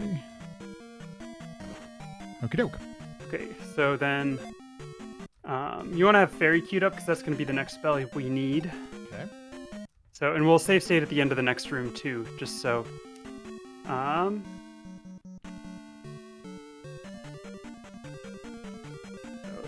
Take This out one. that guy.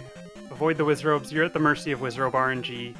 But throwing a save state down. Oops. I won't do that. Save state before we exit. Yeah. Okay. So then what I usually do, some people like to do some swag where and then cast Fairy as you're falling. I personally cast Fairy immediately, because Fairy has instant acceleration, and so it's slightly faster. Oh, well, there you go. But then there's a specific pattern you can fly through here to not take any hits from the skull bubbles. It takes a little bit of practice to get it down, but it's not too hard. So, because we have so much magic, I wouldn't spend too much time on it now. But you'll have this as a resource for the future. So, come in, cast Fairy. I go down under this one, then up over that, and then I come back down around here, and they'll actually fly on either side of me. Hesitate to go up a little bit, and then they just go right over you. That's pretty nice. That looks nice. I was So, I've been doing some turnbacks.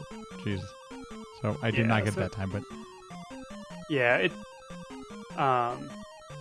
Like I said, it takes a little bit of practice to get it, but it's real nice once you do get it. So, I'm gonna do it because I know we need magic for this one, so I'm gonna go one more time and try not to get hit.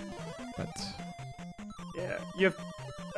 With coming into this room with full magic, you actually have plenty that if you do take a hit, it's not the end of the world. So, oh crap. Okay. Move on. Okay. So yeah, we just down stab over this guy.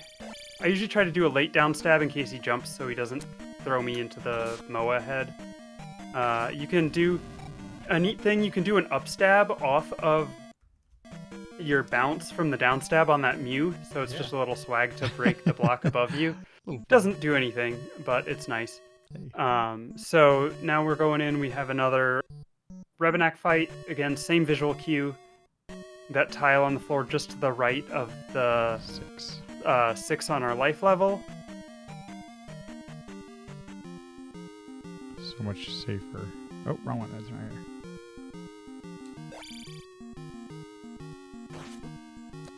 And I can jump. Poops. Let's do this.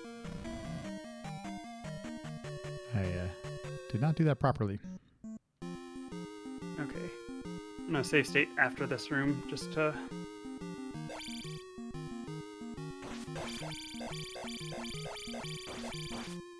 Doke. All right, and then the next thing, we'll save state before entering the Barba room. So Okay. we're gonna get Barba down. Yay! Finally, I don't have to be terrified of Barba anymore. So I usually do a big jump over the crumble bridge to try to go fast, but Oh, I see what Okay, you're saying. so- Yeah. so what I will do, a queue up jump before going into the room, and throw a save state on. Queued up jump, save state on. Okay, so you want to go through without a hesitation. So that's the first thing. Okay. If you have a hesitation, you don't know where Barba's going to spawn. If you can go without stopping, you know he's going to spawn in the rightmost pit. So that's the most important thing right there. Once we get that, then we can talk about the fight. So basically, you just go jump, jump, jump, and we're in. So. And you haven't casted jump yet. You're just. I don't cast jump until I get to where I am now. So. So I cast first. jump. Yeah. Okay. Yep. That's perfect. Easy. Okay. So I cast jump, and then I stand at the edge, and. Oh, interesting. You can just do the. So I do a little bit more aggressive. What you can do is. So. And those are all crouching stabs, it looked like. Yeah. Okay. But anyway, it doesn't take too long to get to the point. You have to do a little bit of hesitation. Fire is the big thing, but then you can.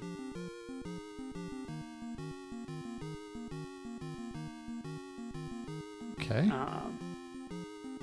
I think the way people yeah. Go ahead and try it. I think I can show you. Oh, there's a fire hit. Yeah. See what you're saying. Okay, that's already getting way more hits than I had before. I could have jumped back up there. I had enough time. Okay, yeah. Cool. Let me try it. So do one more time. Yeah, the way people mostly do it, I think, because I do it a little bit more aggressive. So they'll go, actually they get the stab. They do 2. Wait to. I did it wrong, but like, effectively, they after the first jump they delay or hesitate.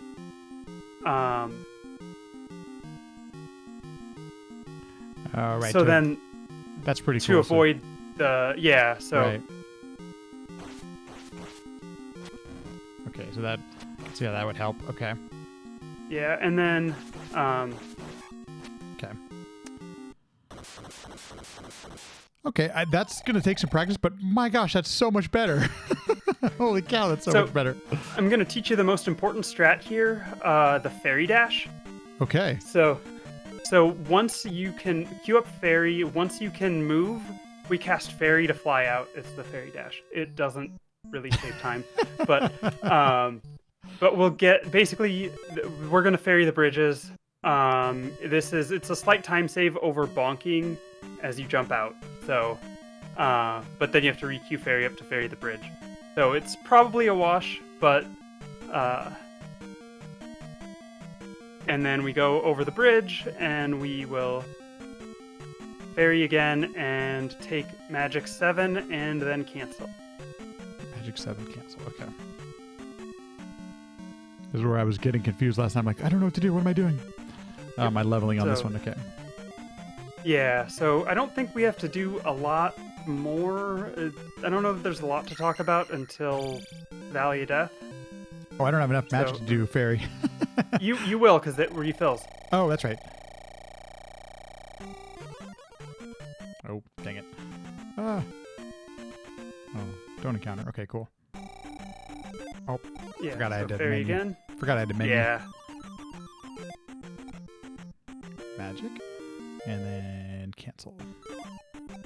So we'll stop after or save state at the end of the second bridge as we're on our way towards Valley of Death. Okay. Second bridge. So the bridge right before the yellow brick road. Yes. And the important thing on the first bridge is you want to just hold up out of there so you don't take an encounter. That's an important one. That took me a while to learn. And you got to remember it, because if you don't, you'll get an encounter. Like you just said. Doke.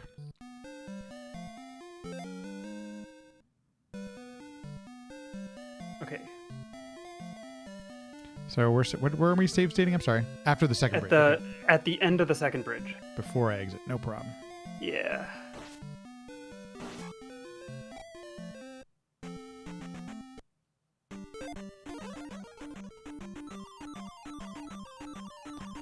on a random note, I remember doing these bridges as a kid and never being able to get through this area without a death until I figured out fairing. Yes. Yeah, there's not easy bridges. Try doing them with scroll lock. Oh, jeez. Some of these categories. Okay, Yeah, so I'll take my save state here. Yes. Okie doke. Okay, so we're gonna take an encounter on the path and do one sword stab on our way out. And that one sword stab will help us get an easier skip going into Valley of Death. So basically come up here, we get this, one sword stab, and then go. Out you go. And then we get our encounter skip and go get our red jar. You make it look so easy. So I'm making a save state after getting the jar. So One stab, and then we go over. Okay, wow. Of course, There you first go. try every time. Okay, and you said get the after jar, red and I made a save state. Okay. Save state, yeah. Okay. Okie doke. So the thing here, basically, because we're doing encounter skips, you're most like I typically try to take the first encounter that spawns as quickly as I can, because then I'm not waiting for the spawn for the encounter skip. And then the other thing is that when you're going, the least amount of if you can go through without any hesitation, that sets you up for an easier next encounter skip. So you want to go basically with as little hesitation as possible. The jar gives us either a free fairy cast or a free spell cast. I'm going to use spell. I know you were using spell in the last night, so I'm going to use the spell just to do the same strats that you're doing. Okay. We go through, and when this spawns here, I'm going to wait and just take that. Oh, yeah, that's right. So then I do that, and I queued up spell again, and now I'm right here for this encounter skip. And Nice. I cast spell. There's basically no way to get to this area without at least having that one first encounter you did, right? I mean, you can skip that. It's possible that they'll random walk and let you through, but then it makes... Typically what happens is they're not in a good position to do the encounter skip, and it ends up costing you time anyway. Okay, so we got our encounter there. Okay, I got that one too. Oh, I forgot to press spell. Ah, dang it. So Okie doke. And then from here, this one I just go as fast as I can. yeah, and this... So then we go through here, and then should get our encounter skip up here without too much trouble. Nice. Okay. And I'm going to save state before going into this cave. The first cave. Okay, no problem. Yeah, one of the things I've noticed big time here is the last couple times, there's no hesitation. You really just got to move. Yep. Yeah, so... Okay, save state here. State is saved. Oh, we have the exact same spawn. Oh, no, never mind. Yeah. Different spawn. My bad. But, okay, so now we're going to go... not a lot to say about this first room, so just try to avoid damage. If you get kills if you can, don't go out of your way for them. And we'll save state at the end of the room so we can talk. It broke up just a little bit. Save state at the end of the room, you said? Yeah, save state at the end of the room so then we can talk about Mac. Ah, okay, cool. Also, don't upstab coconuts. Oh, okay. Down stab okay, but not down up stab okay. Yeah, so save state here. So then it's about... I don't remember I know the visual cue, but I don't know which tile it is without looking at it. So No problem. I'm going to do it, and then I'll explain what I did. But there's a visual cue I have for jumping over Max, which works every time that he doesn't throw early fire at me. Okay. Or halfway through that yeah, he threw fire, but like halfway through this tile right here, about where I'm standing, that's where I go to jump to try to down stab over him. So. Oh wow. Okay. Or you can spell him. Yeah, I didn't realize you could spell him. That's actually pretty cool. But. So then we skip that, and then, I'm gonna save state at the end of this room. Okay. We could kill that guy, but I'm gonna not bother. Okay. Okay, so you can go ahead if you want, but it's, Ah, dang it. Okay, yeah, you were a little bit late on the jump. That was a little bit late. Okay. Yeah.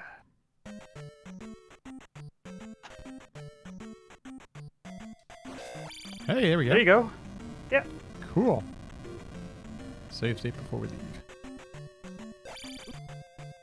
And get hit. Okay. Yes. So now we want to try to do our next encounter skip. Run. And You have to go right away. yes, I think I got it. So Look like it. okay, so I'm gonna save state right before this next cave. Cool. Oh, dang it. That was it.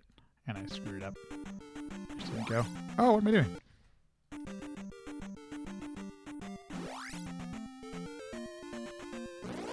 Hey, why is this? I think, yeah, the spawn's a little bit early. I think you got a bad frame rule Oh, on got that it. Okay. spawn. Well, we'll take 2 then. Not much we can do about that. Yeah. Okay. Oh, no, I got it. Wow, Oh, look you at got that. it. Nice. Didn't realize that. Okay, so Oh, I want to go back out. Let's go. yeah. Oh, So basically, what we want to do is, I would recommend taking out both of these Lizalfos for the Okay. experience, just to Okay. make it so that you can get your magic level sooner. Okay. We could have taken out the blue Lizalfos at the end of the last cave to guarantee it, but it is what it is. Got it. Okay. Delaying on that cave with Max and the Lizalfos, if you have a delay in there, it makes it harder to get the encounter because you're more likely to get random water. So that's why I tend not to try to kill that one.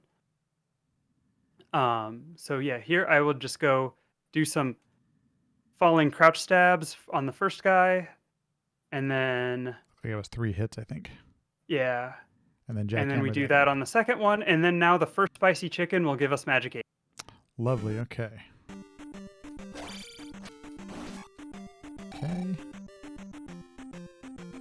Fortunately, I don't have enough magic to. Oh, jeez. To do a life Cast spell. life.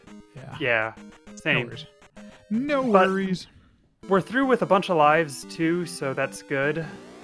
Yeah. So I'm gonna just throw a save state before going down the elevator, Okay. just in case we need to do this room again. But Probably a good idea. A little so safety I'm gonna- safety.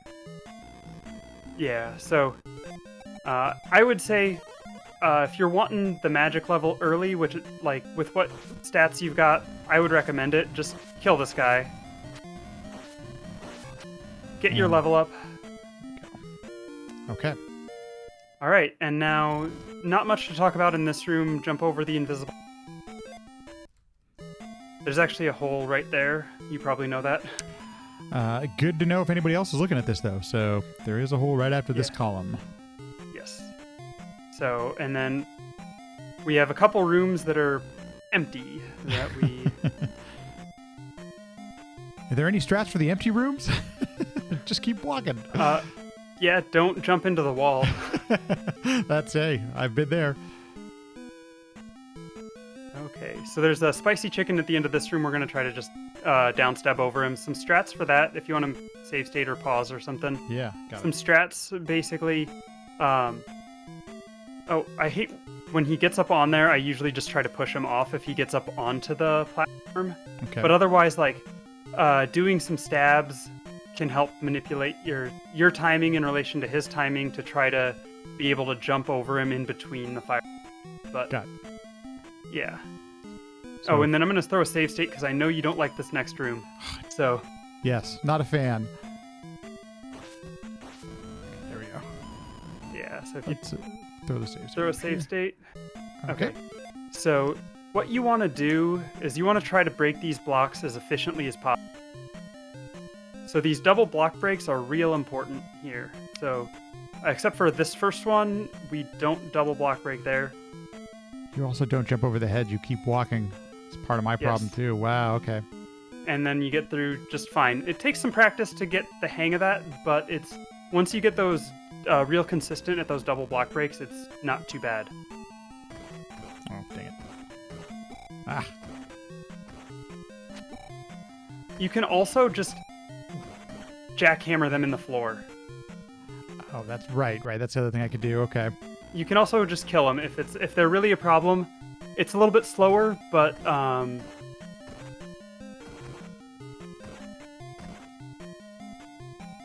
Look at that. Had no idea this was a thing. Oh, I thought I was avoiding that guy. Ah! Well, that was unfortunate.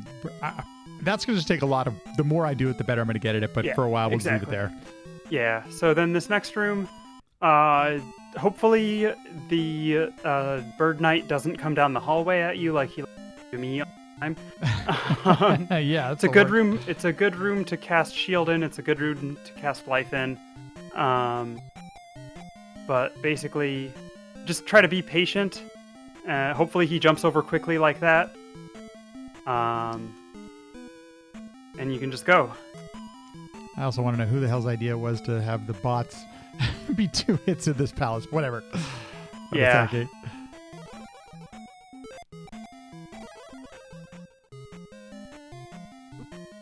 Oh, I thought my shield was lined up. It's not. Because he jumps, he can throw the sword at weird heights that are very hard to block. That are like between your high shield and low shield. Wow. So. Okay, right. Yeah. Oh, that was it again. You see, it was above your shield there. Yeah. Like. That one at least I could see a little better, but oh jeez, get away! Hey. You upstabbed him, which is a nice strat if you need to take some damage that you can upstab them as they jump over you. Wow. Okay. Yeah. So I now didn't we're even know coming that down. I didn't even know you could upstab. I never realized that before. That's cool. Yeah. So I'm gonna throw a save state here. We have the spicy chicken to the right. Again, just try to read through. Not great, but throw a save state here. I find the fire. Oh, geez, that was bad. I was about to say the fire's a little bit easier to read than the hammers, but then I jumped into fire. Okay. So, yeah, throw a save state here, and I'll show you.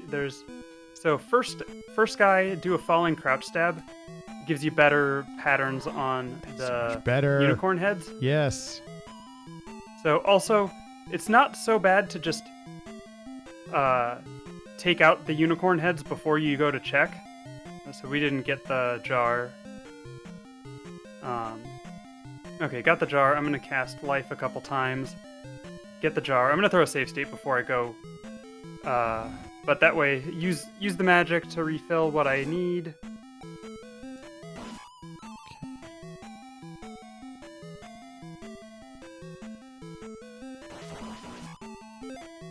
Yep, and then... unfortunate, we got a chicken, but it's okay.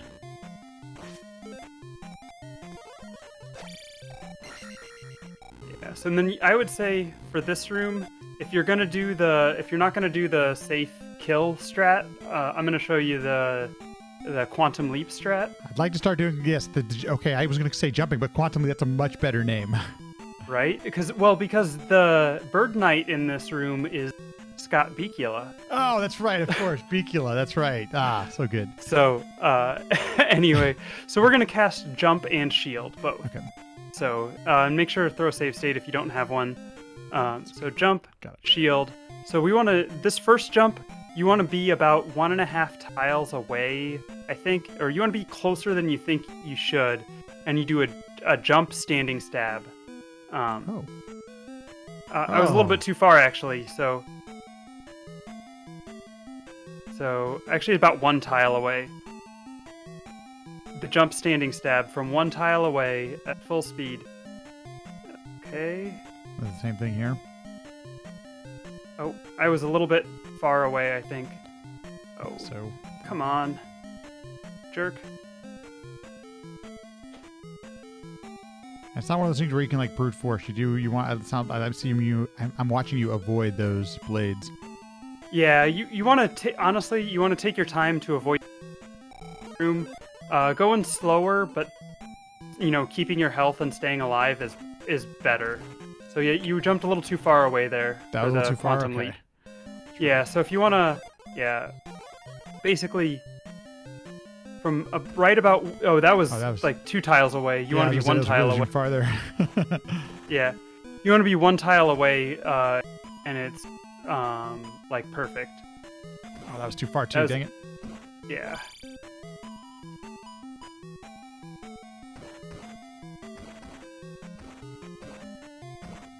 Probably do this.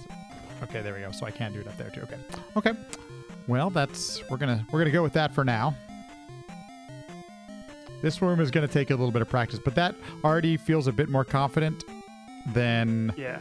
And it'll save me a bunch of time than waiting for him. Also, you can watch the block at the bottom left of the screen. You can downstab it on your way out. The swag block. I love it. Yeah. So I'll save state before the elevator. This room's pretty easy. Yeah. Just. Now I have that rope has hit me before, so I do kill it.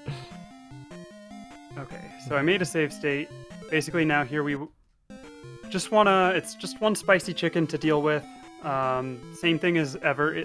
This is probably the easiest one to deal with because it's on flat ground. Just take your time, don't rush it, and take your time to read it, and you should be okay. Okay. Because, like I would say, especially as you're learning, going slower, but keeping your resources in the long run is better, Yeah. And as you get more experience learning them, you'll be able to see your openings better and get through them faster. So now we have another fun room with a bird night in the hallway and the downstab. So same story as last time. Not a bad spot for shield and or life. If you need to upstab him, you can. He's been a jerk for me, so I just killed him. Whoa, had to avoid some blades, but we made it. Okay. All right. So, There's a long elevator. We can go through this one here. yeah, so if you want to get so I would recommend, if you need it, there's the fairy and the 1-up. I would recommend, honestly, the death abuse if you have. So, Oh, that makes sense. Yeah, because that'll fill up your magic too, huh? yeah, so if you have, at this point, what I would say is queue up the fairy spell, Okay. and we'll fairy over the last spicy chicken, and we'll death abuse on the crumble bridge. That's a great idea. Yeah, I like that idea a lot. So, and I usually just cast fairy right from the elevator. Oh, because it's that speed boost again. Yeah. And then, so here, I do like a little turn back to avoid the raw heads and then just go down. Oops, wrong one. Okay, and then Upstab the boss bot. I'm going to queue up jump spell before this death abuse. So we do the death abuse. Okay. And then I'm going to save state before we enter Thunderbird's room. okay. And also, just a little tip. Whenever you are falling down that shaft, Mm-hmm. for safety, do a downstab. Just in case, because the skull bubble Yeah. the damage from the skull bubble can wrap around from the top screen. Can it really? Wow. Yes. Oh. Yes. Oh. Okay. So just for safety, do a downstab as you're going down there. But then do a save state before entering the room. Save stated. Okay, so I will show you basically what you were doing last night is almost the safe no jump strat. So if we want to do, so I'll show you the different things. But so if we go the no jump strat, we'll go I did Yeah, okay. Yeah, Just making sure I actually had the save state there. So shield, reflect, and thunder. So what I would do is just come over here, wait till he's on the screen, wait till he gets to the top, and then go. You can get 2 or 3 hits to the and you just keep him in this pendulum pattern going all the way across the screen. It's been my go-to strat, and I mean, it's fairly consistent. It saves you getting hit, and you're able to get the hits in there. Yeah, you were turning him around too early last night. I had a feeling. Okay, that's what was going on. Yeah, you want to make sure you get him all the way to the left edge of the screen, and then move. Okay, that makes a lot of sense. Okay, and then there's you can do a similar strat with the jump spell actually, and this gives you a little bit of benefit because what you can do is get a stab there. Wait, that messed it up. But you can get an early stab in there if you want. But then you can get 3 hits in much more easily. Oh yeah. With the jump spell, and basically doing the same thing. Oh, that was nice. Reflect. So you can because you can get more hits in, you can take him out a little bit faster. So that was jump, shield, reflect, and then thunder. Like you, because I could see the fireball hit your shield and it just did the dink. So. Yep. Yeah. Nice. So those are the 2 things. I can show you the 1 cycle strat if you want, but I probably wouldn't recommend spending a lot of time on that at this point. Is the second strat you just did here? That's the faster one. That's faster than the way I was doing it before. Than with the because you can get more hits in on each cycle. Got it. Okay. You can get 3 hits instead of just 2. Okay. Well, you can technically get 3 hits in without jump, but it's a lot. So, but the 1 cycle you would do shield, jump, reflect, and then thunder here. Try to get a double hit there. Oh wow, that's pretty good. But see, that's also quite a bit riskier. It's a lot harder to do without taking damage, because you're like you're up right in his hitbox where all the fire's coming out of. Got it. But that's why you cast reflect, right? So your shield actually is working. So, okay. But I would say probably like what you're doing is fine, but if you want to go a little bit faster, do cast jump as well, and you can even hang out to the right side here, and then just 3 hits. Okay, so you get 3. I see. 1, 2. Oh, and you 3, do get a third one. Nice. Okay. And then it's just 2 hits back this way. Let's try that one out. Shield. Reflect. So yeah, and then I'll save state before the Dark Link fight because I'll show you. There's a nice manipulation on the Dark Link fight. It's not too bad. So we got 1 hit on there. We go up. 1, 2. Oh man, I went too far to the right. Okay, I understand how this works though. That's pretty cool.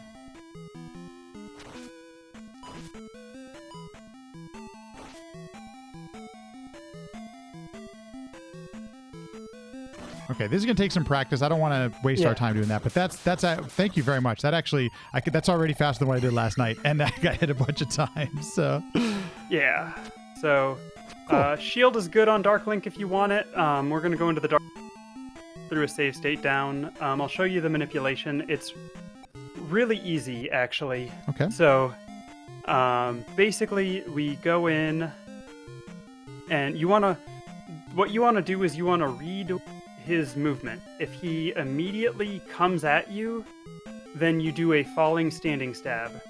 If he hesitates before coming at you, you just do a standing stab. And so this is it's safer and it's more consistent than the crouch stabs in the corner. And it's faster. Okay. So it takes a little bit of practice to get the timing exactly, but it's very consistent once you get it down. So the very first hit is a standing stab. You just run to the corner, standing stab.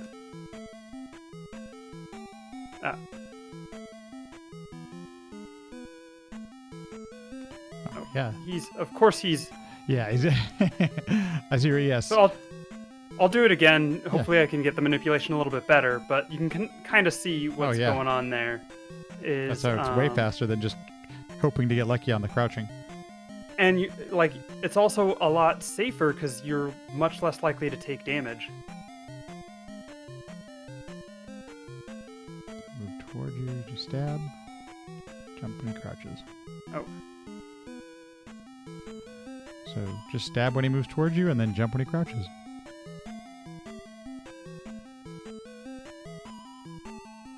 And then hold right until, so you see when he stops, and that's done. Okay, let's give that a try. You know what? I don't remember if I actually did a save state. Just in case things go a little bit wrong. Okay, here we go.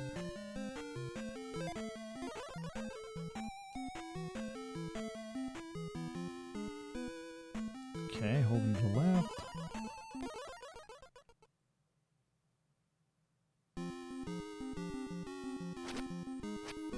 Oh, that was a jump. Yeah, it's always, so if you do the manipulation right, it's always the same pattern. Oh, okay. But I don't remember the pattern, I just read and react. Got it. I'm gonna have to remember how to do this. Yeah, this is just it takes some practice, but... Also, I need to stab before I land. Hello? Okay. Well, there we go. Done.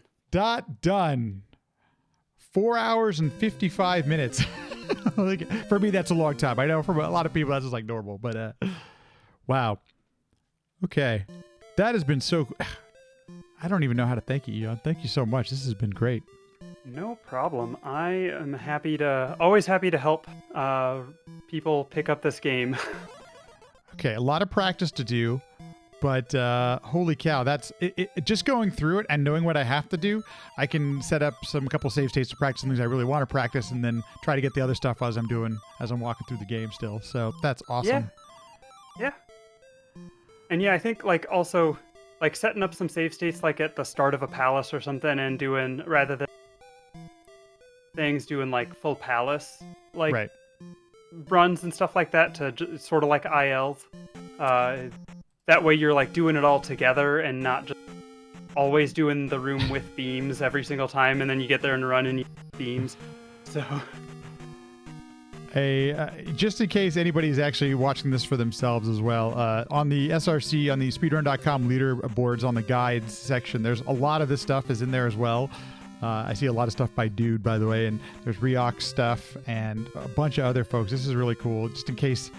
you want to look at others' information, but it's a lot of similar stuff, I'm sure. This is so cool. Thanks for the GG. Yeah, there's also, if you go to bindingforce.wiki, which is, that's the wiki, the community wiki that we have, named for the barrier at the Great Palace entrance in the instruction manual, calls it the Binding Force. So that's where the name of the website came from. Did I spell it correctly? I just got it's not available. BINDING? Yeah, it should be binding for .wiki or is it .com? .wiki. It's .wiki. Okay, WIKI. Oh no. And this one actually says wiki.bindingforce.net.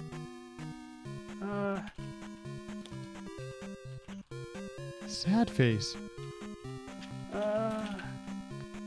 Okay, wiki.bindingforce.net works. Interestingly enough. I don't know what that is. Oh, maybe that's not the same thing. Maybe. It is bindingforce.net. That's right. Got it. Bindingforce.net should redirect you to wiki.bindingforce.net. Hey, there you go. Okay, cool. Bindingforce.net. I'm getting it confused with the other wiki that I go to, which is Tetris.wiki. Oh, God. So... So the Binding Force wiki is really good. One thing I... lat is the in the speedrun help and info section at the top, there's the overworld walks. That has a lot of diagrams and explanations of some of those overworld walks that I was talking you through. Yeah, to recognize those patterns. Yeah, it's a little incomplete, but there is some good information there. Especially for if you're not sure on the Dazzle Walk or the Boulder Dash or something. Those two I know for sure are in there. And remembering those visual which tiles to go to actually is super helpful as well. So. Yes. Yeah.